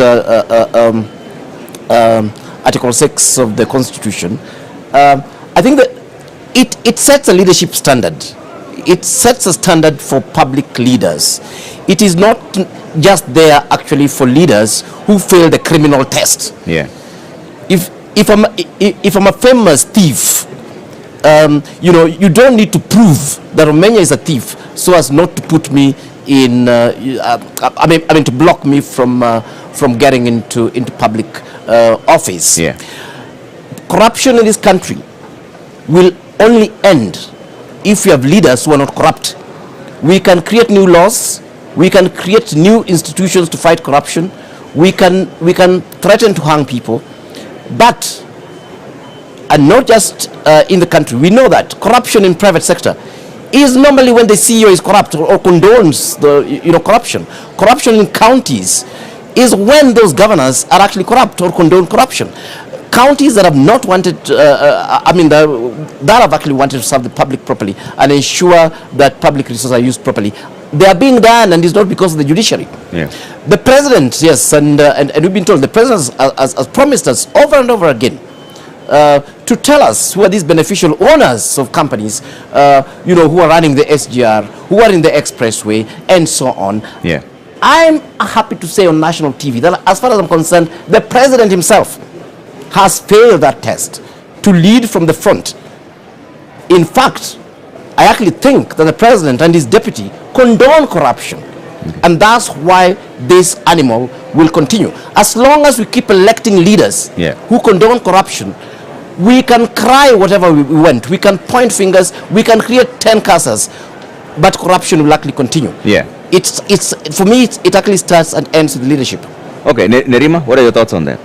I think just to add on what has already been mentioned, we need to talk about asset recovery. Yeah. The Kroll report did, mention, especially during Moi's regime, a lot of resources, ill-gotten wealth, was transferred to Swiss accounts. So in 2018, when the former President Alain Berset visited Kenya, he signed an agreement with President Kenyatta called FRAC, the Framework for the Return of Assets from Corruption and Crime in Kenya. Where did that go? What has happened with that? I think that there are frameworks in place in our country to make sure or to support our resources to come back in. Because as much as we're talking about corruption within, which is current, there's corruption from previous decades of mismanagement and terrible leadership and bad governance that we also need to talk about, that is overseas. And bringing these resources back, I think it's important for our candidates to highlight how they plan to do that, not just focusing on the judiciary. So I do agree that it has everything and a lot to do with leadership in place. Yeah, and Dr. Baraza, one of the things that she brought out is closely related to what Professor is saying. Justina said that it's Kenyans themselves who are to blame for bad leadership. Do you agree with that statement? Absolutely. Absolutely. We know corruption is rampant. We know what it is doing to us. But we are ready to vote in corrupt leaders. We don't condemn corruption. We are ready. Only we are the ones who vote in these fellows. And so I think to that extent she's right. And on the issue of the judiciary, I think, let me go back to it. It's just one of the many institutions. And there are instances of corruption in that institution, but that doesn't mean that the entire judiciary is to blame for corruption. I think all our institutions, the entire leadership of this country is responsible for corruption. Okay. And so I think to that extent, she's quite right. And Kenyans ourselves determine the kind of leadership that we want. And so if we elect corrupt people, we put them in place, and they come and play musical chairs on us. We are promised there is going to be a lifestyle audit. We are all ears out waiting for the lifestyle audit, and that is the surest way of finding out how we are making our money and who is making this money, and then it stops. We don't hear about it anymore. And we continue. Okay. And right now, I think our biggest problem is celebration of money. We don't care where money has come from. Our little boys and girls are driving the most expensive vehicles in this country. Our economy is a small economy. Yeah. Where are we getting this money from? We don't ask those questions. We are celebrating corruption. Okay. Wanjiru, is it the electorate that is to blame for all the mess that we are in? No, I respectfully disagree. Yeah. I think it is, sometimes we don't understand why some of these political decisions are made. When you look at, some of the candidates, like let's say Mike Sonko, he's been impeached in one, ran Nairobi to the ground, yet there's an indication that he may get acceptance in Mombasa had the court allowed him to do so. But I think those might be outliers and also might be ignoring the, many factors. So many factors go into the voting decision, including the electoral process. If we had an electoral process in 2013 that had to be challenged up to the Supreme Court because there were doubts on the way it was managed, and if again in 2017 I went, voted, Kenyans went, voted, and the presidential result had to be annulled and overturned because the process was manipulated, with a weak electoral system, you actually impede the ability of the confidence of Kenyans in the electoral and the leadership election process, and the ability to remove bad leaders.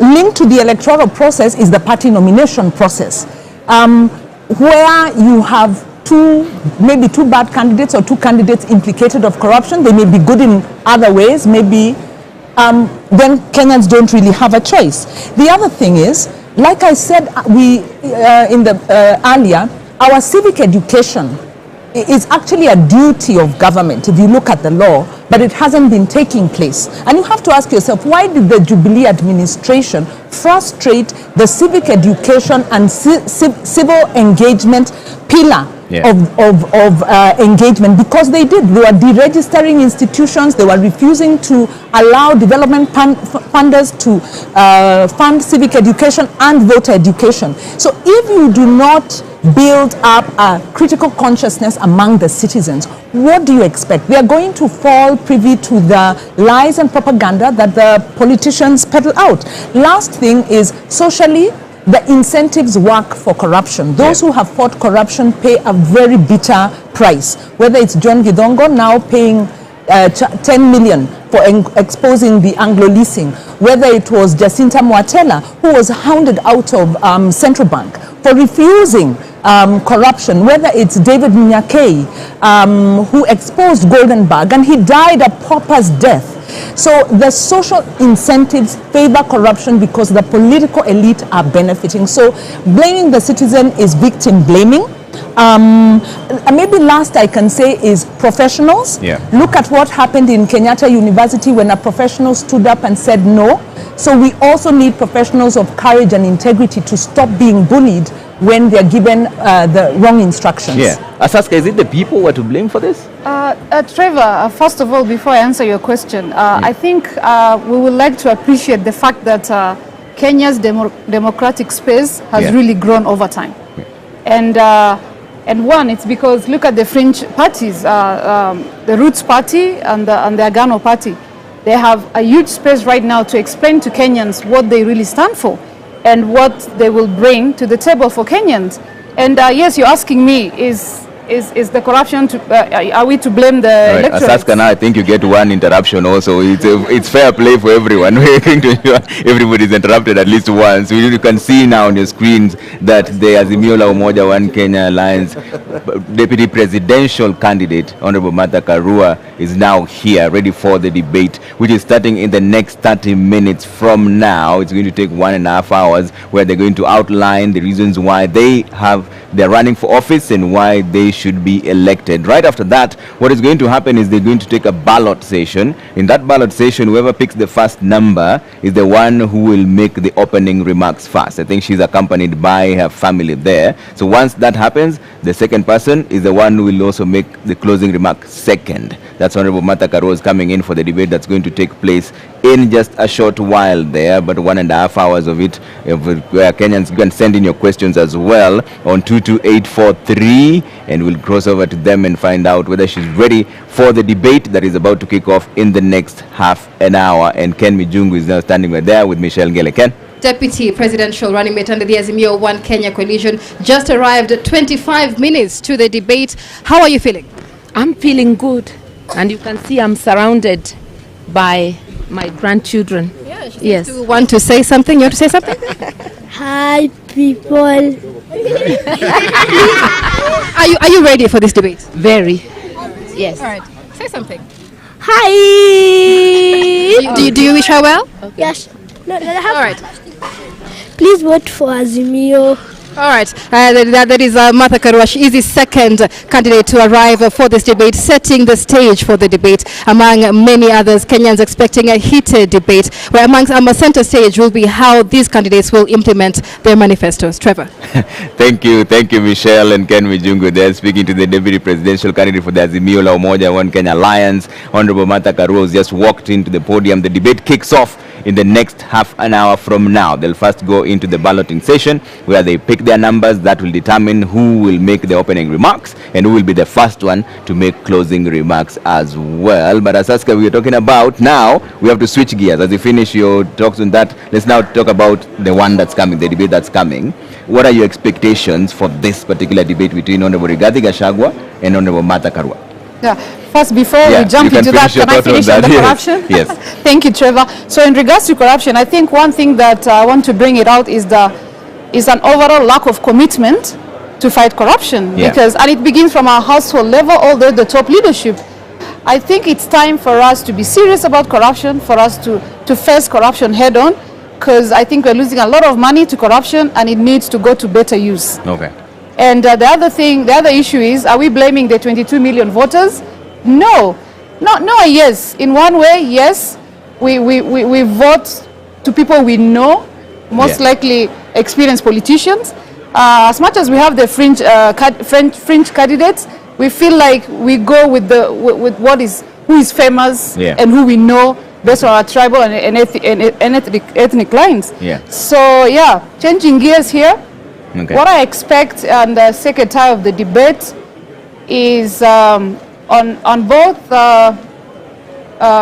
Kenya Kwanza manifesto and the Azimio manifesto, they really have some impressive commitments, and one of it is enhancing devolution. Yeah. I want to see how well they're going to articulate the issue of devolution, particularly increasing the shareable county revenue. And the other thing is both parties are huge on social protection as a development policy. And one good example is the 600 Kenya shillings cash transfers to the most vulnerable community members. 6,000. 6,000, yeah. And my question is, as much as this makes an economic sense, is it affordable? Yeah. Where is the physical sustainability of this initiative? We all know that social protection plays a big role, and it will definitely bring about equity and inclusive economic value to the beneficiaries. Yeah. But as much as there's no clear cut on the criteria and how many people. I know we have roadside declarations. There's about 2 million people, but I'd like to hear from Ms. Karua on how well they're going to execute this. Okay. Professor Menya, what clarifications are you seeking from debate 2, which is about to begin between Rigathi Gachagua and Honorable Martha Karua? Yeah, thank you. I think we are really looking forward to this debate, and one of the major issues we have looked at the manifestos of the two parties. One is called a plan, the other one is called a manifesto for Azimio and for Kenya Kwanza. And the question really that I'll be interested in those candidates are answering is, what problem are they trying to solve? Yeah. What is ailing Kenya? I think both of those parties have totally ignored what is ailing Kenya, and they're not talking about it. Of course, yes, we're talking corruption. That is costing the country almost 700 billion. That is more than 1.5 times what we send to the counties. We are talking about a country on the verge of bankruptcy, paying 70% of our GDP, 1.3 trillion in debt. Is that debt sustainable? And are they giving us specifics? We are talking about a country where the price of unga fortunately was reduced, but of course, unfortunately, nobody can access it yet. And what Kenyans may not understand is that nearly half the country, 20 million people, are within that poverty bracket. People earning 200 shillings a day. That's the price of unga. There are 20 million Kenyans who cannot put food on the table. I need to hear from them what went wrong with Uhuru Kenyatta's economic policies and what they'll do differently. Of course, Wajakoya has told us they'll rear snakes. We need to hear from Azimio and Kenya Kwanza what they will actually do differently. I need specifics. I need people who will be talking about Kenyans. Who are these Kenyans? Where are they? How many are they? If you're going to create jobs, where? How many jobs? How will that solve the job problem? We are talking about a country where you're looking at over 40 million, both poor and rich, who cannot actually be able to access basic health. These are some of the issues that we'll be talking about. But one of the things that cannot run away from is corruption. We need to actually have clear plans on the table. Because honestly, corruption, in fact, if you're looking at our expenditure currently as a country, the biggest expenditure is debt. That's at 70%, 1.3 trillion. The second one is civil servants pay at around 800, 900 billion. The third one is corruption at between 600 to 700 billion. The money we are giving the counties actually comes a distant fourth or fifth. So basically what we are saying is that, look here, as long as we'll continue being corrupt, as long as government has no clear, these future governments have no clear plan to nip corruption at the bud, then these guys should just pack and go home. We chop up the country and share the loot and maybe immigrate to other great places like Uganda. All right, Nerima, what are you looking forward to? For me, for this one, I'm going to be biased and look at what they are giving or what they're offering young people. As much as it's going to heavily rely on opportunities, I think the questions I will be looking for answers to are specific to the Aga Khan University report of 2016, which people really like to quote. And I read that 50% believe it doesn't matter how one makes money, but we forget that another 50% care how you make money. How are you going to answer that? And when you read on, 47% admire those who make money. They don't care how. But remember, there's another 53% who care how you make money. How are you going to speak to those youth? And then there's 30% who believe that corruption is profitable. 70% do not believe that corruption is profitable. So what are some of the responses they're going to give to that 70%? And then finally, the fact that 73% are afraid to stand up for what is right. Why is that number so high? It shouldn't be that high. That means only 27% of young people in this country believe in standing up for what is right. How are they going to make the environment conducive for young people to support the fight against corruption? But I think as well, another thing that concerns me is not even just how we're going to have the resources or things like that. It's the participation of young people. Yeah. Because in 2016, that same report said that 90% of young people are interested in engaging in politics. Yeah. The data from IEBC clearly shows us that only 39% are interested in participating in this election. So, whoever wins in this election has to deal with a population of young people that have decided to clock out. Yeah. They don't believe in your leadership already, and they chose not to participate by even registering. How are you going to manage that population? And how are you going to offer solutions to a population that didn't even believe in lining up to vote for you? Yeah. And how are you going to do it in a very difficult economy? And so integrity will be key, because we'll have to manage the amount of resources that we have. Yeah. And youth will have to see where their taxes are going. Taxes are high. We are all paying them indirectly. And a number of youth in that 2016 report do not believe in paying their taxes. Guess what? That number has increased as well. So how would you convince the youth that their taxes is being used for the betterment of this country, and they are able to see the results of them paying those high taxes? Okay. Dr. Baraza, are you expecting anything different before I come to you, Asaska?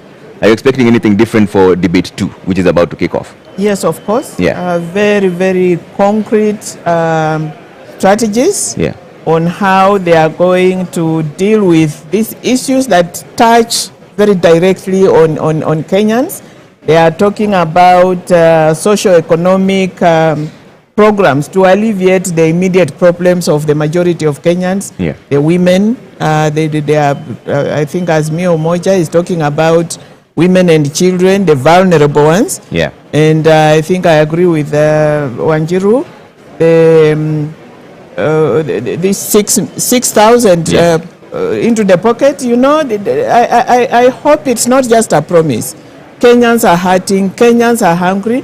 I think I need to understand that, how that money is going to be sourced and when, because Kenyans are waiting. Issue of devolution, I want to hear concrete steps towards strengthening of devolution. Women, of course, I want to hear about what it is they are going to do with women. Okay. And yeah. All right. Saska, you wanted to jump in? Yes. Trevor, I wanted to let you know that I feel very privileged sitting in this panel tonight, because I'm a minority, I'm a woman, I'm Rendile from Marsabit, and I like that Azimio Manifesto have mentioned about peace and security. And I know as an individual, as a resident of one of the northern frontier counties, Article 238 of our constitution does guarantee peace and security for every Kenyan. And I feel like as a northerner, we've been left out. Particularly, most of you know about the conflict in Marsabit. People are being killed every single day. Unfortunately, it does not make it to news.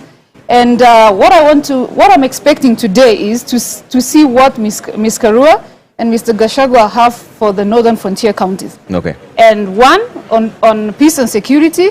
Number two, on equal access to education and health.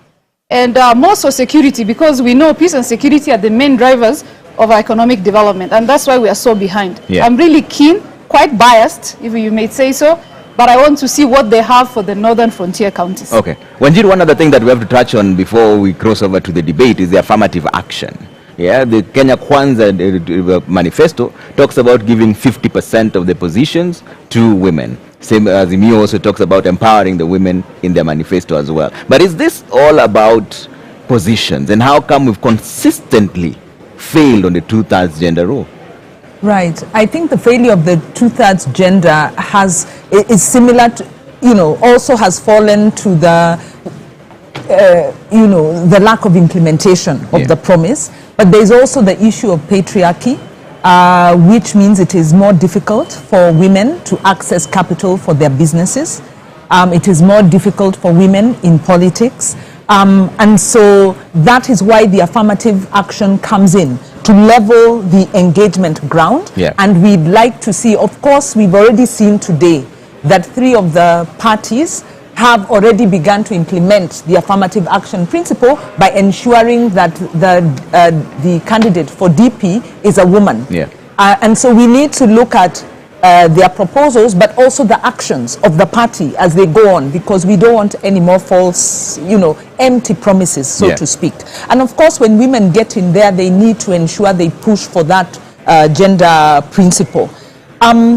And then on the issue, the expectations, really building upon what the panelists have said, at the minimum, we are part of the Okoa Uchumi campaign, which has been looking at the issue of public debt that has been driven by budgeted corruption. So at the minimum, we are looking at what are the concrete strategies for economic recovery, what are the concrete strategies for economic transformation, so that we can create jobs and so that we can have a balanced budget and we can generate enough money to implement the projects that we need and a good life for all Kenyans. Yeah. That's the minimum. And I believe that the parties have crafted their proposals, so we'll be hearing that. I think the other thing that is maybe the game changer, as far as I'm concerned, as the Institute for Social Accountability, we've been investigating this issue of the culture.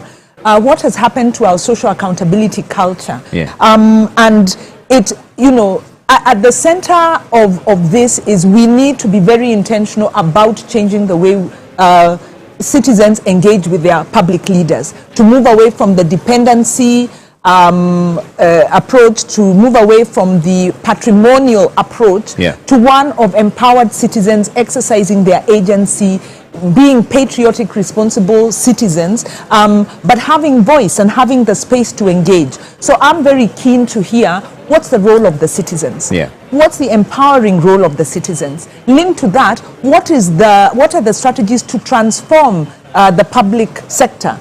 Because corruption doesn't just happen, outside of a framework. There are public servants who are recruited who approve these schemes across the way. Like I said, we've seen an amazing example just this last week when the dean of Kenyatta University refused to hand over land to the cabinet president. Because it was unprocedural, and that shows a lot of courage. So and then also maybe borrowing from Nerima, who looked at the study from a positive point of view. When we go back to the Kibaki regime, much as the Kibaki regime didn't do well in fighting corruption, they did have the prime minister's under the prime minister's office, the public sector transformation unit. And that unit is the one that transformed the way we get our IDs issued, our passports renewed. And in a space of just 3 months, we went from queuing and people having to bribe to being able to walk in and just get things done for you. That was done by Kenyans in real time. So the public sector can be reformed, and we want to hear more of those. Then lastly, historical issues. There are land issues that are still pressing. There's a Truth and Justice Reconciliation report. Those issues are still pending, and I believe a lot of the problems we have at present is the failure to address those issues. All right, a lot to be packed within 1.5 hours. But Dr. Baraza, you brought up the issue of women and the role they play. How come we've consistently not been able to implement the 2/3 gender rule? Patriarchy. I think she has nailed it. Patriarchy. Parliament has on several occasions failed to pass the bill on the legislative framework for realization of the not more than 2/3 gender rule. So there has been a lack of political will to push that agenda. But basically, it's patriarchy. Does the solution lie in appointments? Because the Kenya Kwanza manifesto says they'll give 50% of all appointive positions to women. Is that a solution? I think it would be, but it would be better if it is within a framework. Because it can be done today and the following time it is not there. That's why we need a legislative framework for it. But that would be a good beginning if they give women those numbers. But still, we'll need the legal framework to sustain it. Professor Menya, what are your thoughts? Is it just patriarchy? Is that where the problem lies? Is that why we've been unable to get the two-thirds gender rule? I think, again, it is, it's a leadership issue still. Yes. And I agree 100% with Dr. Baraz on this one, that, the leadership that we have been given, look at this thing as tokenism. Yeah. I think it is quite possible to implement this within the existing frameworks we have if parties actually put mechanisms within the party themselves. I mean, one obvious example would be to use party lists. And within the party list, you ensure that, the different genders are represented accordingly, so that if a particular gender quota is down, then of course you go for the other gender. Yes, but of course we know that they are not interested in doing this. The day they would be, it would actually reflect. Is very, very easy to do. We have very many competent Kenyan women, and let me say on air, without any fear of contradiction, that in the architecture department at University of Nairobi, where I was, we are almost reaching gender parity. Yeah. 50-50 on the students. But it's because we believed there was nothing wrong with a Kenyan girl in terms of studying architecture, and we went out to schools and talked to them, and they came not on affirmative action. Yeah. They came on competence. We have enough competent Kenyan women. In fact, I think the problem is the other way around, that we have so many incompetent men occupying positions, and you can't figure out why. Yes, so I think it is political will, and on this one, I believe that, in fact, the political parties and government must be forced, using legal frameworks, to actually realize gender parity, as was envisaged in the Constitution. Yeah, but Nerima, what are your thoughts on this? Because there's someone who complains and says that the critics say that even those same appointments that we're talking about tend to be very skewed, and it's more about a political reward for political loyalists rather than the people who are competent. There's a sense of that, but also this time it's a little bit different because party lists have been rejected. The parties had tried to put in individuals as favors, people who had stood for elective seats and lost them in the primaries, for instance. And, IBC was very, very clear in ORPP.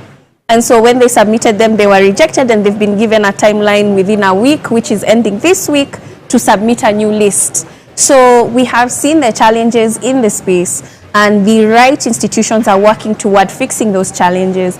But I also feel that the public doesn't quite understand the role of women representatives. Nerima, I have to interrupt you one more time because we're crossing over to the balloting session now. This is an important session. Let's see what's going on there with Nimrod Tabu and was taking us through that. Hi, basi.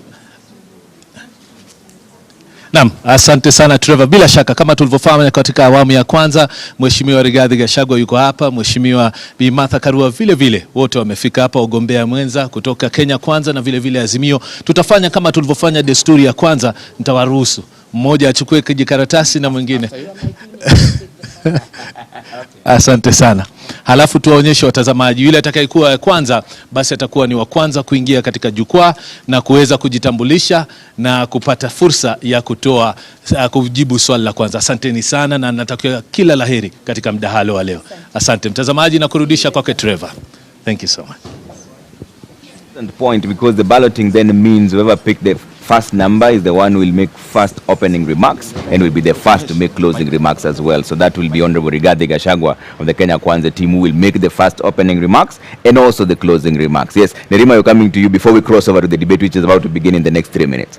Yes, I think that one way to debunk a lot of these positions is understanding the roles of them. And for women representative, I feel a lot of people complain about that position because they don't necessarily understand the role of women representative. Because a lot of people come to me and say, how much does she get? What does she even do there? Is it even necessary? I wish we would ask the same questions about our members of parliament across the board and ask them evenly so that we have the right people representing us and understanding how important it is to have people who qualify to represent us. Yeah, but as a young person, Nerima, what inspires the youth to vote? Because there are those who claim now, just like Justina just said, that it's the people who are electing the wrong leaders. What inspires them to vote? They have to be able to recognize an individual who identifies with them and their issues, I see a lot of youth who follow people that they feel are speaking sense to them. All right, I have to take a quick break now. When we come back, it's time for debate number 2 between Honorable Rigathi Gachagua and Honorable Martha Karua. That will be moderated by Sophia Wanuna and James Smart. Stay with Deputy Presidential Debates.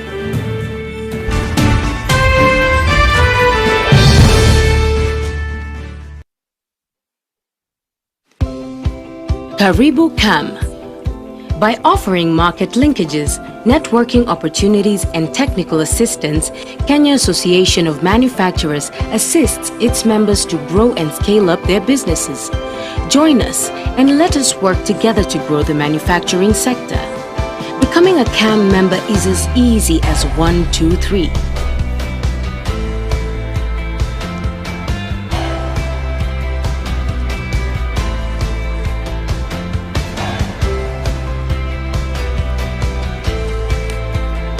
Kenya Association of Manufacturers, driving global competitiveness.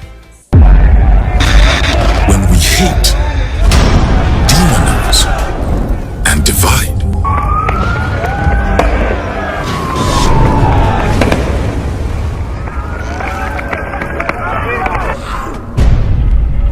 we become them and us.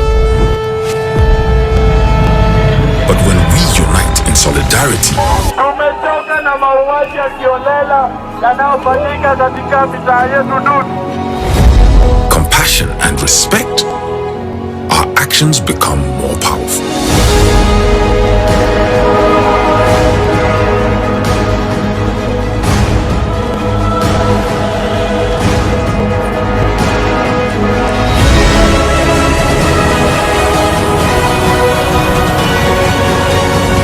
And together we can change the world.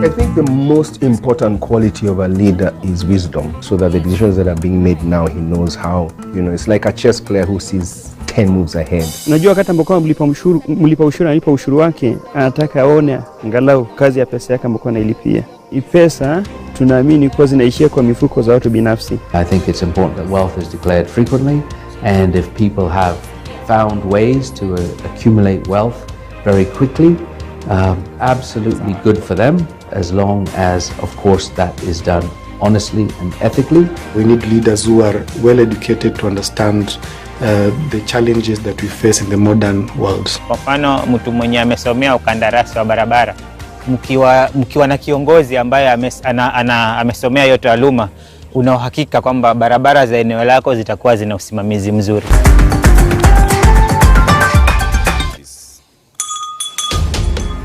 What is a secondary school in Kenya? It ranges from 106 high-cost national schools educating 3% of the learners, where you find ultra-modern libraries and laboratories, the most experienced principals and teachers, and the best teacher-student ratios. To 7,019, some barely established, understaffed, lacking basic facilities, sub-county schools, educating over 60% of learners. Given that KCSE is the most consequential examination in our education system, isn't it fair that we level the ground for all learners to excel by narrowing the capacity gaps between the worst and best schools to deliver quality education? Usawa Agenda calls for a sub-county schools upgrading program and a change from the capitation model to enable small schools to grow. Without these, SDG 4 is a false promise to most Kenyan children. Check it. Let's talk about banking. Or let's talk about dreams and goals. Your dreams, your goals. If you're like Louise, you value doing biz with ease. Or maybe you're like Dan, a family man with a plan. At Diamond Trust Bank, it starts with one dream, one goal, one deposit, and one transaction. Pamoja, let's make it happen. So don't just bank with us, bank on us. Enroll at Catholic University of Eastern Africa for courses in nursing, law, business, economics, computer science, education, community health and development, actuarial science, international relations, counseling psychology, regional integration and theology. September intake ongoing at Langata and Eldoret campuses. Email admissions@quer.edu or visit quer.edu. Quer for innovative, marketable graduates.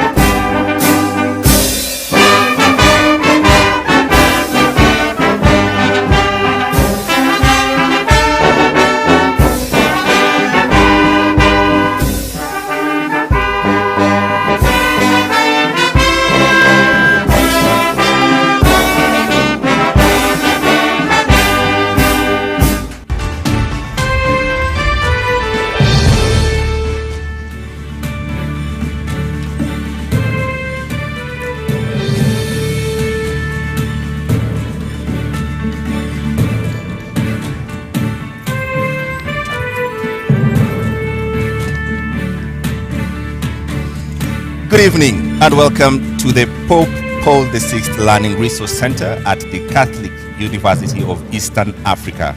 My name is James Smart of NTV. And I am Sophia Wanuna of KTN News. Welcome to the second and last of two debates between the running mates of the four presidential candidates cleared to run for president in the forthcoming election. This is the fourth of 6 national televised debates organized through a joint media presidential debates initiative, bringing together literally the entire Kenyan media fraternity. The candidates participating in the debate have agreed to the rules and guidelines requiring them to conduct themselves with utmost decorum, address each other with respect, and extend honor to viewers watching this debate live across all Kenya's broadcast media platforms. Indeed, and the candidates in the debate have also agreed to adhere to the allocated time. Each candidate has 2 minutes to make an opening statement, 2 minutes to answer a question, and 60 seconds for a rebuttal. The topics have carefully been selected after a thorough assessment of the state of our nation and the sentiments of the regular Kenyan voters in various parts of this country. In line with the debate rules and the best practices, the questions we shall ask have not been shared with any of the campaign teams.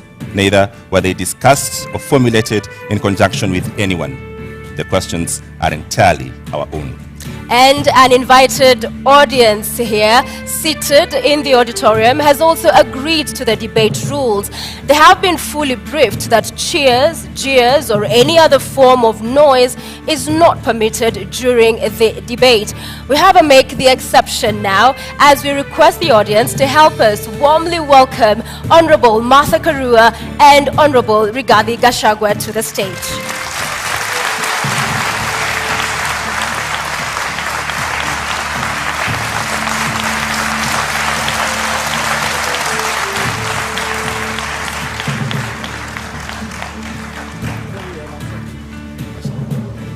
Karibuni sana. Honorable Rigathi Gachagua occupying podium 1 in order of that balloting exercise we just witnessed a few moments ago. You have heard the rules of the debate, and we look forward to a fruitful engagement this evening. We'll begin with your opening statement, Mr. Gachagua, in 2 minutes. Thank you. My name is Rigathi Gachagua, born and brought up in the slopes of Mount Kenya, Herega village 57 years ago. Family is the basic unit of society and the nation. Strong families make strong nations. I'm the head of a family, and it is my pleasure and privilege to introduce my family tonight, who are here with me. My wife of 35 years, Pastor Dorcas Wanjiku Rigathi, and my firstborn son, Kevin Gachagua, a software engineer, and my secondborn son, Dr. Keith Ikino, a medical doctor, who helps me to run family business. Tonight is a defining moment for the people of Kenya. The people of Kenya are in anguish. They are in a state of helplessness. They have no food. They don't know where to get their next meal. They are devastated. They need hope.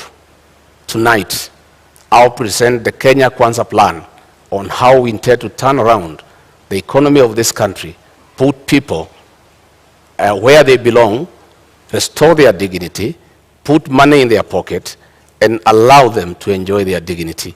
I look forward to a very objective debate, no trivialities, issues, issues, issues, so that the people of Kenya have an opportunity to interrogate what we plan to do for them.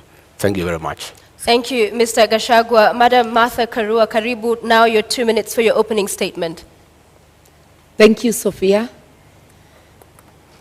I was born and brought up in Kirinyaga, and I want to thank my parents, who are still alive, thank God, for instilling the values of honesty, hard work, community, and respect, values that hold good to this day. In this debate and in the audience, I have my family, my 2 children, Wawira and Edward, my grandchildren, 4 of them, my brothers and sisters, some of them, others are online. I represent the Azimio hope for this country. Azimio, together with Kenyans of goodwill, is out to rescue this country from the stranglehold of corruption cartels. This country can't breathe. We cannot get the services that people do require because monies intended for public service are going into the pockets of corruption cartels, who then become instant millionaires with huge bank balances. We intend to help this country, to help citizens get their country back, and all the resources of this country will be utilized for the best interest of the entire nation, not a select few. I am here to discuss those issues, and I am glad that my opponent is also talking of issues, which is what we have been calling for in our campaign. I'm able, ready, and willing. Thank you very much, candidates, for your opening statements. Let's introduce the elephant in the room and start this debate. The question of the deputy president. It has dominated public consciousness in the last 5 years. I'll start with you, Honorable Rigathi Gachagua. What kind of a deputy president will you be? You have 2 minutes. I come from a background of management. I have been in public service for 15 years. I've been in private sector for 15 years. I've been in legislation for 5 years. That gives a 35-year experience of public service and engaging with the people. I am a hard-working man. I'm very passionate. I have zeal to serve. I'm an active man. I wake up early. I don't take alcohol. I have all the time and the commitment to put my all to serve the people of Kenya. I have a very good idea of what I need to do to assist my candidate, Dr. William Ruto, in the management of the affairs of this country, give him backup, be available, move around the country to implement development programs, listen to the people, be available to the people, because we have the bottom-up economic model. It's about the people. If you have noted, we have gone around the country in all the 47 counties and held economic forums, listened to the people, had very extensive consultative process of what the people of Kenya want from us, and that informed our manifesto.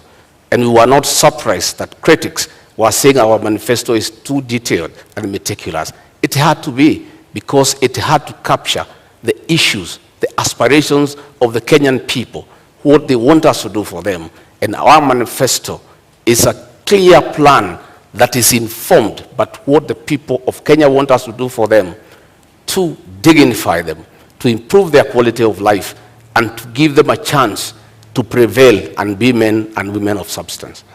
Thank you. Honorable Karua, the same question. What kind of a deputy president will you be?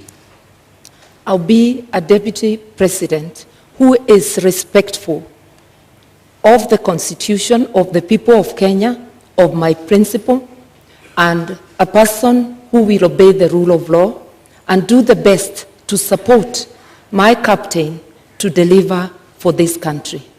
The oath of office dictates that the interests of the public are paramount in everything a government does.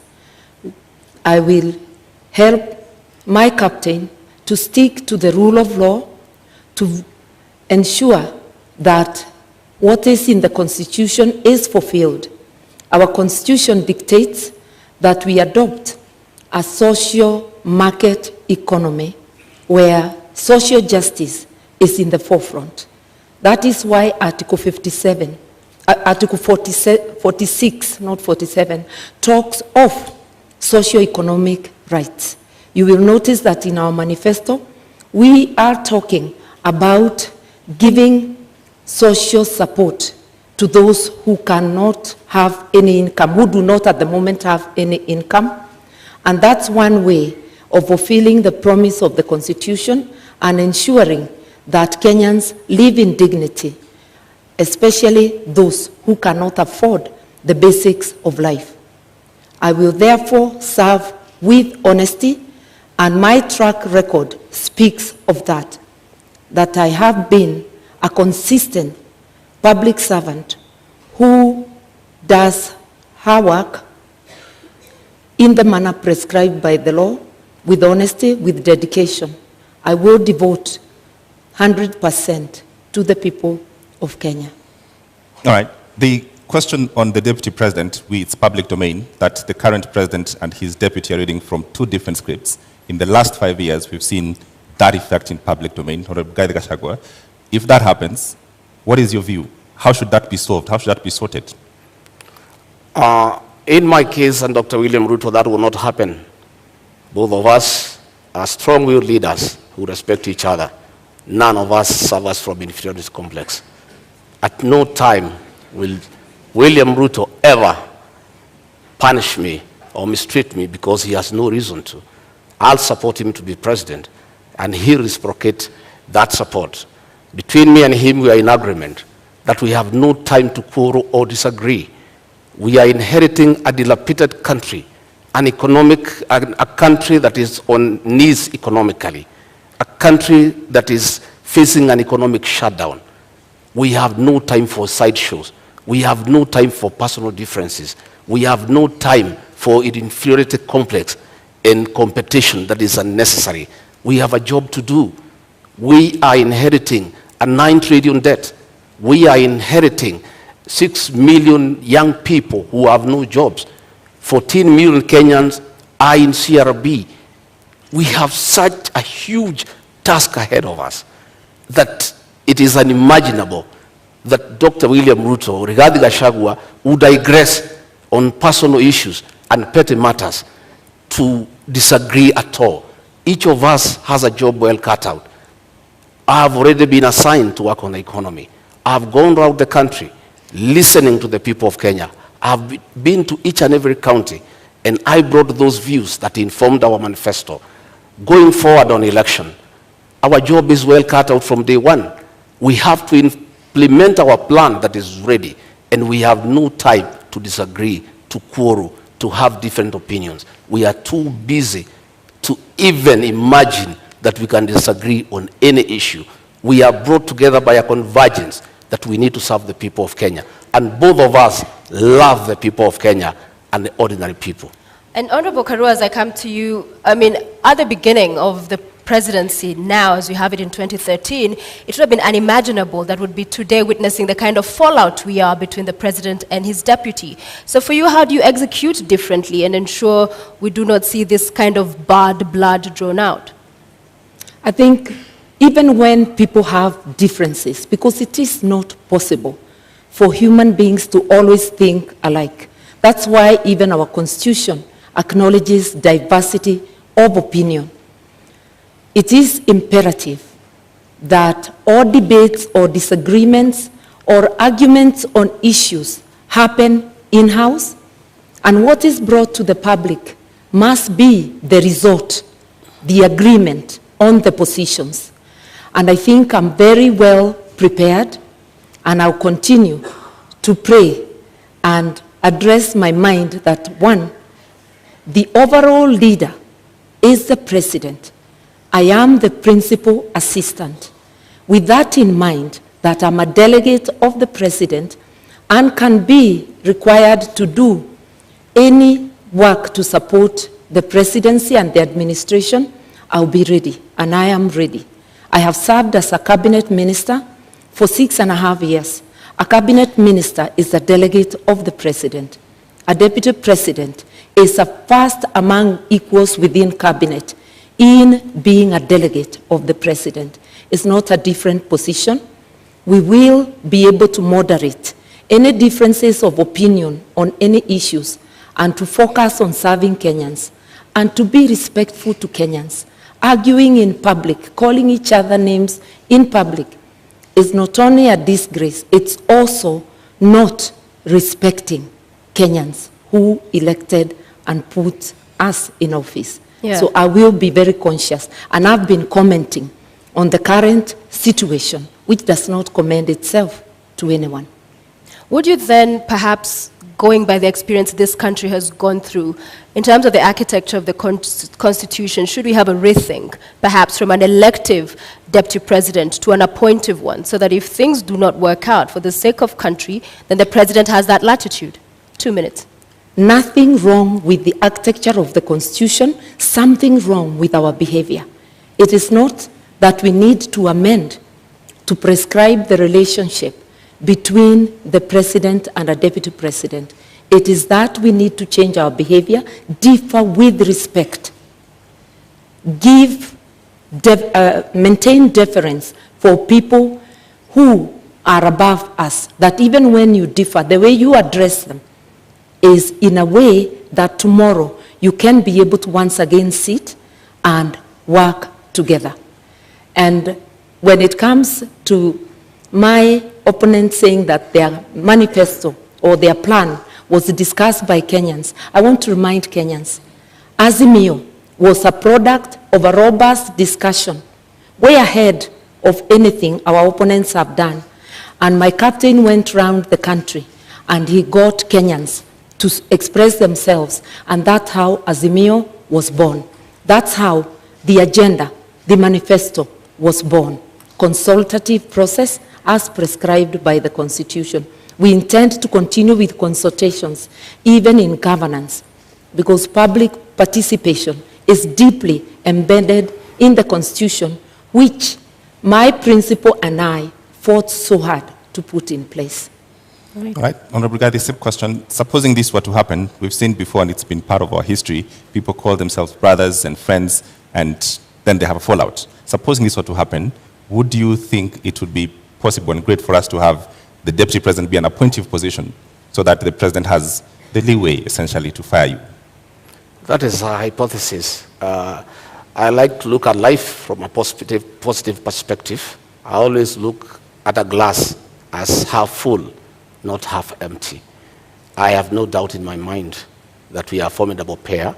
We are a pair that has been brought together by a common convergence to serve the people of Kenya, to spearhead, chaperone and implement the third liberation, that is the economic liberation for the people of Kenya.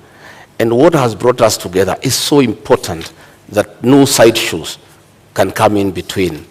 The focus that is before us, the need to restore the dignity of the Kenyan people, is such an important aspect of our lives, of our leadership, that it is incomprehensible that we could think of having sideshows and things that are necessary.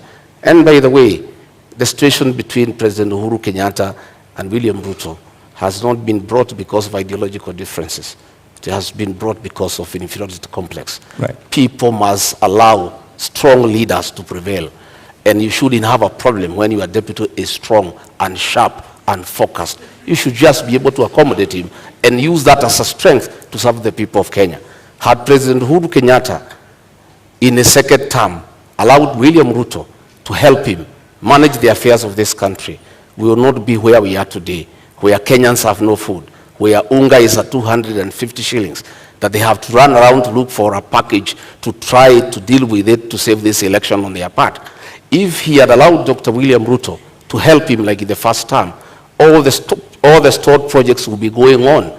He should have used the strength of William Ruto and harness it and use it to augment his leadership and to strengthen it for the benefit of the people of Kenya.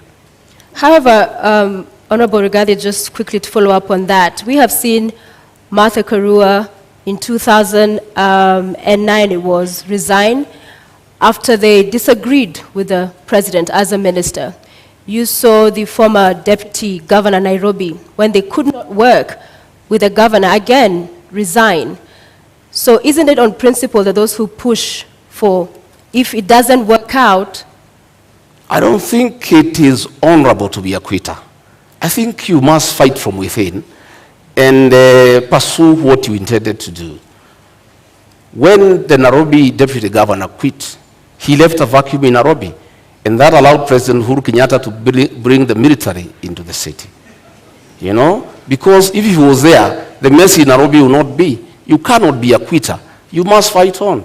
My sister, Martha Karua, quit President Mwai Kibaki's government when Kibaki needed him, when Kibaki was in trouble, when Raila Odinga was making life impossible for him. Mwai Kibaki needed Martha Karua. And at a time when Martha Karua needed to assist Mwai Kibaki, she quit. Mwai Kibaki is and has been the gentleman of Kenyan's politics, an amiable man, a good man, a respectable man, a man who was listening to everybody. Any leader who could not work with Mwai Kibaki, I have serious doubt that leader can work with anybody else. Just a quick reminder to the audience. In the auditorium, we did agree to a set of rules. Silence, please. No laughing, cheering, jeering. Let's just follow the conversation to allow us to have civil engagement and for understanding and hearing every of the candidates as they articulate their thoughts. Thank you very much, Martha Karua. Response? For those who do not understand principle, they can never envisage resigning. But I do think it is dishonest to continue to take public salary, to take the privilege and all that goes with office when you know you can no longer deliver, either because of differences or because of other things. I respectively withdrew myself by resignation from Mwai Kibaki's government in a respectful manner, no name calling, such that we were able to continue when we meet to sit down and talk. I don't think the same can be said of Mr. Gashagua's principle. Entertaining disagreement outside government and publicly is disruptive. No wonder the government in which Mr. Gashagua's principle serves is unable to fight corruption because it's pulling in two different directions. That is why we have a paralysis today. Honorable Martha Karua, the question on just what happens if you disagree with your principle and if your principle should have the right to essentially let you go, should we relook at that? I think the way the Constitution is, you disagree in-house, you resolve it. I do not think there is anything that cannot be resolved unless if it's something that is unconstitutional, that is being demanded of me. I will remember the oath my oath under the Constitution that there are things, if they are outrightly illegal, I certainly cannot be party to. But happily, my principle is a believer in the rule of law and constitutionalism. And he is also a man who views everything through the lens of social justice. That is why we have a dignity package for those who cannot afford meals on their table. That is why we have Babacare to rescue Kenyans from lack of access to medical services. If you look at our agenda, you will see that this is an agenda that talks of the socio-economic rights of Kenyans, an inclusive agenda that has every Kenyan, whether poor or rich, as demanded by our Constitution. So I cannot stand here and honestly say that we shall have the same position on all things. That never happened, not even in Mwai Kibaki's government. But in 6.5 years which I served, I never publicly berated the government that I served or the president that I served. I just said my hands were tied and I withdrew. My principle differed with Mwai Kibaki, but all he said to the public is that I was not consulted. How they went back room and resolved, we never know. We only know they came out with a unanimous decision. That is what people who have respect for the public do. People who have respect for their offices do. But holding an office while not serving is dishonesty. Honorable Gachagua, the same question, I realized you didn't respond the last time. Should this position of Deputy President be an appointive position? No. In fact, the framers of the Constitution were very clear that a Deputy President needed to enjoy mandate directly from the people. Why Azimio cannot push William Ruto to resign is because William Ruto is not an appointee of President Uhuru Kenyatta. He is elected by the people of Kenya. If it was the previous constitution, William Ruto would have been sacked a long time ago and replaced with Gideon Moi. And that was the plan. The plan was to provoke him, intimidate him, humiliate him, persecute him and his friends and his allies so that he could quit government and allow President Uhuru Kenyatta to appoint somebody from a family that they share the same issues and the same values. But because William Ruto was elected, he was able to hold on to his position. And he continued serving the people of Kenya when he was assigned duties by the president. The duty he has been allocated all the time without failure is to welcome the president and the Nyayo National Stadium. And he has done it in style because that is the duty he has been allocated. He has gone ahead to chair IBEC because that one the president cannot deny him. It is there in the PMF Act. There's nothing the president would have done. But the president chose not to allocate him duties. And the president has been crying that since he did not allocate him duties, his government has come to a halt. And nothing is going on. But he made a bed, he must lie on it. If you decide to chase your deputy away, a man who works hard, a man who knows what he's doing, and replace him with your friends, and then the country comes to a halt, you cannot go ahead crying that you have nobody to help you. He made that decision for his own reason. He wanted to push Ruto out, but Dr. Ruto stayed on because he enjoys a mandate from the people of Kenya. All right, Honorable Gachagua, Honorable Karua, I want us to move to the next topic this evening, leadership and integrity, fitness to hold office. I will begin with you, Honorable Karua, and in 2013, when you vied for presidency, you said, I do not share any values with the Prime Minister, then Raila Odinga, nor do I share his politics. Both he and the late Kibaki have been unable to root out corruption within their ranks. What has changed now that you're deputizing him? Indeed, the coalition government was unable to root out corruption in the second house so publicly many times. Raila Odinga was a presidential candidate in 2013. I too was a presidential candidate. My statement that they were unable to fight corruption did not indicate they are the ones individually perpetuating corruption. It meant there was corruption in government which they failed to act on. I believe that a combined ticket of Raila Odinga, Martha Karua will do the best to fight corruption. The I first part- resigned on principle because one of the things I felt let down on is the failure to tackle issues of graft. Raila was a prime minister, a co-principal, the late President Kibaki was the first among equals as the president. Whatever dynamics, I do not know of. But it is recalled that shortly after that election, I worked with Raila. Na Kenya and I were friends of NASA, not NASA, of CORD. And we worked together until 2017, when I decided to run for governor and supported Jubilee. We have been able to work together, have a history of working together in our 30 years of being in active politics, and I know that his policies align with mine. I did mention that we both view our actions through the lens of social justice, and that is what has drawn me to work with him. Just a quick 1 minute, I will add you on your time that when you said I do not share any values, you've addressed the issue of corruption and graft, but you do not share any values and even agree on his brand of politics. What do you say to that? Because values, this is... As of that time, I felt I did not share anything with him. And remember, we were candidates. There is no way you will praise the other candidate. But I can assure you that it is not because I thought he personally was responsible of any wrongdoing, nor did I feel that President Kibaki was personally responsible. But there were rogues within government they failed to act on. And I felt my hands were tied in the performance of my duties. And therefore, as I campaigned for myself, I actually was saying, look, you've been unable to fight corruption, just like the Jubilee administration under President Uhuru Kenyatta and Dr. William Ruto. And they are still in government together up to now.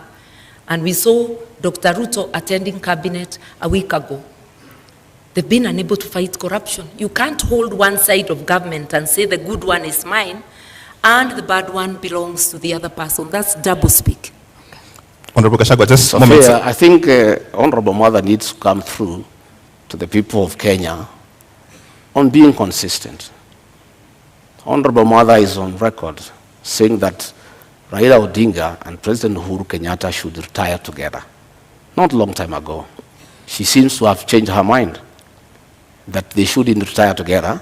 In fact, that President Uhuru Kenyatta should continue governing through proxy, and Raila Odinga should purport to govern as a proxy of Uhuru Kenyatta. At what time did she change her mind? Because it's on record, she went public to say that the two of them should retire together. Now, she is the running mate of Raila Odinga. She's a project of Uhuru Kenyatta. The two people she said they should retire together, she seems to have changed her mind. And it is my considered opinion, and I believe for many Kenyans, that being consistent is very important in leadership, especially the position she aspires. You need to be consistent. When you say this today, you must be able to live to it tomorrow. All right, I want to allow Martha to respond to that, but first I want to come back to you to give you another minute. A moment ago, you said that Gideon Moi was supposed to be appointed. I want you to clear that up because, with all fairness, Gideon Moi is not on this debate. Well, President Uhuru Kenyatta, the chairman of Azimio, in a meeting in State House a week ago, said that he nominated Martha Karua as his running mate to take care of his interests and that of his family. The president was on record, which means that Martha Karua is a project of the chairman of Azimio, President Uhuru, with Raila Odinga. It is not me who said, it's President Uhuru Kenyatta who said. And previously, I thought that Honorable Martha had been nominated as running mate by Raila Odinga. But here comes President Uhuru Kenyatta, outgoing president, chairman of Azimio, a man who has said he's going nowhere, he's going to be around. He will be ruling from home. He'll be consorting his project from home. He'll be continuing to govern the people of Kenya. I simply do not understand. Is Martha Karua, the honorable member, is she the deputy, is she the running mate of Raila Odinga, the project, or is she the running mate of Uhuru Kenyatta, the project master? Okay. She's who's running mate? Okay, Martha Karua is in the building. It is true that both I and my captains are projects, but projects of the people of Kenya, whom my captain consulted, and by public demand, he was called upon to take leadership. At a time our country desperately needs leadership. He has offered leadership, and I was competitively selected, unlike my friend who was handpicked. I faced an interviewing panel, and also through demands of Kenyans and many endorsements, I was selected. Kenyans know I'm competent, and I believe I'm competent for this job. I'm ready, able, and willing. I have consistently shown independence of mind, irrespective of whom I'm dealing with. I will handle this job independently and with commitment to Kenyans. And I know my principal also, who has been a teacher of politics to Mr. Gashagua's principal. All right, Martha Karua, just a direct question to respond to Honorable Gachagua. What is the role of President Uhuru Kenyatta in Azimio? The role of President Kenyatta, he is the chairman of the council, but my captain is the chairman, overall chairman of Azimio. Jubilee is just one out of the 26 political parties. I sit in the council as well, and President Kenyatta does not make decisions alone. Will he have a role? Will he have a role after he finishes his term? Sorry? Will President Kenyatta have a role after he finishes his term? His party will have a role. And if he continues to be, if he doesn't give his position in the council to any other member of his party, it would be a peripheral role as a member of the party. The incoming administration will be a Raila Odinga Azimio presidency. Just like the current Jubilee government, although Uhuru was a deputy president in the government of Mwai Kibaki, it was not a continuation of the Mwai Kibaki administration. It was an Uhuru Jubilee administration. Anybody who understands government would know that. Honorable Gachagua, you have a minute to respond. The truth of the matter is that the role of President Uhuru Kenyatta in Azimio is to craft his own succession, to continue governing Kenya through proxy, through Raila Odinga and Martha Karua. President Uhuru Kenyatta has already started assigning roles to Honorable Martha Karua, which means he is a leader, and in the unfortunate and unlikely event that they are elected to office, President Uhuru Kenyatta will continue governing this country outside his constitutional mandate, because there is a two-term limit that the president should retire. But the president does not intend to retire. You saw how angry he was, saying that people are asking him to go home and asking where he's going. It looks like he doesn't remember that when he sought to be president for 10 years, he knew what 10 years is all about. He cannot complain that people are asking him to go. Nobody is asking him to go. It's the Constitution. But he's trying to circumvent the Constitution to plant a proxy government, to continue governing from outside State House through Raila Odinga and Martha Karua, so that he can continue protecting state capture and conflict of interest. And Martha Karua has already been assigned that role. He was on record that she is the one he has put there deliberately to protect his interests and that of his family. All right, Martha Karua.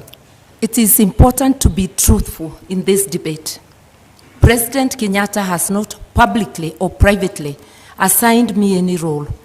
I'm sure he knows that he cannot assign any role to a minister in an administration he does not have. The person who has assigned me a role as deputy and has declared the intention to appoint me as Minister for Justice and Constitutional Affairs, apart from being Deputy President, is the Right Honorable Raila Amolo Odinga. My colleagues and his captains' beef with the President should not make them use this forum or use us as candidates to fight the President. We represent the aspirations of Kenyans. And yes, Kenya needs rescue, but rescue from corruption cartels, which my colleague may know more about.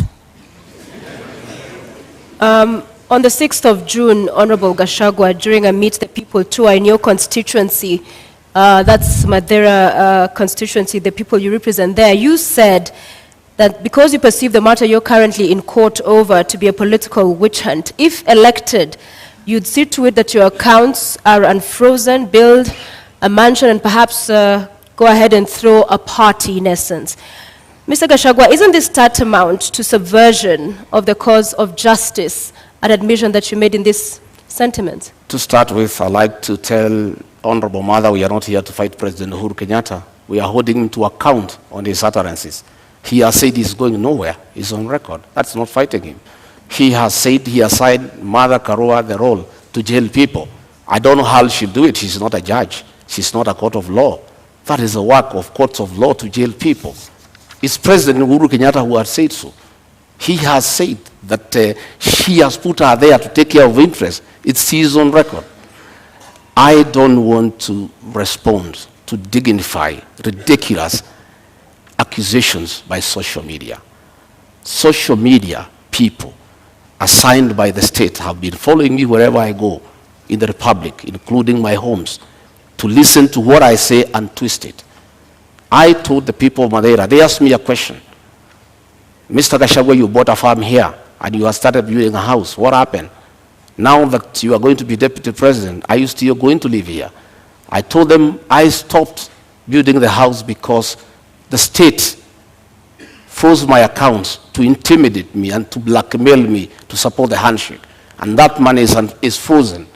And I cannot use it. That is why the construction of a house stopped in this area. When the due process takes place and the courts will deliver justice to Rigathi Gachagua one day, and my accounts are frozen, I assured the people of that area that I'll come and complete that house and live with them. And I'll take time to allow them to come and visit me. They asked me a secondary question. As deputy president, will you allow us to come and sit with you? I said, yes, I'm a junior elder in this community. I'll have time to sit with my fellow men over food, over a drink, and we share in the African way. I say the women in this area will come and sit with Mama Gachagua and have kesha, because my wife is a pastor and she likes doing kesha. And the women wanted to know, will they be allowed to come to the home of the deputy president to have kesha with Mrs. Gachagua? I confirmed, yes, I'll be deputy president, but I'm still the same old guy who hangs around here. A very generous person who spends all his time with the people. All right, Mr. Gachagua, you have a national audience. What is the source of the money that was frozen? Because that is the context. Pardon? What is the source of this money that was frozen? I have said many times that I'm a victim of blackmail by President Uhuru Kenyatta, whom I served as personal assistant. President Uhuru Kenyatta wanted me to abandon William Ruto and join him in fighting him, and I said no, because he didn't give me a good reason. And he blackmailed me. He sent Nancy Gitawe, his advisor, to threaten me that if I don't abandon William Ruto and join him, I'll face the music from the state. And one problem started after another. They froze my accounts, KRI froze all my companies, then they arrested me on trumped-up charges for 1.5 years, no evidence in court, nothing.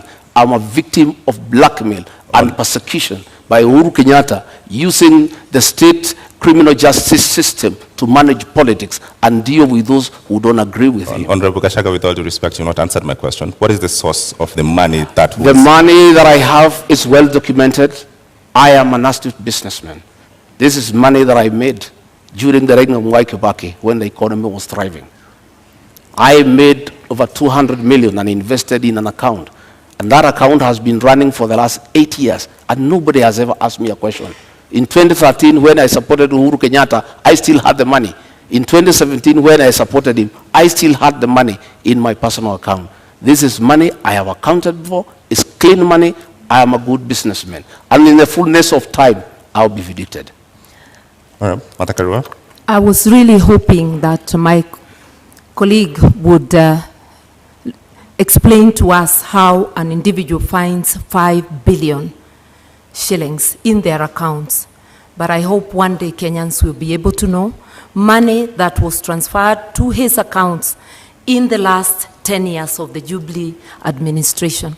But that's for him to account. I believe as leaders, we have to be accountable.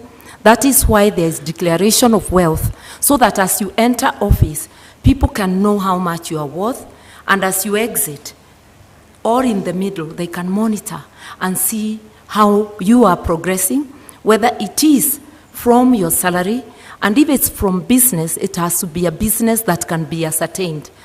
I think we really need to come clean, because if you cannot account for your wealth, you cannot be a good steward of the money of the people of Kenya. So this is a question to both of you. You've brought up the subject of wealth declaration. Yeah. What are you worth, Honorable Karua? I think about just about 150 million, and that is because the 56 million I had declared in 2013 has appreciated because of the inflation. I haven't had any new properties, but I'm a person many may not understand. I'm not thirsty for land. I'm not thirsty for worldly goods.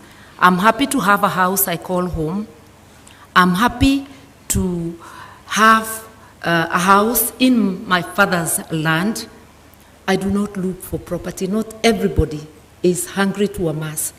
I'm hungry to do something to help my country to transform the lives of the people. Right. So if you're looking for Martha Karua to be a billionaire, no, I am not hungry for billions. Honorable Gachagua, My how much account are did you worth? not receive 5 billion. That is propaganda. I have 200 million. That is the money that is held. 200 million, 64 million. I worked in the Ministry of Lands and Settlement. 10 million, I worked in Kenya Power. 33 million, I worked in the Ministry of Livestock. Another 46 million, I worked in another organization called Patek. Up to 200 million, that is all the money.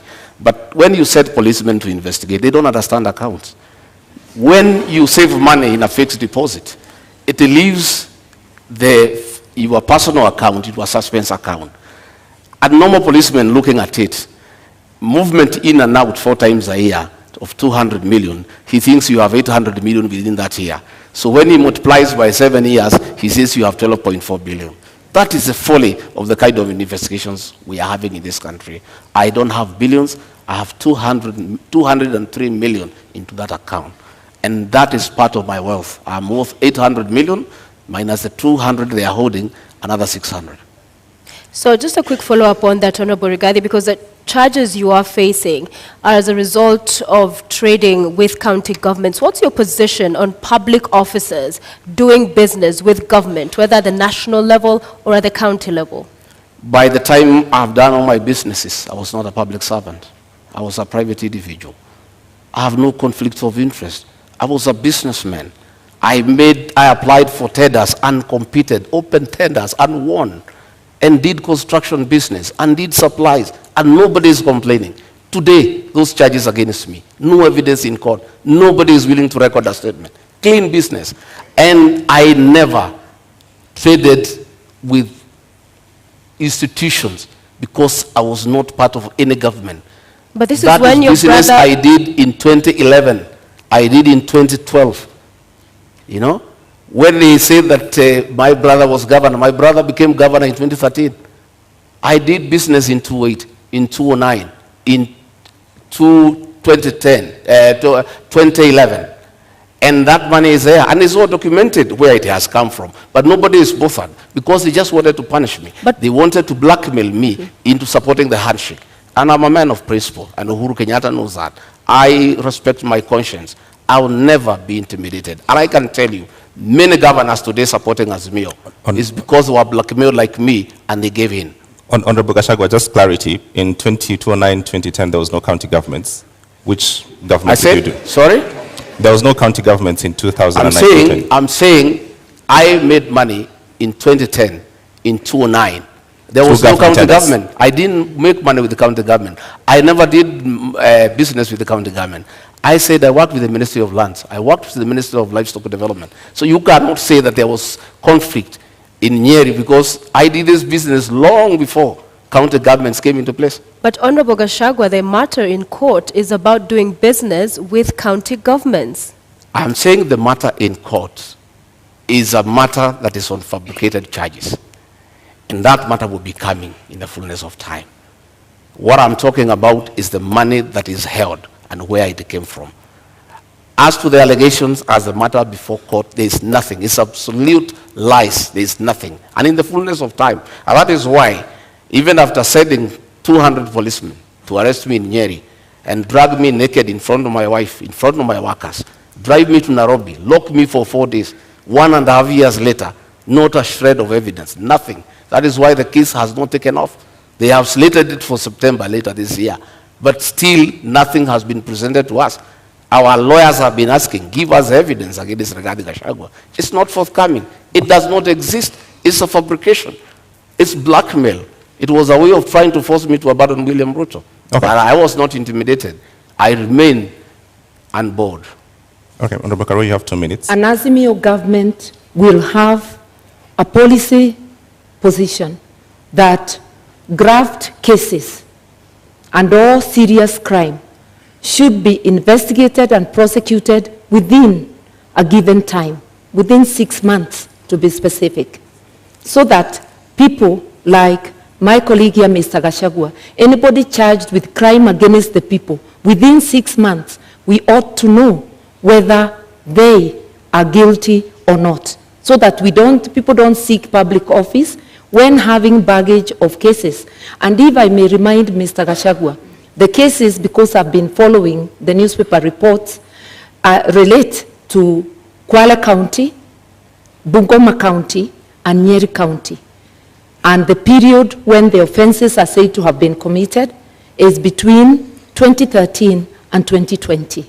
So it is important, even from a personal position, that a person gets cleared and that you do not instruct advocates to delay the cases, because what we are having in our courts is really a circus, where one is charged, you are holding public office, you continue holding public office, elections come, and now we have seen new language in the courts that to allow them to campaign, the case is further delayed. Kenyans need to know, and even the person accused needs to know, so that they do not give excuses. We have repeatedly said with my captain that whether it's my daughter, my blood relative, or a member of the opposing camp, the law must apply equally to all. And everybody must have a swift chance to clear their name in court or for the court to declare them guilty. We are here to help Kenya organize itself in that manner by engaging with the players in the justice system and having a policy position. All right, Honorable Gachagua, you have a minute to respond. For clarity, have you done business with county governments? Allegations remain just allegations. Honorable Mother knows, and I'll never take her on allegations. A British newspaper accused her of receiving a bribe from BAT, but I cannot come here and accuse her that she's corrupt because of that allegation. Because an allegation is an allegation. The people of Kirinyaga have been complaining that she used her office as justice minister to take land in South Gariama and give it to her relatives. But that is just an allegation. The issue here, Sophia, the issue here, we would like the issue here, Sophia, is that we need to allow. Would like to remind the members of our audience to please do not cheer or jeer and allow our candidates to present their issues. Please go ahead. The issue here is that we need to allow independent institutions to fight corruption. President Uhuru Kenyatta has cried inability to fight corruption because he was lenient. He was lenient because the people involved in mega corruption are close to him, both in family and friends. That is why he was lenient. But had he allowed independent institutions to fight corruption, the issue of leniency would not arise. Had he allowed independent institutions to fight corruption without getting involved, Rigathi Gachagua would not be in court, because independent institutions will never take people to court without evidence. What the Honorable Karua is saying, that we need a law to hasten cases, is not the solution. The solution is to take cases to court when you have evidence. Matakara, you have a minute to rebut. I just want to let Mr. Gachagua know that I do not have an iota of public land anywhere, in Kirinyaga or anywhere. I do not own land in South Gariama, I am glad he knows they're just allegations, and I challenged the current administration that is there, and I'm not in power in Kirinyaga, that if there is truth to that allegation, then they must swiftly take me to court and recover. So once you challenge those making the allegation and they don't do anything about it, then the matter is closed. The only land I own in Kenya is the house I live in Nairobi, and the house up country, which is on my father's land, and he has included my name in the title. I said I'm not land hungry, and I'm not hungry for material wealth. Those who are hungry may never understand that. Relating to BAT, it was money paid to my campaign secretariat by a donor, not paid to my personal account. Later, it transpired that it was money from a company.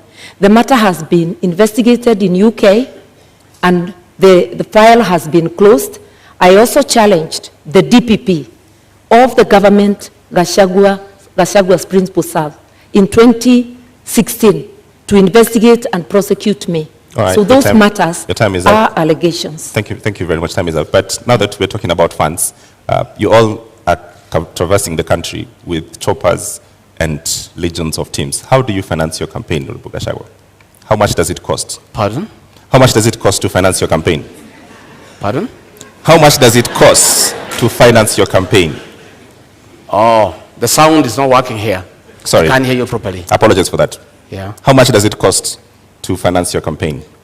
Well, it's difficult because we don't have a centralized command.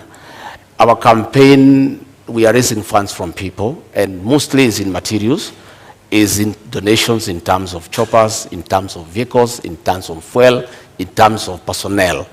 And really, what you need in terms of cash is not much. This campaign of Kenya Kwanza is bottom-up driven. A lot of hustlers have taken time to give their all in terms of time, in terms of materials, in terms of support in kind. There isn't much about cash. So it's very difficult at this stage to quantify and say, this is the amount that we are going to use for this campaign. What I know is that in the next 1 week or so, we'll now be talking about real figures, because we have to mobilize agents, we have to mobilize vehicles, we have to get people to protect the vote. Those people need to be given allowances. That is when now we will come to the cost of the real campaign. All right, Martha Karua, the same question. How do you finance your campaign? Through public donations in cash and kind. We had a fundraiser just the other Friday, but the donations are a continuous process. The Azimio campaign secretariat is keeping tab. My personal campaign organization, the New Dawn Trust, is also keeping tab of all donations coming to me. And it is the organization that had received the money you asked earlier for BAT. I do not mix campaign money with my own funds, because you have to maintain integrity even with donations. We have choppers donated. There is a chopper I personally use, which is a donation from a kind corporate friend. And we have many such donations. And I want to remind Kenyans, my captain, the Honorable Raila Amolo Odinga, has had choppers in his campaign even when he was out of government. Like the 2007, I think they flashed more choppers than the PNU side I was in that could have. He is a man known for his capability to mobilize resources, both human and financial, for campaign. And I'm very lucky to be his running mate. Talk to us, Honorable Gachagua, about corruption and election campaigns financing.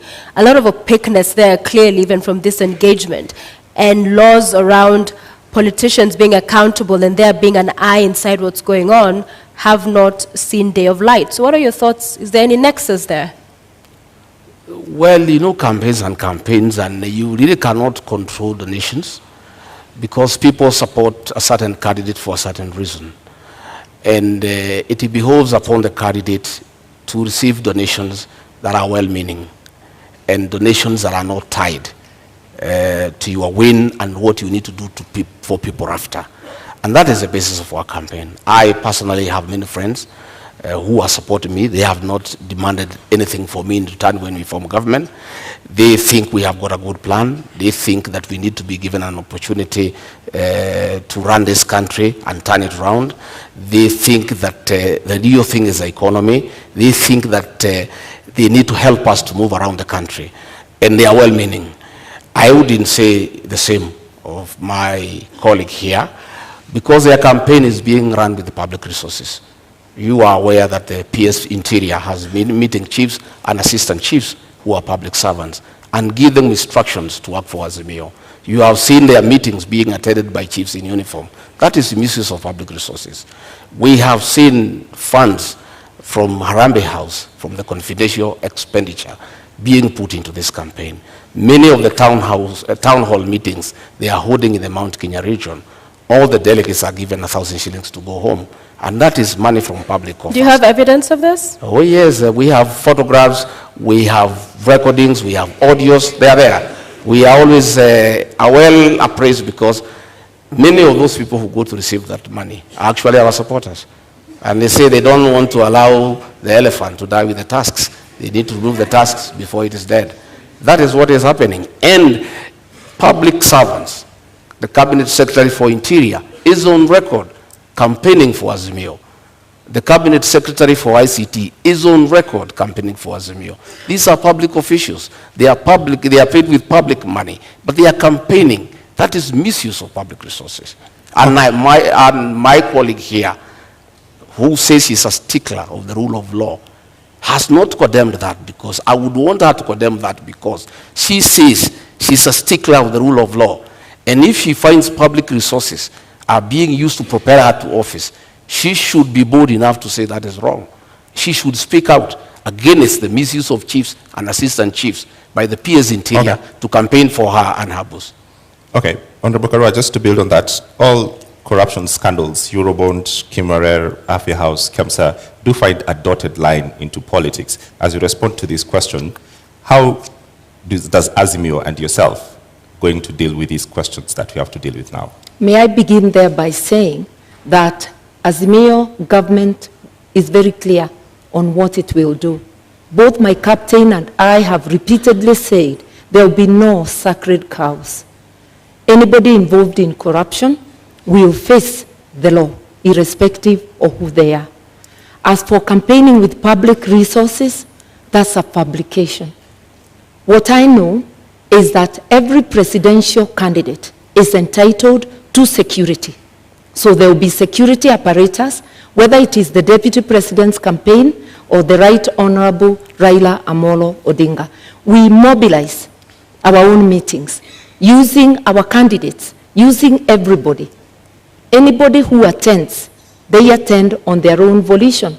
Yes, there are some cabinet secretaries who have attended our meetings, but they have sometimes attended as a by the way. When they attend deliberately, it's of their own volition, and it's not because we need them to mobilize. Let nobody forget that there is no political operator who can mobilize more than the Right Honorable Raila Amolo Odinga. I also personally do not need help to mobilize. I've been in this game for 30 years. When Mr. Gachagua was still a DO, I was in politics. All right. You have a response to that? 1 minute rebuttal.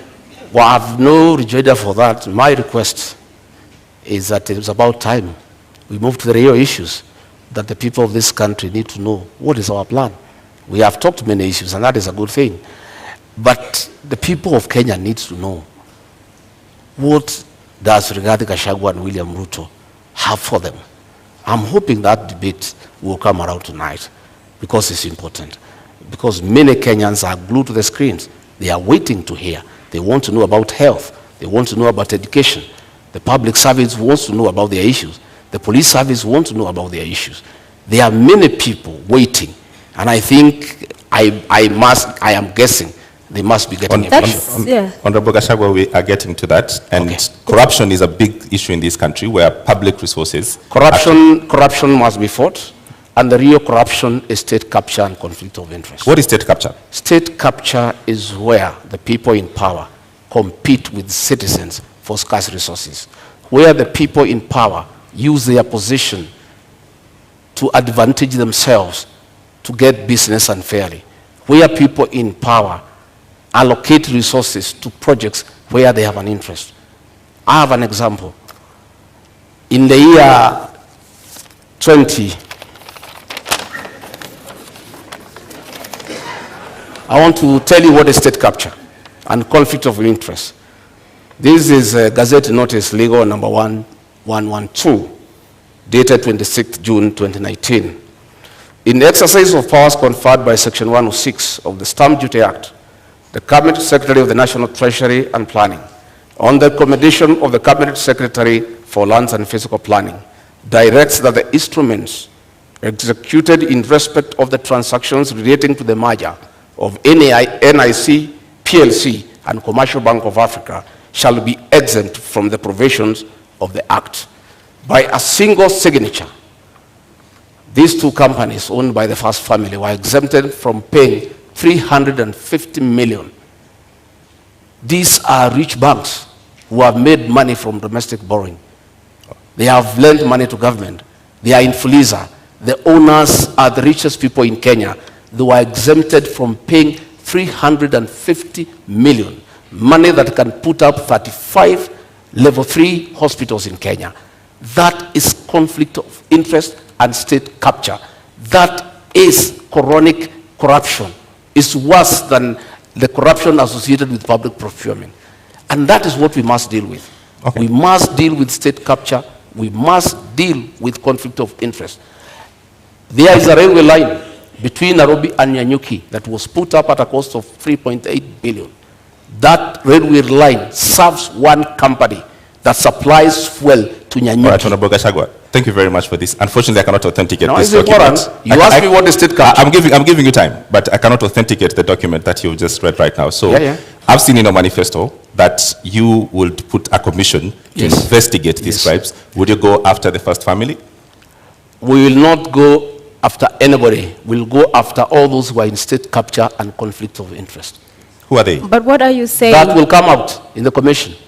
I'm saying there will be a commission because the real corruption that we need to deal with, not what Honorable Mother is talking about, is state capture and conflict of interest, where the people in power have used their offices to usurp public resources to their advantage and to the disadvantage of the rest of Kenyans.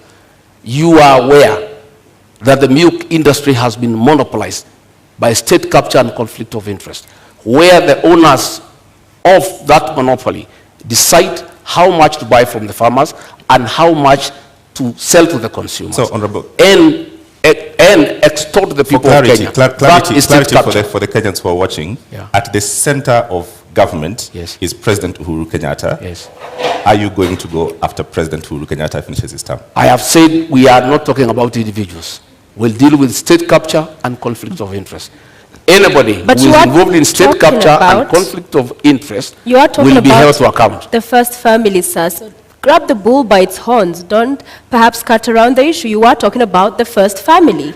So in essence, you are saying you will go after them. Isn't that true? I am saying this is state capture. I've given you an example. You will feel for yourself what needs to happen. All right. And I am saying that is what we need to deal with. You know, state capture. And that is why the president will say he is lenient. He cannot deal with state capture. He cannot deal with conflict of interest. Okay. He can't. Thank you very much. I want to help Mr. Gachagua. State capture is the repurposing of the state to serve individuals rather than public good. And corruption cartels in this country, whoever they are, have strangled the country. I opened by saying Kenya can't breathe. Our health services, their money is taken, the money for agriculture, for fertilizer subsidies, money for building dams such as Kimwerel, Arol, Galana Kularu, which was supposed to help Kenya feed itself. That is what state capture is about, that every penny intended for the public, a majority of it is ending up in people's pockets. This is not about families or individuals. It's cartels, and cartels are organized people, gangs of criminals because what they are doing is committing crime. And you don't need a commission to punish crime. You just need serious law enforcement. And if you find roadblocks that cases are taking too long, then Parliament can be used to do its work, to consider proposals from the government, to pass laws that fast-track such cases. We all know that election petition cases take 6 months. Why can't corruption cases similarly take such a period? That is the debate that must go to the National Assembly. Mr. Gachagua serves in the National Assembly. I have not heard him talk about corruption except when defending his own position in the case he's involved in. In contrast, I'm out of Parliament. I've been vocal, whether it's KEMSA, whether it's any other corruption. And I've also been vocal in upholding the rule of law and reminded my brother, President Kenyatta, that he cannot serve beyond his term, a position he holds at this moment, that he is going home. So, Honorable Karua, do you agree then that there's state capture in Kenya? And secondly, what do you make of their proposal to form a commission of inquiry into the same in Kenya if elected? That just expresses their reluctance to fight corruption. In fact, Mr. Gashagua's principle is captured on tape in an interview in this country, saying that corruption, he doesn't think corruption can stop a nation from developing. With what money will a nation develop, invest, or even provide services if the corruption cartels are taking 2 billion shillings a day, which translates to stealing 40 shillings from every person? In an average household of 6 people, that's 240 shillings, 2 packets of unga at the discounted price of 100. Kenyans need to understand. They're hungry, they're without medical service, without fees for their children, and without free education, because corruption cartels are strangling the nation. That's why we can't breathe. Once we understand that, then we will vote for people with a track record, like Azimio, people with the will to fight corruption, people who are prepared to confront the monster and to apply the law evenly, irrespective of who is mentioned. So do you believe we have state capture in Kenya? There is state capture, yes, by corruption cartels, organized criminal gangs who plunder our resources daily. 2 billion shillings a day, which is authenticated by the Auditor General, translates to 765 billion shillings. The amount of money we need for the social support is just 144 billion. The rest can be used to pay debt, to do other things. We intend to seal all those loopholes so that Kenyans can have advantage of their resources. Honorable Karua, the names of every corruption scandal, Kimwarer, Kamsa, Eurobond, they're all government officials. Yes. How do you deal with that?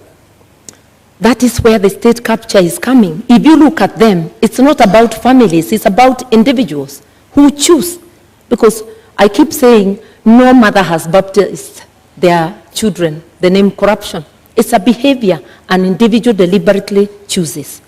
And state capture can even become a tool during elections where empty promises are given to entice Kenyans to further surrender their sovereignty to corruption cartels. I'm urging Kenyans to look at the track record of each of the formations that are seeking the presidency of this country. I am confident that a reasonable look at the candidates present, as Kenyans will commend themselves to vote for Azimio. And Azimio will do the jobs, not because we are perfect, but because we have the best track record, and we do try and have tried before and done good work for Kenyans. All right, you have 2 minutes. I don't know. I don't know whether the Honorable Mother has taken time in their meetings with the chairman of Azimio to ask him. He said he is in charge of this country. He knows everything that goes on. Then he went ahead to say that 2 billion shillings is stolen daily. I don't know whether in her meetings with the chairman of Azimio, she has tried to find out from him who steals this 2 billion and why he has done nothing about it. In terms of fighting corruption, our manifesto is very clear. Our plan is sound and is in accordance with the Constitution. Our plan is to allow independent institutions that fight corruption to be really and truly independent by giving them that freedom and giving them resources and financial autonomy so that they receive instructions from nobody. On assuming government, we shall appoint the Inspector General of Police as the accounting officer of the National Police Service so that himself and the DCI have independence to do what they need to do on fighting crime and corruption without having to take instructions from anybody. Because you know, this, it is said, he who pays a piper calls the tune.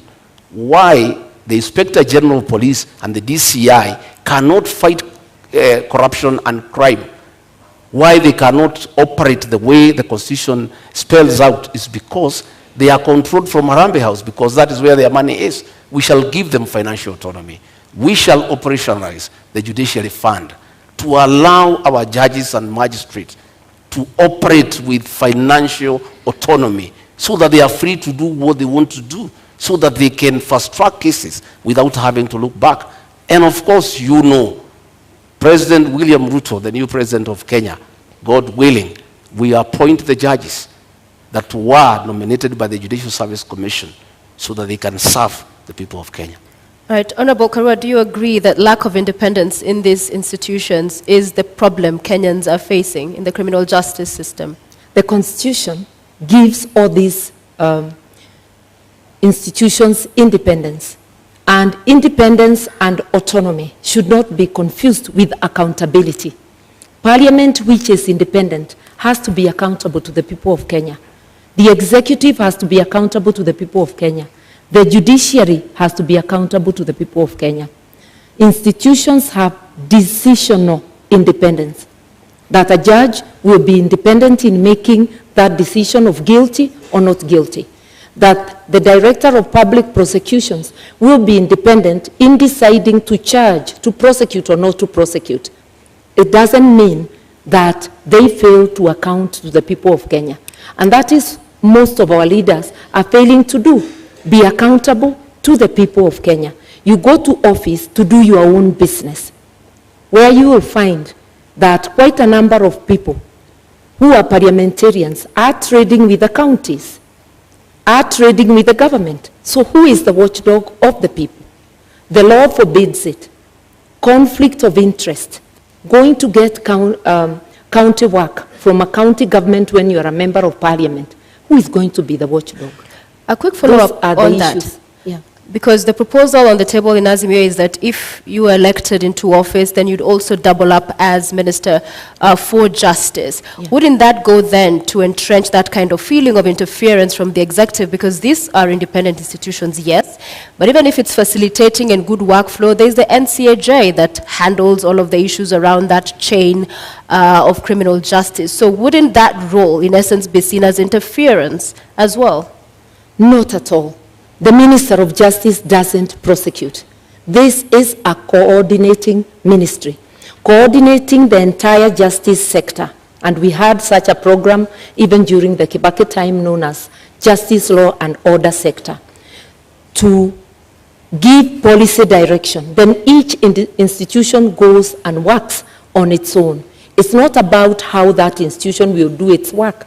It's to understand together the difficulties, the roadblocks along the justice sector, so as to make proposals for legislation and for policy to Parliament. Remember that policy and legislation are passed by Parliament. Government institutions are independent, but they cannot act alone. There must be some synergy, and that synergy is in policy. Then they can have decisional independence. I've been a Minister of Justice before. I didn't investigate or prosecute. All right, I want to move to the next topic, and let's go to the cost of living. One of the charges against politicians in this country is that they're simply out of touch and you're unable to solve the problems that we face.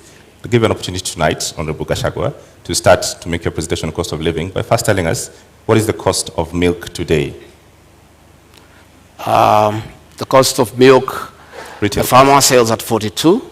At the supermarket, some places 120 per liter, others is 130, depending on where the supermarket is. Kerosene? I don't go to the supermarkets. Okay. What is your presentation tonight on dealing with the cost of living, knowing very well that... I want to say, I'm happy now we are where we need to be. Audience, please maintain silence.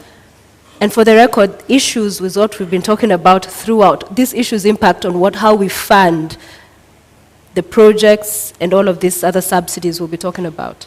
So there's no non-issue tonight. What I'm saying is that I'm happy that we are discussing the high cost of living, the inability of Kenyans to buy food, because a mistake was made maliciously to deny farmers fertilizer subsidy, and as a result, there was low production, and because of the law of demand and supply, you cannot afford a packet of unga. A packet of unga is 250 shillings. Government is running around because of this election now, trying to subsidize for 4 weeks, just after the elections. But they are not telling the people of Kenya how they'll buy food after the elections. This is being done to entice them to vote for Azimio. If government had done the right thing and supplemented farmers with inputs and fertilizer, they would have increased their production. You know, we consume 46 million bags of maize, and we produce about 40 million every year. We normally have a deficit of about 6, which we import. But because of this decision, we are short of almost 15 million bags, and that is what has caused the current crisis. And we have a plan. On our first month in office, we intend to bring down the cost of fertilizer from 6,700 to 2,500. That is DAP.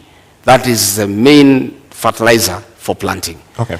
And that will enhance our farmers to produce more so that we have food security, and probably we even have some surplus for export. Thank you. Honorable Martha, same question. What is the price of bread today, and what is Azimio plan to reduce the cost of living? The price of bread, the bread I buy, is 80 shillings. But there are various type of loaves, so I will not pretend to know what each loaf is costing. But I know that the price of foodstuffs, of essential commodities, has gone up, and the fuel prices are generally the trigger that gets them high, coupled with corruption. My friend, Mr. Gachagua, is talking of giving, their government giving fertilizer subsidies. He is in Jubilee and therefore part of Jubilee government. He is in parliament courtesy of Jubilee, but he doesn't know that currently the Jubilee government has a fertilizer subsidy and a bag is retailing at 2,900. The only problem is with the distribution, because the cartels are making sure that they buy most of it. Only a paltry gets to the farmers. It's again sold at the higher price. For us, the first, second, and third agenda is to fight corruption. Governments have subsidies to cushion farmers because of, and to cushion the people because of a series of things. We have war in Ukraine, which has seen foodstuffs rise for countries that depend, are not self-sufficient and buy outside, Kenya being one of them, fertilizer and other things. But the money for subsidy, for helping our people with the cost of living, is going, majority of it is going to the cartels. That is where the problem is. The money meant for Galana Kulalu irrigation scheme, which could have helped with our food reserves, was stolen. Kenyans knew, even the fertilizer, there was a scandal. Maize, there was a scandal. Kenyans knew who are responsible for those scandals. And Mr. Gachagua is also aware. And together with his captain, they may know more. All right. Since mother,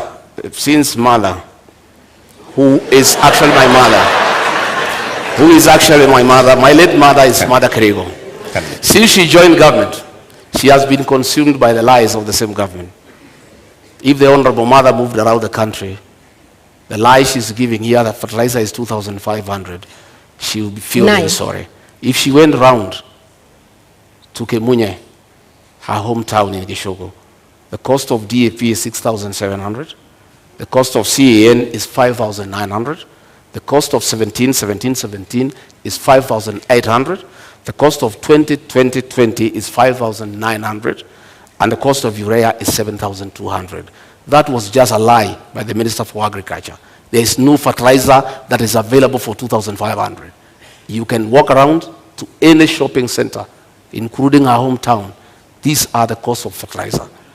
And I want to say, let us stop deceit and lying to the people of Kenya on national television. When my sister here, mother, tells the people, farmers, that fertilizer is 2,500, they start having very serious doubts about her credibility as a future deputy president. Because if she can come here on national television and give prices that are not true, when people are suffering, when people cannot buy fertilizer, her credibility is put into question. A quick I've 1 minute indicated rebuttal. that the subsidized fertilizer, he's correct, is not available at every retail shop, but it's available at the stores of the national, at the depots of National Cereals and Produce Board. It is a project of the Ministry of Agriculture. I've heard the minister talking about it, and I know of farmers who have accessed it, but I know, and I have stated, it's riddled with corruption, and it's not getting to the people. The honorable thing Mr. Gachagua could do, when you are not aware, you just say you are not aware. You just don't dismiss things as lies when they are happening. The problem with Kenya, money meant to cushion farmers, to cushion consumers, is going to corruption cartels. That is a big problem, and which, as the Mayo government, will rescue Kenyans from. All right, I'm going to give you all 1 minute each to talk to first 100 days on how you'll deal with the cost of living. I'm aware 100% there's no fertilizer anywhere for 2,500. I'm a bottom-up man. I move around this country. It's simply not available. In the first 100 days, we want to do several things. One, bring the cost of food down, bring down the cost of living, bring fertilizer subsidies from 6,700 to 2,500. How will you do that, sir? We'll provide funds for that. These funds that are being proposed now for bringing the packet of unga down for 2 kg is what is supposed to go to fertilizer so that we have a long-term solution. The other one is not sustainable. It's a short-term thing for the elections.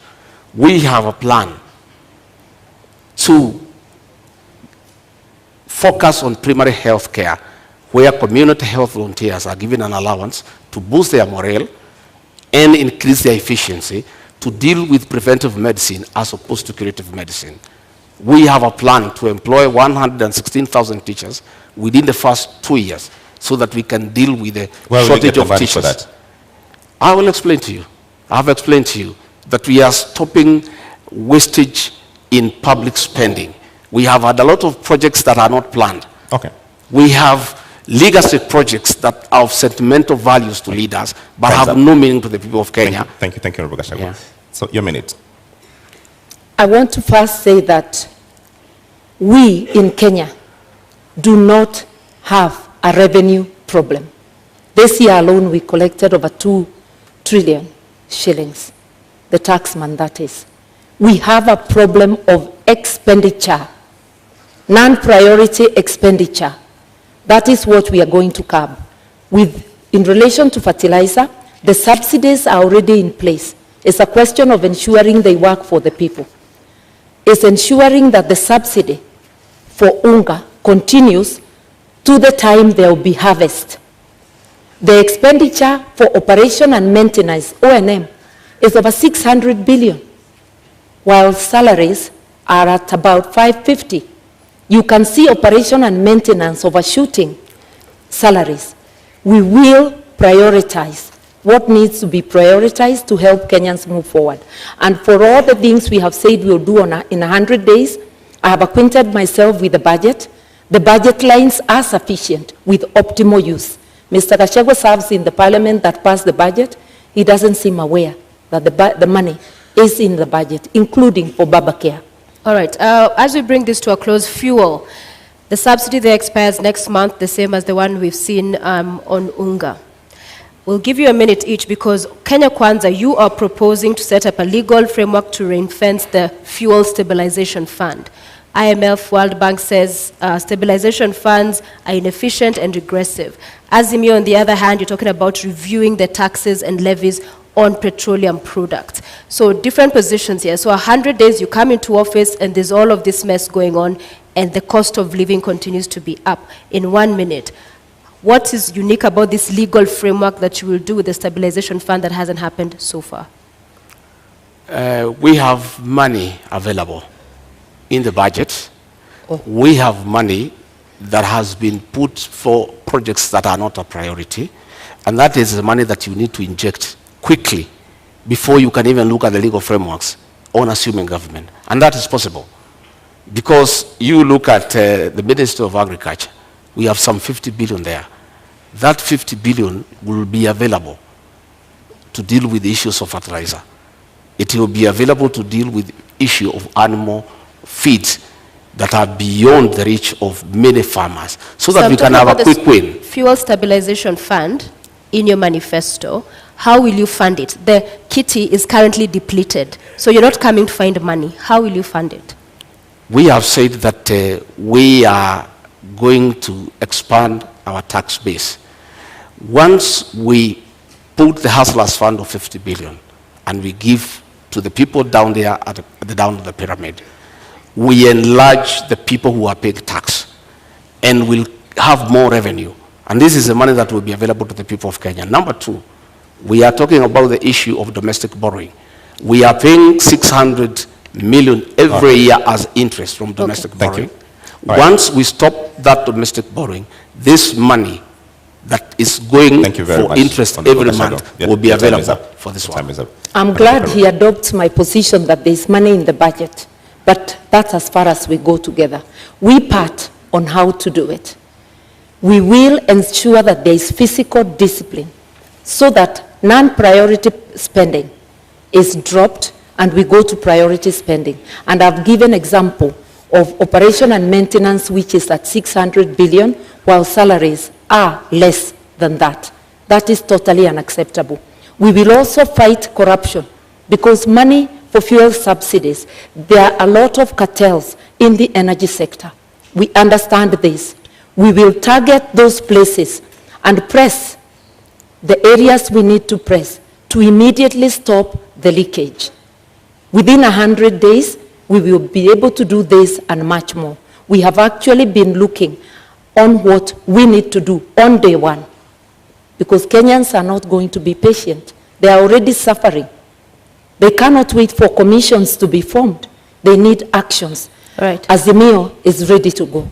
Ladies, gentlemen, our 90 minutes debate is up. It's time for our closing statements. And we begin with you, Honorable Rigathi. You have your 2 minutes starting now. Thank you very much. I want to ask the people of Kenya to give us a chance to sort them out and put money in their pocket. We want to ask the people of Kenya to give us a chance to empower the small business people by giving them affordable credit to be able to expand their businesses. I want to ask all those people with pending bills to know that in the first 90 days, we shall float a bond for 500 billion to pay all the pending bills so that their homes are not auctioned. And by action, that 500 billion, by injecting into the economy, it will spice up the economy. I want to tell the people of Kenya, by giving us a chance, we shall look at the terms of service for the public service and the police who are suffering and who need to work when they are comfortable. I want to tell the people of Kenya to give us a chance to bring reforms to the NHIF program so that every Kenyan has an NHIF card so that when you go to hospital, you are able to be treated and go home free. I want to ask the people to know, the people of Kenya, that William Ruto and I have a plan for them. I want them to give us an opportunity to work around this economy, to spearhead the third liberation, that is to bring economic changes so that we can create wealth. We can make the people of Kenya wealthy. We can give every Kenyan an opportunity to make a living. We can give every Kenyan an opportunity to make and live a good life. we want to ask them that on the 9th of August to come and vote for change, a change to bring about economic development, a change to restore their dignity and to improve their quality of life. Thank you very much and good evening. Thank you. Honorable Karua, your 2 minutes start now. I want to remind Kenyans, this election is about trust. It's about looking to see which of the teams you can trust. We offer our track record, because even when you employ a driver, you ask them for the driving license and you want to know about their record in driving. We are asking you to critically examine the teams, and if you do so dispassionately, you will come to a conclusion. I know that Azimio is the team. We will not form commissions to fight corruption. We'll go directly for the jugular of corruption cartels, apply the law across the board, and while we agree that there is need to review salaries in view of the cost of living, it's very easy to promise heaven. Without fighting corruption, without physical discipline, non-priority spending being cut out, that is not possible. But inawezekana. With an Azimio government, we are going to do this, and together with Kenyans participating and helping us to fight corruption, we will be able to deliver our agenda to you, the 100 days agenda, and each item to reboot the economy so that Kenyans can have a decent life. While we wait to reboot the economy, for you who is unable to put food on the table, rescue is on the way. Within 3 weeks, you put an Azimio government in place, we are going to be able to send to the 2 million families that do not have any means of survival a 6,000 shilling package, which also will act as a stimulus to the economy because it gives purchasing power to 2 million families, which is like 8 million people within the country. Rescue is on the way. All right. We shall finally have our country back. Vote Azimio. All right, thank you very much, Honorable Martha Karua. Honorable Rigathi Gachagua, we've come to the end of our Deputy Presidential Debate 2022. I invite you to shake hands. Thank you very much. You've all done very well. Thank you very much.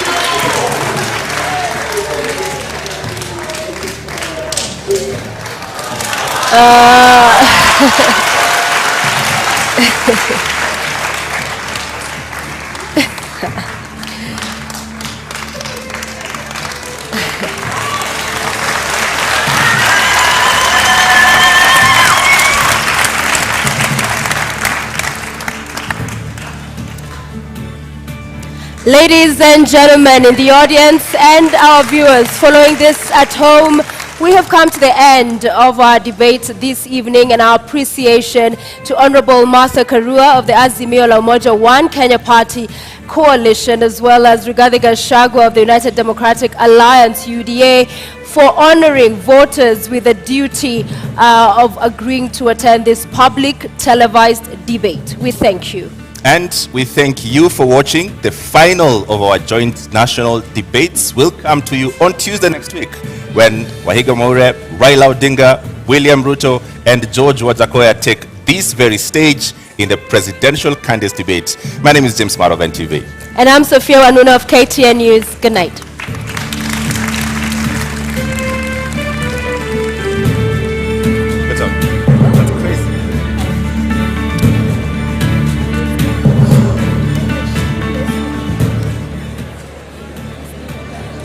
What is that?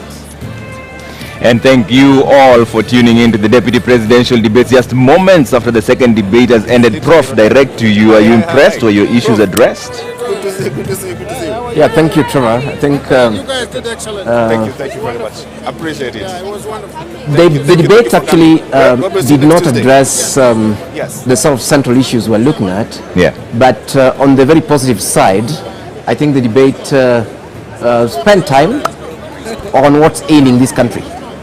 And I'm very, very happy that for the first time in history, we have two parties from inside government so that we are able to know what's actually ailing Kenya. The theft, the corruption, the inflated government project costs, the state capture, lack of ethics amongst those who are in power, families and so on. I'm actually very happy that this fight between Uhuru and Ruto is actually exposing to us the real problems that this country actually have. Because I would like to imagine if the president was on the same side as the deputy president, would have not known any of these things. There would have remained accusations.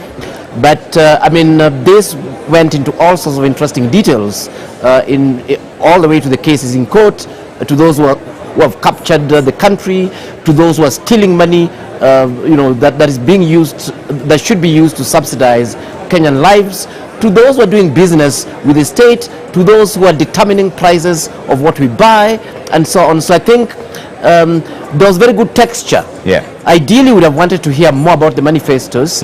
But what I lost in terms of the details of the manifestos, I think I gained 100% by having these confessions about rampant looting and theft of our people, killing our people in the hospitals. We know now the issues in agriculture.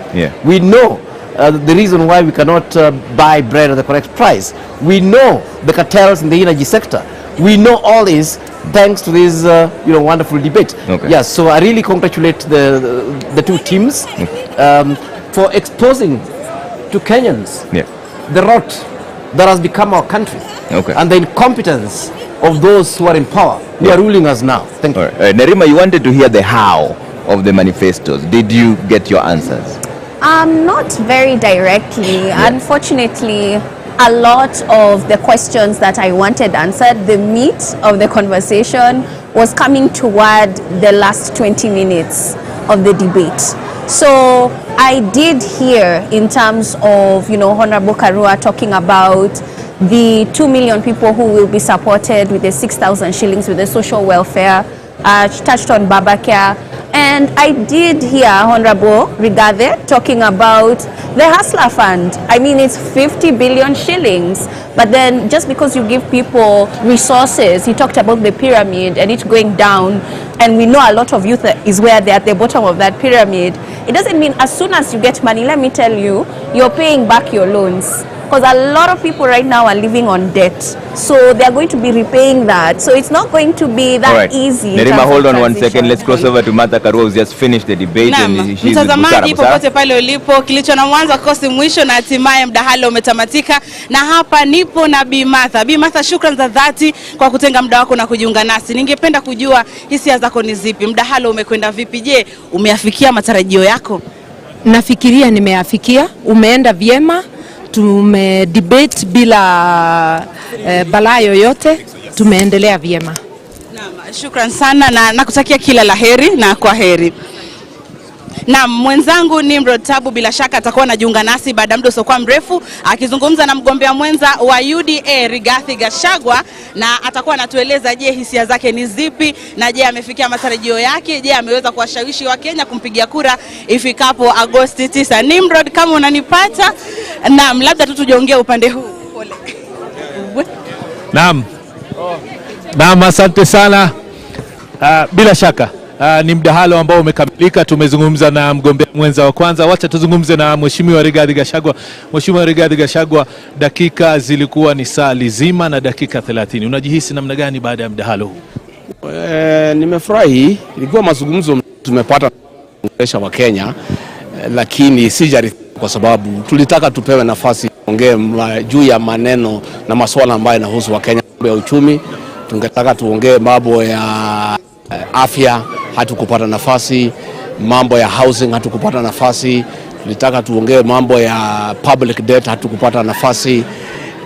Tulikuwa tumeambiwa hayo maswali yote yataulizwa, lakini tumekaa sana kwa maswali moja mbili, lakini yale maneno ambayo yanahusu wa Kenya, hasa bei, gharama ya maisha, hatukupata nafasi ya kujadiliana. Lakini natumai kwa waandishi wametoa fursa hii kwamba mdahalo mwingine ambao utakuwa juma lijalo, pengine nafasi hiyo itatokea. Lakini pengine kwa kifupi, kwa wale ambao hawajakata shauri jinsi watakavyopiga kura tarehe 9 Agosti, je, unahisi kwamba umewafikia? Nafikiri Wakenya wengi sana wameweza kunisikiza kinagaubaga, na nimepata nafasi nzuri kueleza hao mpango wetu ya kwamba katika Kenya Kwanza tunaweka sana maanani mabadiliko ya kiuchumi, tukilinganisha na wale wengine ambaye wanataka mabadiliko ya katiba. Na Wakenya nikiwasikiza pahali pote nitatembea katika Jamhuri la Kenya, masuala ya kiuchumi ndio yanatatiza Wakenya na ndio wanataka suluhisho. Nimeweza kuelezea, lakini kwa kifupi kama ningepata nafasi ya kutosha, tuko na mpango mzuri sana ambaye tungepata nafasi ya kueleza Wakenya, lakini hakuna shida kwa sababu tunaendelea na mikutano. Kesho nitakuwa Murang'a, niko na mikutano 7. Kesho kutwa nitakuwa pande ya Nyandarua. Tutaendelea kueleza Wakenya na tutapata nafasi ya kukutana na hawa na kueleza yale ambaye tumewapangia. Asante sana mheshimiwa, pamoja na familia yako na wote mliokuja. Asanteni sana kwa kuwa pamoja nasi. Mheshimiwa Rigathi huyo pamoja na wale waliokuwa wakimsindikiza baada ya kuhudhuria mdahalo huu. Trevor Ombija, najua bado ukeli na wageni wengi tu ambao unataka kuzungumza nao, wachanganuzi kuendelea na masuala yaliyokuwa yakijadiliwa ukumbini. Trevor. Asante sana Nimrod Tabu, lakini kwa sasa tupitie kwa Ken Mijungu na Michelle Ngele mwanzo. Ken? Thank you so much, Trevor. Indeed, about 5 hours and 45 minutes already gone.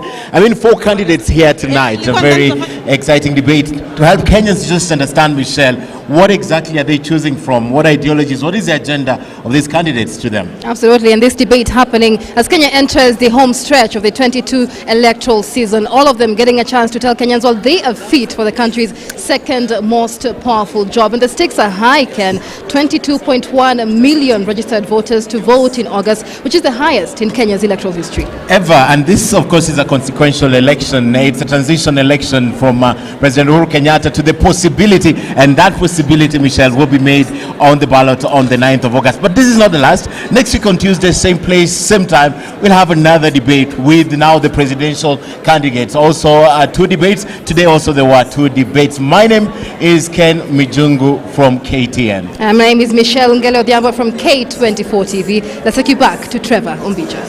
Thank you very much, Michelle and Ken. Now I panelists have 5 minutes maximum. Merima, 1 minute, finish your thoughts on your reactions on whether you are satisfied with the debate. I think that we could have had more meat in the debate, so not very satisfied. Yeah. I feel a lot of content came toward the end. Okay. Dr. Baraza? I concur with Nerima. I think the bigger part of the debate didn't focus on the issues that we would have wanted them to focus on. A bit of electioneering there, a bit of propaganda came in quite a bit, but towards the end is when we had a few issues addressed. Okay. Probably it was the structure of the interviewing, I don't know. Okay. But we didn't address the real issues that we have wanted addressed. Asaska? Yes, Trevor. Unfortunately, a lot of time was wasted on rumors and allegations instead of focusing on the roles of the deputy president as espoused in our constitution, and as well as real issues that are facing Kenyans, particularly looking at the economically feasible solutions that are politically tenable. I feel like I'm a little bit disappointed in that, but at the end, for the last about maybe half an hour, 20 to half an hour, we've seen both candidates coming out, explaining their manifesto, and I've seen Honorable Martha Karua really hitting hard on the most impressive commitments on healthcare, on the social agenda for the vulnerable people. And what I missed out a lot from Azimio is if Martha could have focused more on the debt management in Kenya, because the manifesto covered that very well, but apparently that did not come up in today's debate. And on the side of Honorable Gachagua, I think he did well explaining the bottom-up economic model, mentioned the 50 billion Hustler Fund, and also generally giving us a picture on how the economy of this country used to work before, and hopefully they'll keep it to their word, keep it to their manifesto. Yeah. And I think overall it's a good debate, but I wish next time, I hope that they will focus more on key issues that affect the Kenyan population. Wanjiru, your quick reactions as we close? I think I concur. Yeah. But maybe I'd like to start with the tone. You know, if at the outset, Honorable Gachagua obviously kept saying no side shows, until I wondered, what's a sideshow? Yeah. But then, of course, as the conversation went on, he began to fire his salvos. Yeah. And he fired them, you know, in a very, you know, going almost into those personal questions. Some are genuine questions on the minds of Kenyans. Yeah. But Honorable Karua kept very calm. And at first, I wasn't sure her strategy would pay off. But in the fullness of the debate, I felt it did.